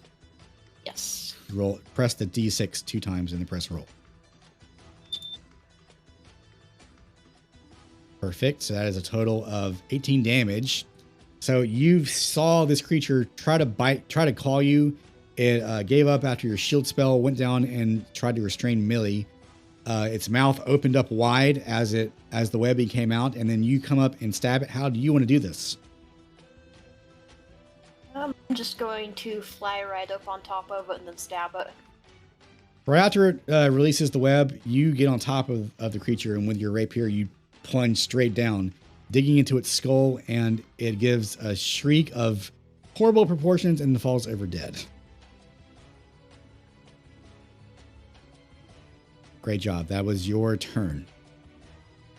Do you wish to move at all after that?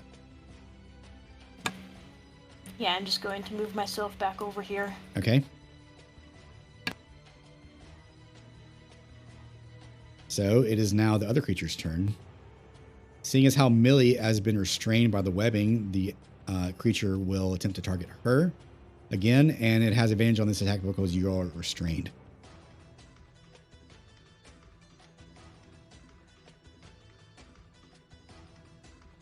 And that's a 19 plus stuff. I'm sure that hits you, so it's going to roll damage. Yep. So you take a total of 7 damage. Let's see, 4 piercing and 1 poison.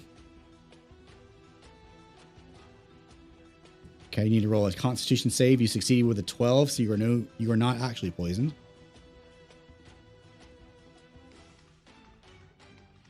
But you do take a total of 7 damage otherwise. And is going to attempt to web Regnum in front of him. So Regnum also needs to make a attack roll.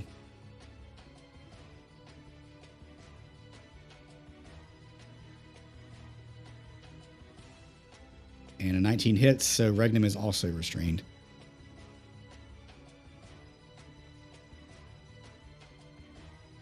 All right, it's now Millie's turn. You are covered in sticky webbing, so you neither need to make a strength check to move out of it or attempt to destroy the webbing. You can still attack the creature in front of you, but you are considered restrained. How do I, what would the trying to cut out of it entail? Basically using your knife to damage it. So I'd have to try to hit the webbing? Yeah, you're hitting the webbing, uh-huh.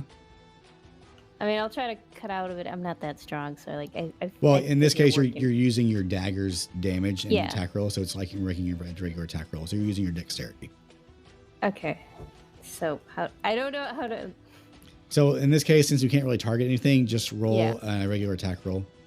You can target the eder cap, and I won't take out HP if that makes it easier for you. Doesn't seem to like to roll if I'm just not targeting something. Why don't you go ahead and just roll a d20 and then roll, we'll see if it hits or not. You have like a +4 or something to your attack. I accidentally have 60 20s. I don't know how to undo this. Right click will undo it. Yeah, it's like opposite click. Mm-hmm.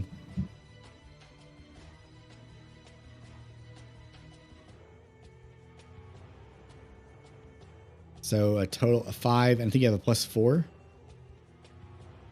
Let me double check. You have a +3. You should have a +5 to your roll. So it actually does manage to cut free some of the webbing. So roll damage. In this case, it'll be your weapon's damage dice, which I think is a D6. It's a D4. It's a dagger. It's a D4, and then add your sneak attack.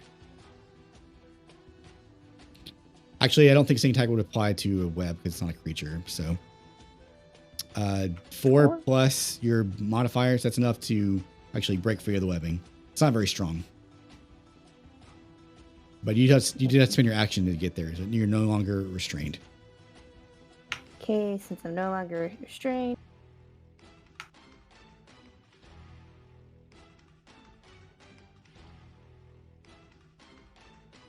All right, you can't be on top of Aurelius, and if you move away, the creature will attack you. Can I? Damn it. Do you want a bonus action disengage? Yeah, bonus disengage. And I'll occupy this space. Good. All right. Aurelius will drop his short bow on the ground. He will take out his short sword and try to stab the creature.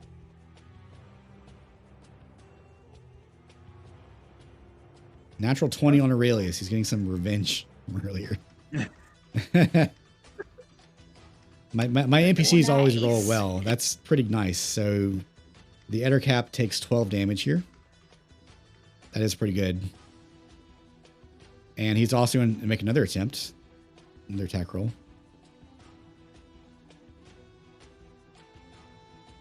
And that is the 15 plus stuff to hit. That also hits. So another 4 damage to the creature. All right, that's Aurelius' turn. He's feeling pumped up, like no one's business. It is now Cyrdan's turn. What is that dagger? So what if you roll perception or use your passive perception should be a 12. So I'll say with the 12, it's not really a hidden dagger. You can find it on the ground. So if you want to pick it up, it looks pretty gnarly. It's got some edges on the top of it, and it also seems to be fairly magical. So this is a +1 dagger. I love a good dagger, but I have a job to do. So I actually want to not throw it because I'm missing everything. But I have an idea. My spell book. Where'd they all go? Yeah. I'm going to try and use a suggestion, if possible. All right. So there is a bit of particularities to suggestion. Okay. It's a creature, so sometimes it says a humanoid, which these things are not, but your spell ability says creature, so it should work. So you need to word your suggestion in a way that makes sense or sounds reasonable. Now I have a question. Yes. Is there any way to check to see if witch is immune to suggestion? No, you do not know that. Yeah, there's no way to there's no perception check on that either, right? So if you want to roll Arcana, that's a knowledge-based skill. If you roll really high, I'll tell you if they are or not. And you can do that. You can do that for free if you'd like to. Sure. If it's 3. So roll either Arcana or Nature. Oh, my nature is one of my Arcana. You did dump your intelligence. Yeah. Well, here we go. Let me do it for free. Agree. A 14 is not bad. You are not really familiar with Ettercaps that much. That's what they're called. You do know that they are kind of like they herd spiders for a living, so they will attempt to like harvest their silk, but at the same time they've kind of become like caretakers in a way. So in this case, they're serving Finn as servants, but nothing that you know about these things would suggest that they're immune to a charm spell. Well, time to try. So I'm going to roll on the suggestion. Mm-hmm. And wait, do I have any? Let me see if I can boost it. All right, let me take that back 1 second before you roll.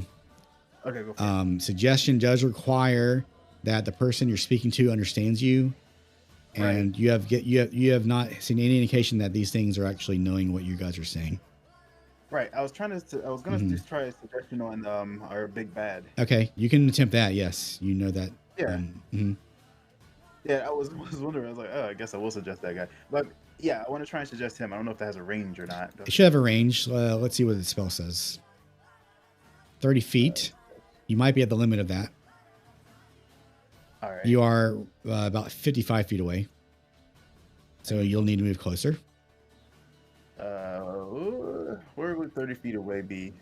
30 feet away from Finn would be about right here. Okay. Beautiful. Let's try it. Okay, so you suggest what you want to say to Finn and then roll. And it's only lasts for 1 round.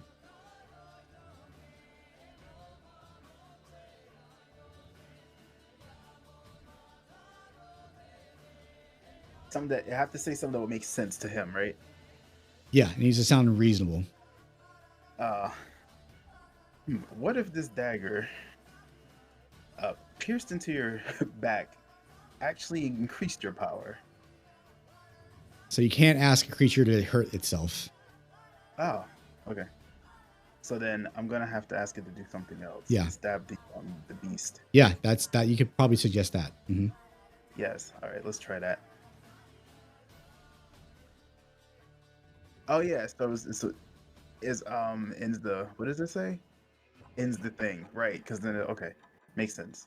I thought it just basically ended it once they did it. Mm-hmm. It does, but you can, if you suggested that you wanted it to attack the Ettercap, it would work if they failed to save. Yeah, let's do it. All right, so target Finn, click your spell in your inventory and activate it, and then it'll prompt me to roll a saving throw. All right, targeting him, Mm-hmm. and now I am putting on my menu. Cast spell. Great. And it fails. So you've suggested Finn. No, they failed to save, so it worked for you. Oh. Oh, okay. Yay. So that means that it is compelled to do what you want it to do on its next turn. And you are concentrating on the spell. So if you take damage before they do it, then you'll lose that effect. But anyway, right now it's working. Okay. So that was your action. Does it? Well, they don't need to use that dagger. I'll keep the dagger. But they have their own weapon, right? I saw it with a big old whatever. Who, Finn? Or the Ettercap? Yeah, Finn, the witch. the witch Finn. You can see some pretty nasty claws on them. On Finn? Yeah. Alright, yeah. Totally rip that thing apart. Okay. That definitely works. That's your turn. Top of the round is now Regnum's turn. So Regnum, being restrained, he is going to attempt to move out of it. Since he's raging, he has advantage on the strength check to get out.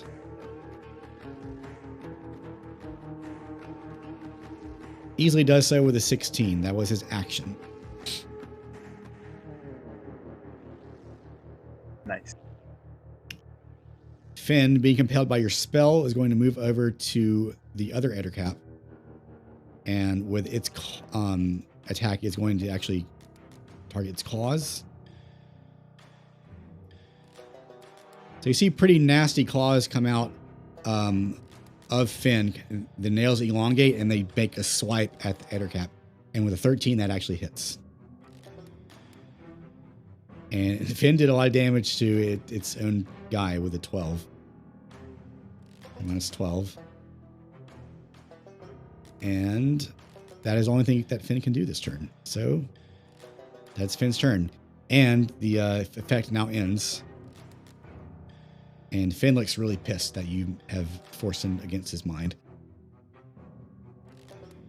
That's dead. I like that look on you. Bellaby. Alright, I'll try and get another sneak attack on this thing. Okay.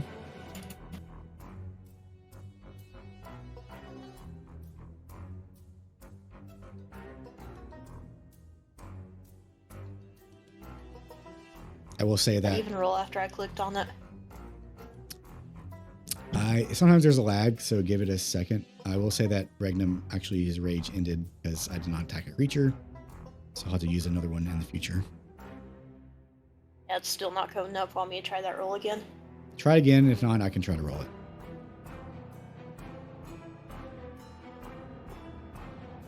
Yeah, it didn't roll. Okay, I'll do it. Trying to roll on the rapier. Okay. And that is a natural 20. Oh, nice. And let me tell you this: when you crit with sneak attack, you double the sneak attack too. So you do 46 with your sneak attack. This is going to be mega. 46. Yeah.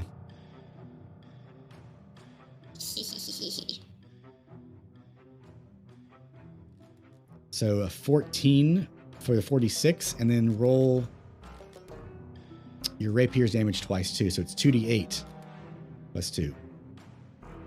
So I rolled the first one. Do I just roll another one? Yeah, because it's a crit. So 3 plus 2 is 5. I think you rolled a 1 on your... Yeah, you did. So 3 plus 2 is 5, plus 14 is 19 damage. So the Ettercap is not killed by your strike, but you managed to cut it up, like up, down, left, and right when you're attacking that. It is bleeding out very slowly. It is not long for this world. That was your attack. Anything else you want to do in your turn? I'm just going to move back over here. All right. It will get attack opportunity against you if you do that. Because you're leaving its range. Stand your ground. However, you have a bonus action, you can use that to disengage. How do I do that? Just tell me. Okay, I'll disengage. Okay, so now you move back. Great. It is now the Ettercap's turn. It will come up to Círdan. This thing bleeding out, Círdan, will attempt to lunge at you and gore you with its claws. Or actually its bite, excuse me. And that is a 16, which I believe hits you. Mm-hmm. So you take a total of 10 damage, 4 piercing, and 4 poison, plus 2.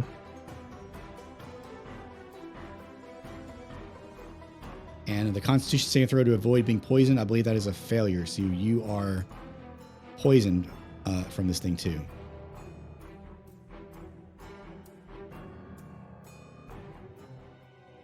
Okay. So let me add poison. So poison in D&D doesn't do damage over time, but it does make it to where you have disadvantage on attack rolls and ability checks and saving throws. So you are. It's gonna be hard for you to do anything until you can get rid of the poison. I see. All right, and then with its garrote is going to attempt to strangle you as well.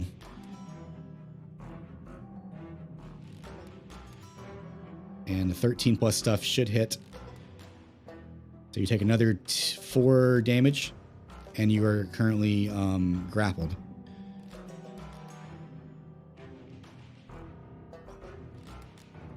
So I had, like 11 HP? Yeah? I think you had like 16. Oh, fair enough. You had 11. Was that before or after the attack? Before, unless my max HP was just straight up 17. Your max HP is 17, but you didn't start off with full health when we started this fight. Right. So I believe, I believe you've taken 14 damage. So you're currently down, actually. Yeah, I'm down. All right. So you fall unconscious, and you drop whatever you're holding. So you'll start making death saving throws on your next turn. It is now Millie's turn. Well, shit. Ah,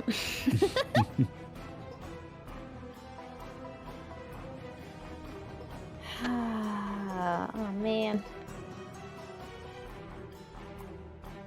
I guess I'll...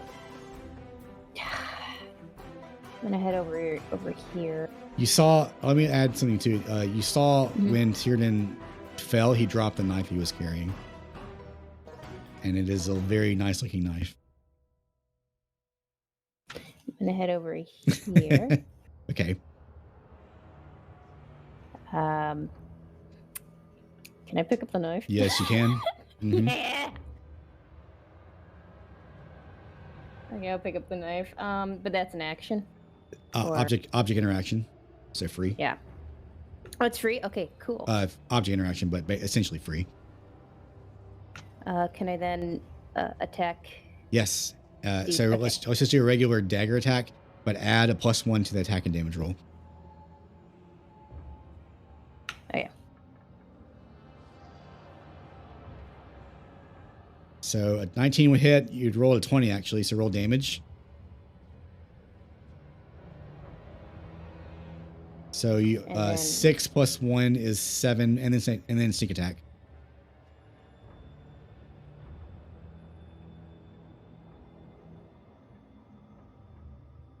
Another 7, so 14. So you pick up the knife, I guess backhanded. And how do you want to do this? Finishing it off. I'm gonna stick it right up underneath its do the under upcut into its little stupid spider face. You find the soft palate under the neck, and you go straight up.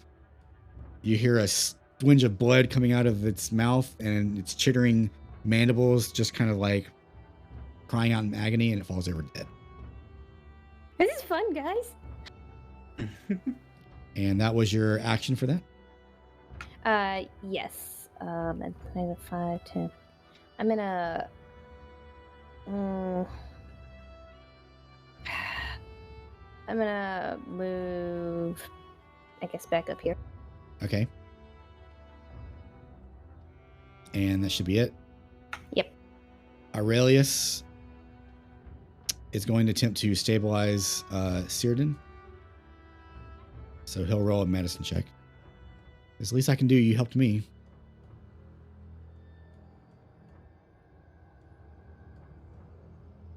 And that is a 6, which is a failure. So nothing happens. All right, Círdan, you are unconscious and dying. So I need you to make a death saving throw. You can do that by just rolling a d20. I normally make these private, but I don't want to burden you too much, so I'll just roll it out in the open. All right. If you right, so I open rolled it. if you open your character sheet, you'll see your face is currently red. You can click on the skull. It'll do that. Oh yeah. So a 2 is a failure. So you are 1 inch closer to death. You need to fail 3 times in order to die. That's your turn. It's now Regnum's turn. Regnum, being totally focused on Finn, is going to enter another rage, since his last rage ended the last turn.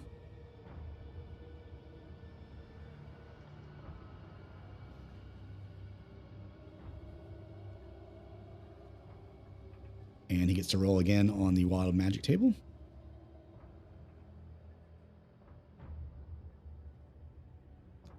He rolled another 2, so he gets the teleportability again. I'm going to have him teleport behind Finn, and not getting advantage this turn, but because Finn's expecting it, I guess. But he's going to get his great axe and target it.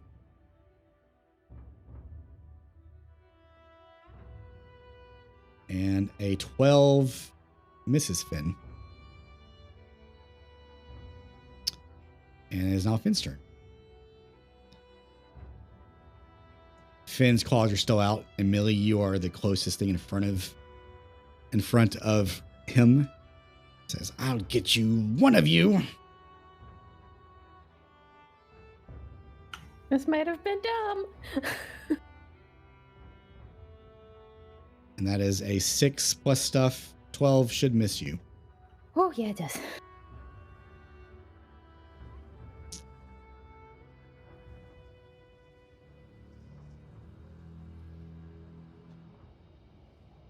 Okay. And that'll be its turn. It is now Bellaby's turn.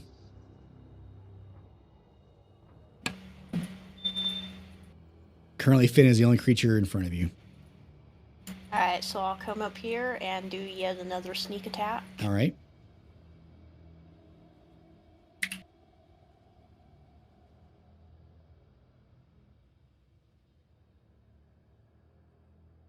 Seven, 11 misses. So after attacking Millie, it kind of stops your rapier in mid-swing and just bats it away with its other claw.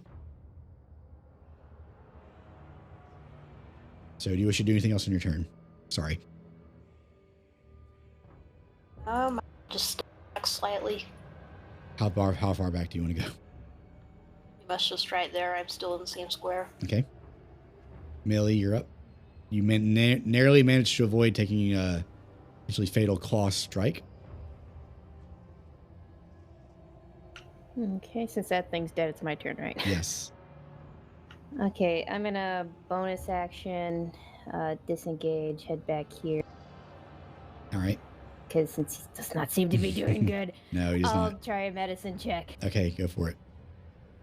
One of you has another potion too. I don't remember which one. It's by. I still have it. Okay. 11 succeeds, barely.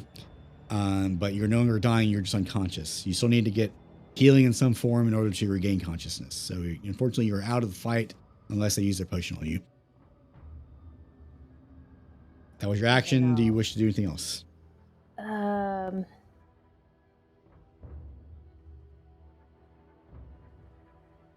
Move here. All right. Aurelius saying, "Wish you at least he's not dying." He will make 2 more attacks with his short bow at Finn.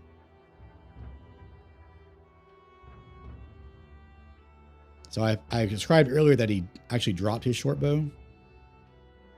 In this case, he's going to drop the short sword and pick up the long bow.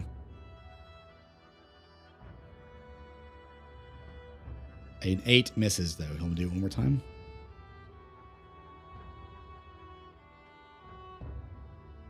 Oops, my bad. Private roll. Yeah. And a 17 does hit Finn.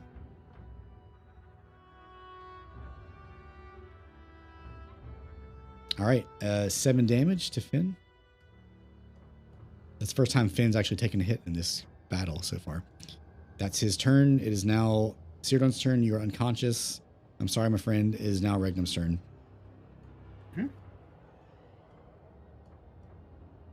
All right, Regnum's going to keep slashing away with his axe. 18 hits Finn. And 11 damage to Finn. Okay, Finn's turn. Finn is going to...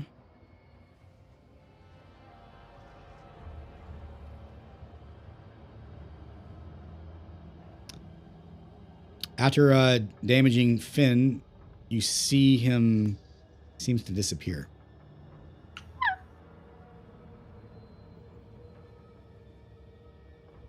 And it is now Bellaby's turn. You do not see anyone in front of you. Alright. How do I give Anima the potion? You can just pour it down his throat. That will be your action. So if you want to do that, roll 2d4 plus 2. You can do that on the bottom.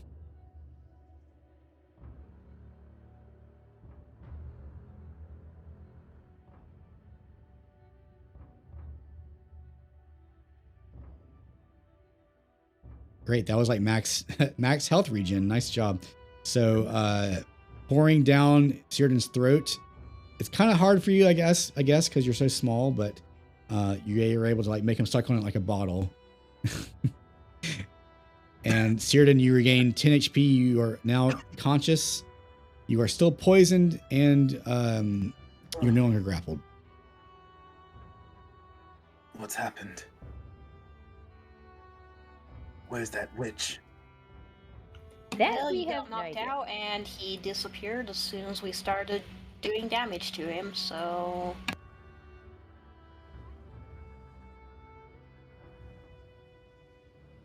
I think I might have an idea. Stay ready.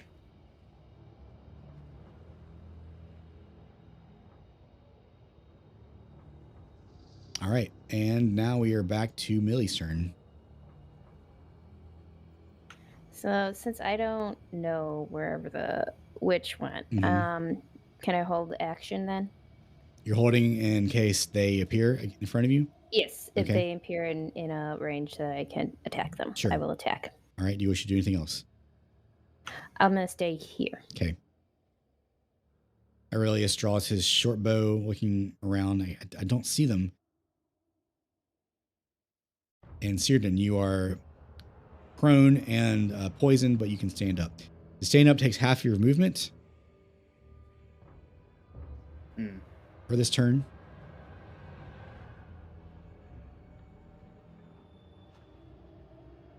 Since we can't influence it, let's influence us. So I'm going to roll darkness.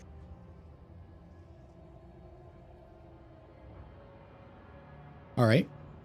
Where do you want to put your darkness spell?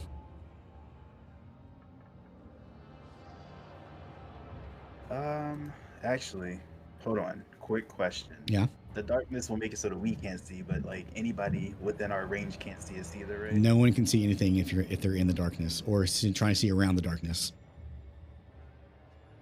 Okay.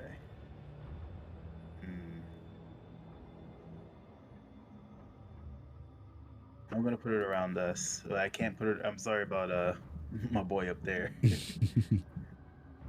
Okay, so you want to put a circle. It's 20 feet, right? It's 15. It says. 15 feet. So let's do this.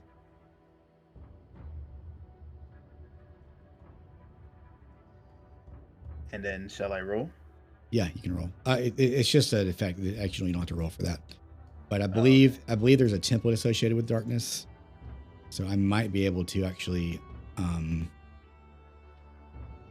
do something by that. I did this the last game. I don't remember how I did it though. Let me see it. This will be your last second level spell slot though. Yeah, it's fine. So everything in the white squares is currently affected by darkness. Just so you know. I can't see shit. Yeah, no one can see anything at all. Oh wow, they actually got everybody. Yeah. So that was your action. You wish to move around? Yeah, I'm gonna back up a little bit. Okay. You're still in the darkness, but you moved back a little bit. How much further can I go? 15 feet. I believe that might be it for you because you had to go through the water there. Right. Yeah, so that's actually how far you can go right now. Okay. All right, top of the round. It is Regnum's turn, and Regnum can't see anything either. You're also not. You actually are concentrating on the darkness spell. All right. So Regnum can't see anything. He has to attack a creature in order to keep his rage going. So I think he's going to attack himself. Huh? You can do that, yeah. Oh, okay.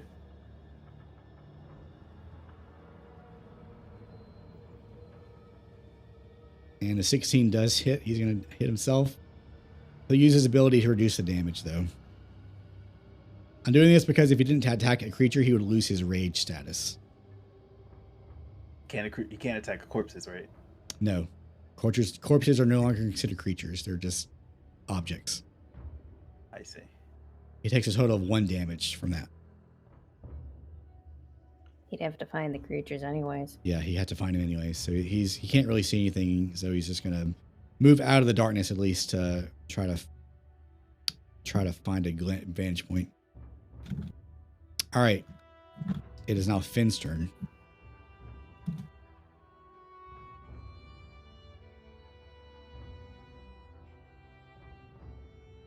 What are you gonna do?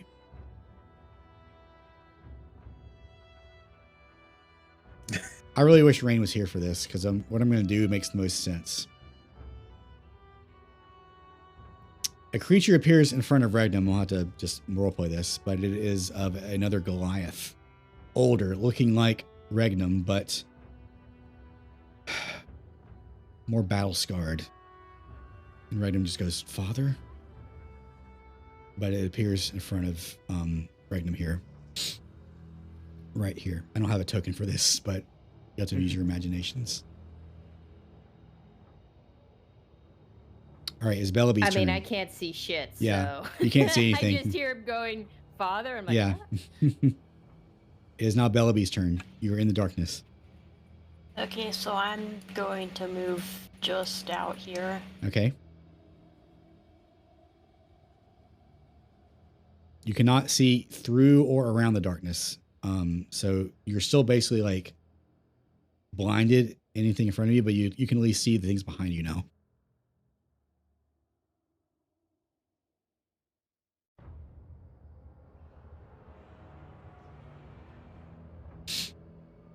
So what else do you want to do on your turn?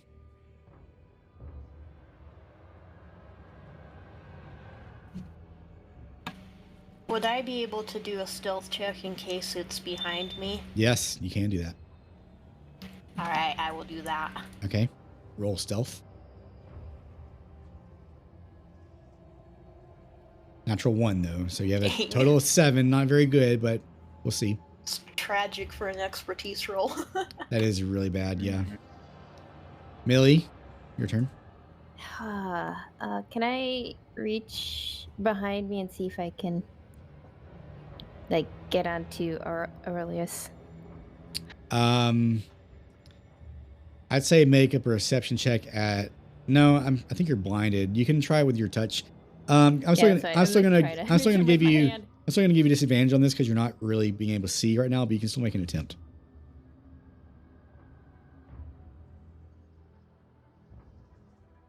Sorry, what was it again? Perception with disadvantage. So a 13. Roll one more time, please. Well, the 13, I think you can feel like the log he's standing on. You can kind of like reach out and touch him, and you have a pretty good idea that's him. Okay, it's like it's me that's touching you. Just trying to make sure where you are. And then can I just keep a hand on him while I still have my dagger out, and I'll swipe at anything that not him? Is it like a prepared action, or is that a thing? Or did I use the thing to feel him? I think I'm gonna say you use your action to feel for him. Okay, then I'm just gonna keep touching. Okay. It is now Aurelius' turn. Feeling you, he is going to try to lead you by the hand to outside of the cloud of darkness. Yeah, I would let him. Okay, so he's gonna move back here. And Millie, you're back. You're not out of the darkness. I'll say that. Okay, thank you. And Bellaby's right next to you. Oh, good, you're here too. That'll be his turn. Círdan, this is your mess, so what do you want to do about it? I mean, I thought he was going to come back and be disadvantaged, but here we are. Now we have a clone over here, and it looks like our boy is being targeted.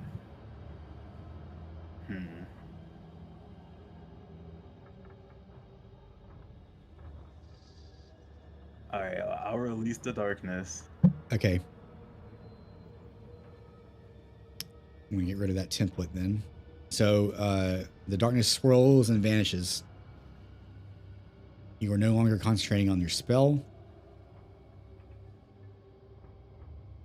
I'd like you to make a Constitution check to see if you're still poisoned. Actually. Yeah, that'd be great. Hold on. How do I? Oh, I gotta go to my thing and click me. Mm-hmm. So you'll see con, and then where it says +3, and when you click on the +3, we're doing a saving throw. Con? Yeah. Where's that at? Near the top of the screen of your character sheet. Oh, is it negative effects? I'm trying to see if you are still poisoned. Oh, well, I'm sorry. Where is the con? Yeah, there con +3. That's your saving throw. Okay, so I hit the saving throw? Yeah. Oh. So an 11 actually just manages to do it. It wasn't a very high DC, so you're no longer poisoned. Oh. Oh, sweet. All right. It did not cost anything to release the darkness, so you're still good. Okay. My apologies. I might have been a bit hasty in my action there. But what if we were to create a decoy? What do you guys think? It's not their turn, so in battles are 6 seconds per round, so you're basically only able to like suggest something really quickly, and they can respond on their turn. Oh, I'm going to cast an illusion. All right, what do you want to cast? Image of an object. With minor illusion. Gosh, what would it want to attack the most? Probably me. I'll make a illusion of myself. Okay. Where at? Right next to Regnum? our guy over here. Okay. Yeah. I think he's being targeted by the same thing, it seems. All right, so I'll say that there's now a clone of you appearing right about here. Mm-hmm. Looking like just like you now. Minor illusion. Does that make sound and noise? I think it just makes one. Yeah, and I'm choosing visual. Okay. It says or. All right. So we know it's there. It's not Regnum's turn. He sees his father in front of him. I'm going to have him make a wisdom save to see if he can distinguish between the illusion and the other thing.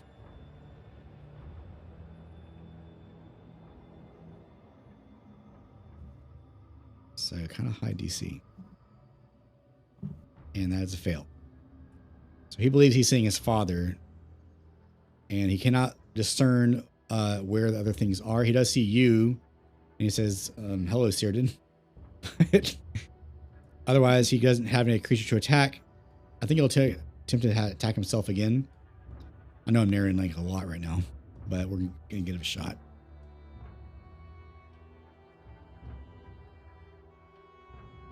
And a 16 hits himself. And 7 damage divided by 2 is 3.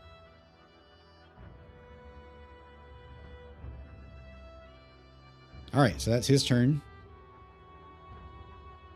It is now.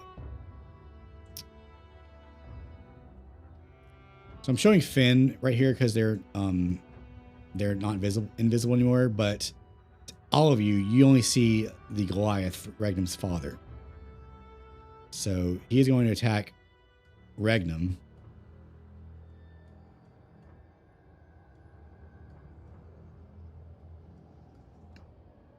And I'm actually going to give him advantage on this because Regnum thinks it's his dad. Mm. And in this case, the 17 does hit. So total of 16 damage from that divided by 2 is 8. And you can see Regnum's has like hurt and confusion in his eyes. He doesn't understand what's going on.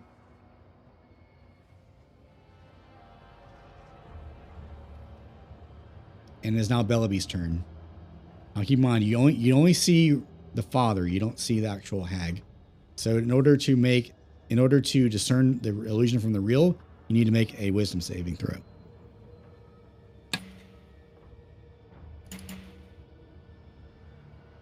But it is currently Bellaby's turn.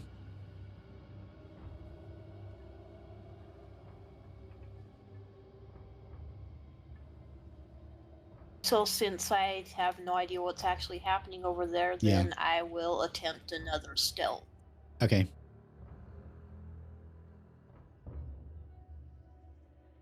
That's a 9. All right. Millie, same deal as before. Hang on, my whole thing just freaked out and now I can't see anything. Okay, this combat should be almost over, guys. I'm sorry it's gone past time a lot. Hey, take it. It's a little hard to judge how long things will take sometimes. Yeah, sometimes that's more just too much in my browser's like can't handle it no more. It is a pretty demanding program. It's reloading. That's fine. You can describe what you want to do with while we're waiting. I'm back. Okay. Can I try to make that wisdom? Yeah, it's pretty high DC, to be honest. I got nothing better to do. So it's just a straight wisdom? Mm-hmm. Probably not gonna make it.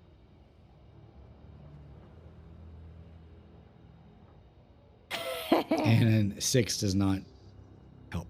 Sorry. Wonder where that dude came from. Neat.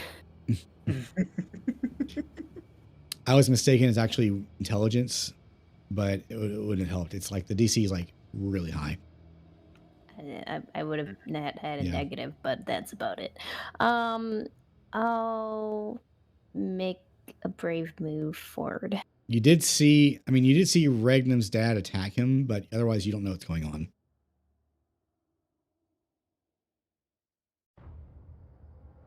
just gonna be like, what's happening here? Yeah. All right. And then I'll be here. I'll have Aurelius also make the check. Okay, 5 is a failure. He doesn't know what's going on. Cyrdan, you're up. All right, so wisdom saving throws, right? It's actually investigation. I was mistaken earlier. That ain't me. It ain't me.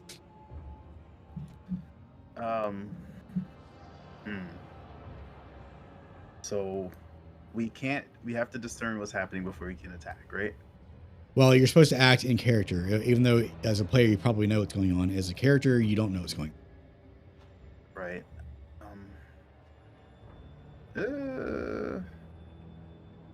Don't worry, this won't last much longer. I was about to say,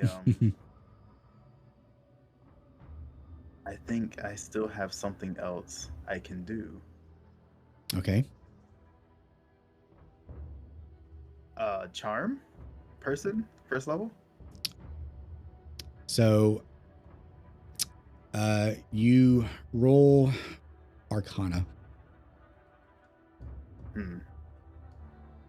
All right, so if I hit that dice next to it, it should auto, or no? Just roll an Arcana check. I'm seeing if you actually know what is happening. Okay, let's do it. This is before you use your spell. Okay. All right. You can go ahead and use your spell. Okay.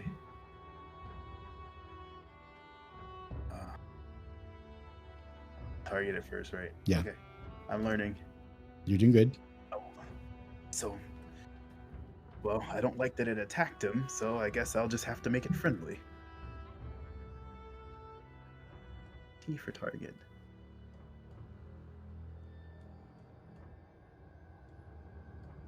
All right, your spell fails. Oh. So I'll explain what happened after the game's over, but Okay. as far as you know, it should have worked, but it didn't. Unfortunately, you did waste your spell.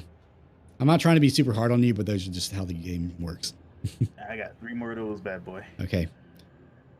Regnum shouts out, "Not Dad! Not Dad! I can feel her flesh." And he knows that it's not real anymore because she attacked him. So now Regnum is going to try to mess her up. And a 14. Does a 14 hit? No, it does not hit. So in this case, his dad's able to parry him. And as she does so, she turns back into her real form. So now she looks like a witch now. And it is now their turn. So I don't think she wants to disengage. So I guess she'll attack Regnum.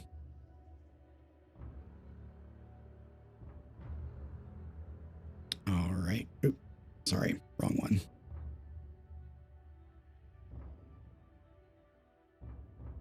Not advantage this time, but still an attack. And a 16 should hit. 22 does hit. So another 10 damage divided by 2 to Regnum.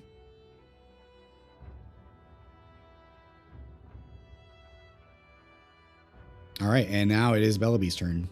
You have seen the witch transform back into their real form.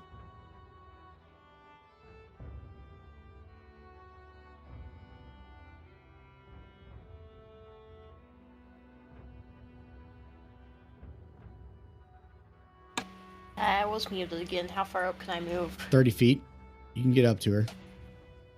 Yep, right there. Okay, so I'm getting right up.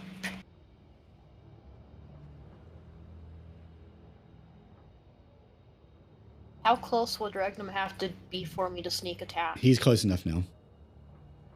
Okay, so I will do that again. Mm-hmm. You do lose your stealth advantage from just being out in the open. But that doesn't stop you from rolling and getting sneak attack. 18 hits, 22 hits. Yes, roll damage. Great. All right, so 10, and then I roll 2d6. Wow, great job. So that's a total of 21 damage.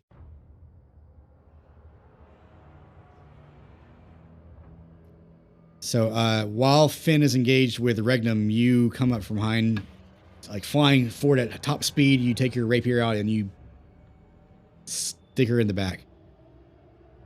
That's your action. Anything else you want to do in your turn? I am going to move over here. All right, she will. I'm going to assume you use your bonus action to disengage then. Yeah, I'll do that. Okay. Millie, you're up.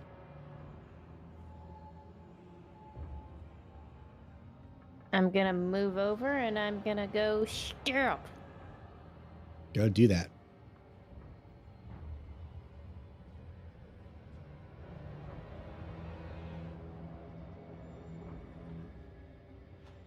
And a 12 misses. Well, poop. Bonus action. Well, actually, I don't have to use a bonus action to move Okay. away if I attack. Okay. That's the swashbuckler. Nice. Is that even if you miss? Yeah, as long as I attack, Okay. I'll just move away. Nice job. Okay. And that's your turn. Yes. Aurelius will move up a bit and he'll make attack at Finn. You lied to me.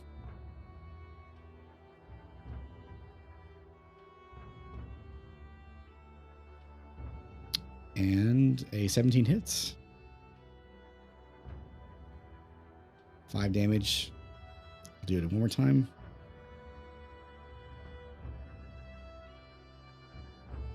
And that's a natural 2, which is a failure. Cyrdan, How far away am I from it? you're about 15 feet away. All right. It's time for Burning Hands, but I'm going to add Safe Spell to that. Great. Awesome job. Yay. Okay, so I rolled a Burning Hands. Yeah. And since Finn's the only creature that can possibly be damaged by it if you're rolling your meta magic, your other friends are safe. Okay. Can I cast? So let me double check that real quick. It's half Okay. damage on successful save. So you are protecting your friends, but they will still take some damage from it if you don't move away. Because some spells, even if you save, you'll take half damage. Gotcha. And so, question: Yes. Cast at level 2? Cast to level 1. I'm sorry. You're at a level 2 spell slot, so you can only cast it at level 1 now. Oh yeah. Okay, makes sense. Mm-hmm. I was asking about that. So cool. Did I target it or do I have to? I don't. It should be a range once you cast your spell. It'll be a template. Okay. Oh. I see. It's a little thing here. Yeah. Do I have So you can use your mouse wheel to scroll in a place. Oh, so I actually can disjoint it a little bit for myself. Yeah, you can. Oh, It should be connected to you though, because it's emanating from you. Oh, okay. I see. So I'm going to move it back. You can move it back to right Yeah, move it there. back. There we go. So in this case, Millie and Regnum will take damage from it, but if you succeed on their spell, it'll be half of whatever you roll. So roll press your damage button. Okay. For the which now? For the Burning Hands. Wait, I cast. Never mind. Where's my damage? What do I do? Should be in the chat bar. Chat bar. Ugh. Damage fast. Oh, damage. Not this. The red thing? No, that's the initiative roll. Yeah, I'm gonna roll for you. Oh, damage fast. I got Yeah, it. you can do it. Mm-hmm. Okay. It says that a template has not been placed. So yeah, go ahead and roll for me. Okay. So you rolled a 7, which means that Millie and Reagan will take 3. Ow! But Finn will also need to roll a dexterity save. So your DC on your spells is 13, which means that Finn needs to roll a 13 or more to resist the effect. And they rolled a 7, so that's a failure. So they take the full damage of 7 hit points. You must have, that was a pretty poor roll. You rolled 2 1s on your damage roll. So you're having bad luck with your spells right now, but it'll get better. It worked out for my partners, so they didn't get hurt as bad. Mm-hmm. Figured. All right, that was your action. Okay. Okay, and anything else you want to do? Yeah, I'm gonna. Can you? So the bonus action was part of the second slot spell, which was Yeah, you don't have Misty Step anymore, so you've used all your second level spell slots. Got it. Okay. I'll just move back a little bit. Okay. And Regnum's turn. Regnum's gonna go reckless and attack Finn.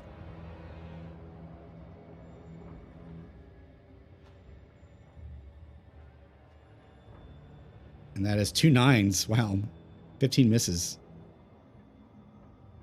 It'll move back. He'll move back here, though, and face her. Finn's turn. Finn is going to look at you, Millie, moving out of range of Regnum. Regnum will get an attack of opportunity at this time. Yeah. At advantage 2.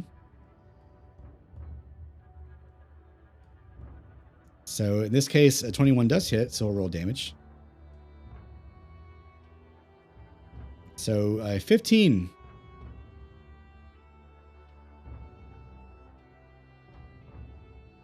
Finn takes a massive slice in the back as she steps forward, and she's going to make an attempt on you.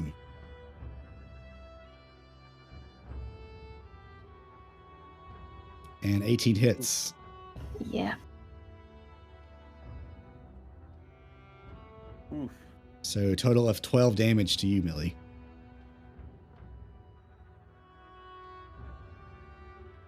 Laughing the entire time, even though she's now bleeding out. Her white hair is stained with blood. Her clothes have several gashes in them, and arrows are sticking out of her as well. It is now Bellaby's turn. Another sneak attack. Okay.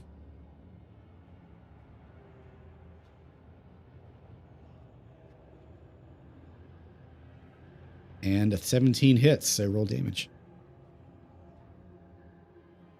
6 damage total with roll your 2d6 as well. 6 plus 7 is 13. Right after she snaps at Matilda with her claws, you rush in and pierce her. And at this point, it seems like inevitably that she's going to die from this, but she is going to attempt to take you down with her. Millie, it's now your turn. Oh god, I hurt. I'm gonna try to attack her. All right, go for it. 17 hits. It's actually exactly what you needed. Her AC is 17. Roll damage. So 4 plus 2d6.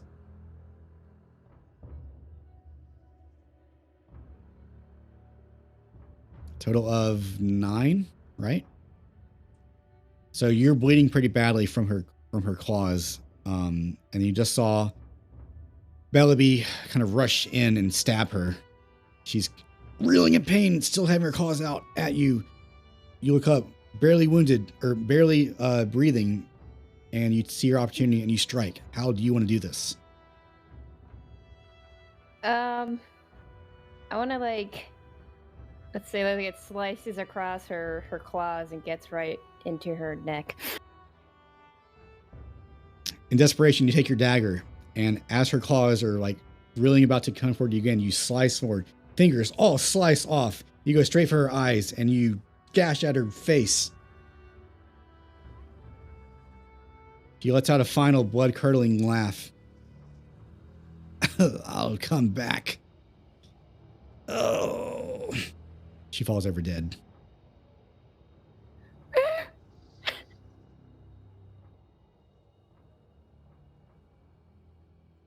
Well, that guy's combat has ended, and basically the adventure is over, so we're going to wrap up the denouement. Congratulations. I have 2 hit points. Yeah, it was close some places. Never had such an easy victory. It's well I've been done. at half hit points this whole time. I'm so glad you guys saved my life. Thank you. I don't know why I was doing so good on medicine, because that is something I'm very weak at. So Aurelius runs over to Finn's body, says, I really did trust you. But you're right. We have to grow up. He turns to Regnum. Sir Regnum, are you hurt? Regnum just spits blood on the ground. I think we're fine. Check your other companions. Oh, Regnum will come over toward you. Millie, took a pretty bad gash there. Are you all right? It really hurts. I didn't realize getting stabbed also hurts. You know, He'll offer to pick you up and carry you back. You need it. only if it's proper. He's a gentleman. He picks you up basically like a princess and just holds you very gently in his arms. Thank you. This is just like one of the books I've read. Aurelius says, friends, thanks for giving me the kick I needed. I see now that tomorrow is never promised, and one must live for oneself.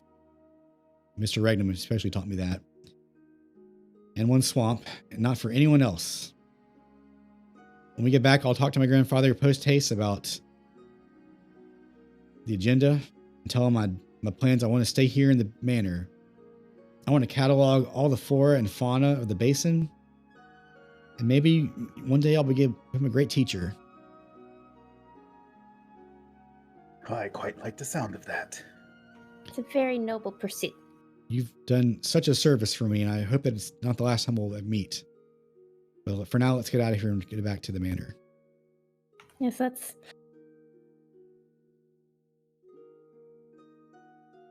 So, very quick denouement. It takes a few hours to get back to the manor, but the Duke is standing there. He sees Aurelius and all of you are hurt. He rushes to Aurelius' side and they begin to talk. Looking at you, says, please, friends, I can't believe I was so blind as to my own grandson's needs. I offer you to stay at Lily Manor as long as you need to recover. He does make good on his promise to pay you each 300 gold plus 100 for solving the mystery.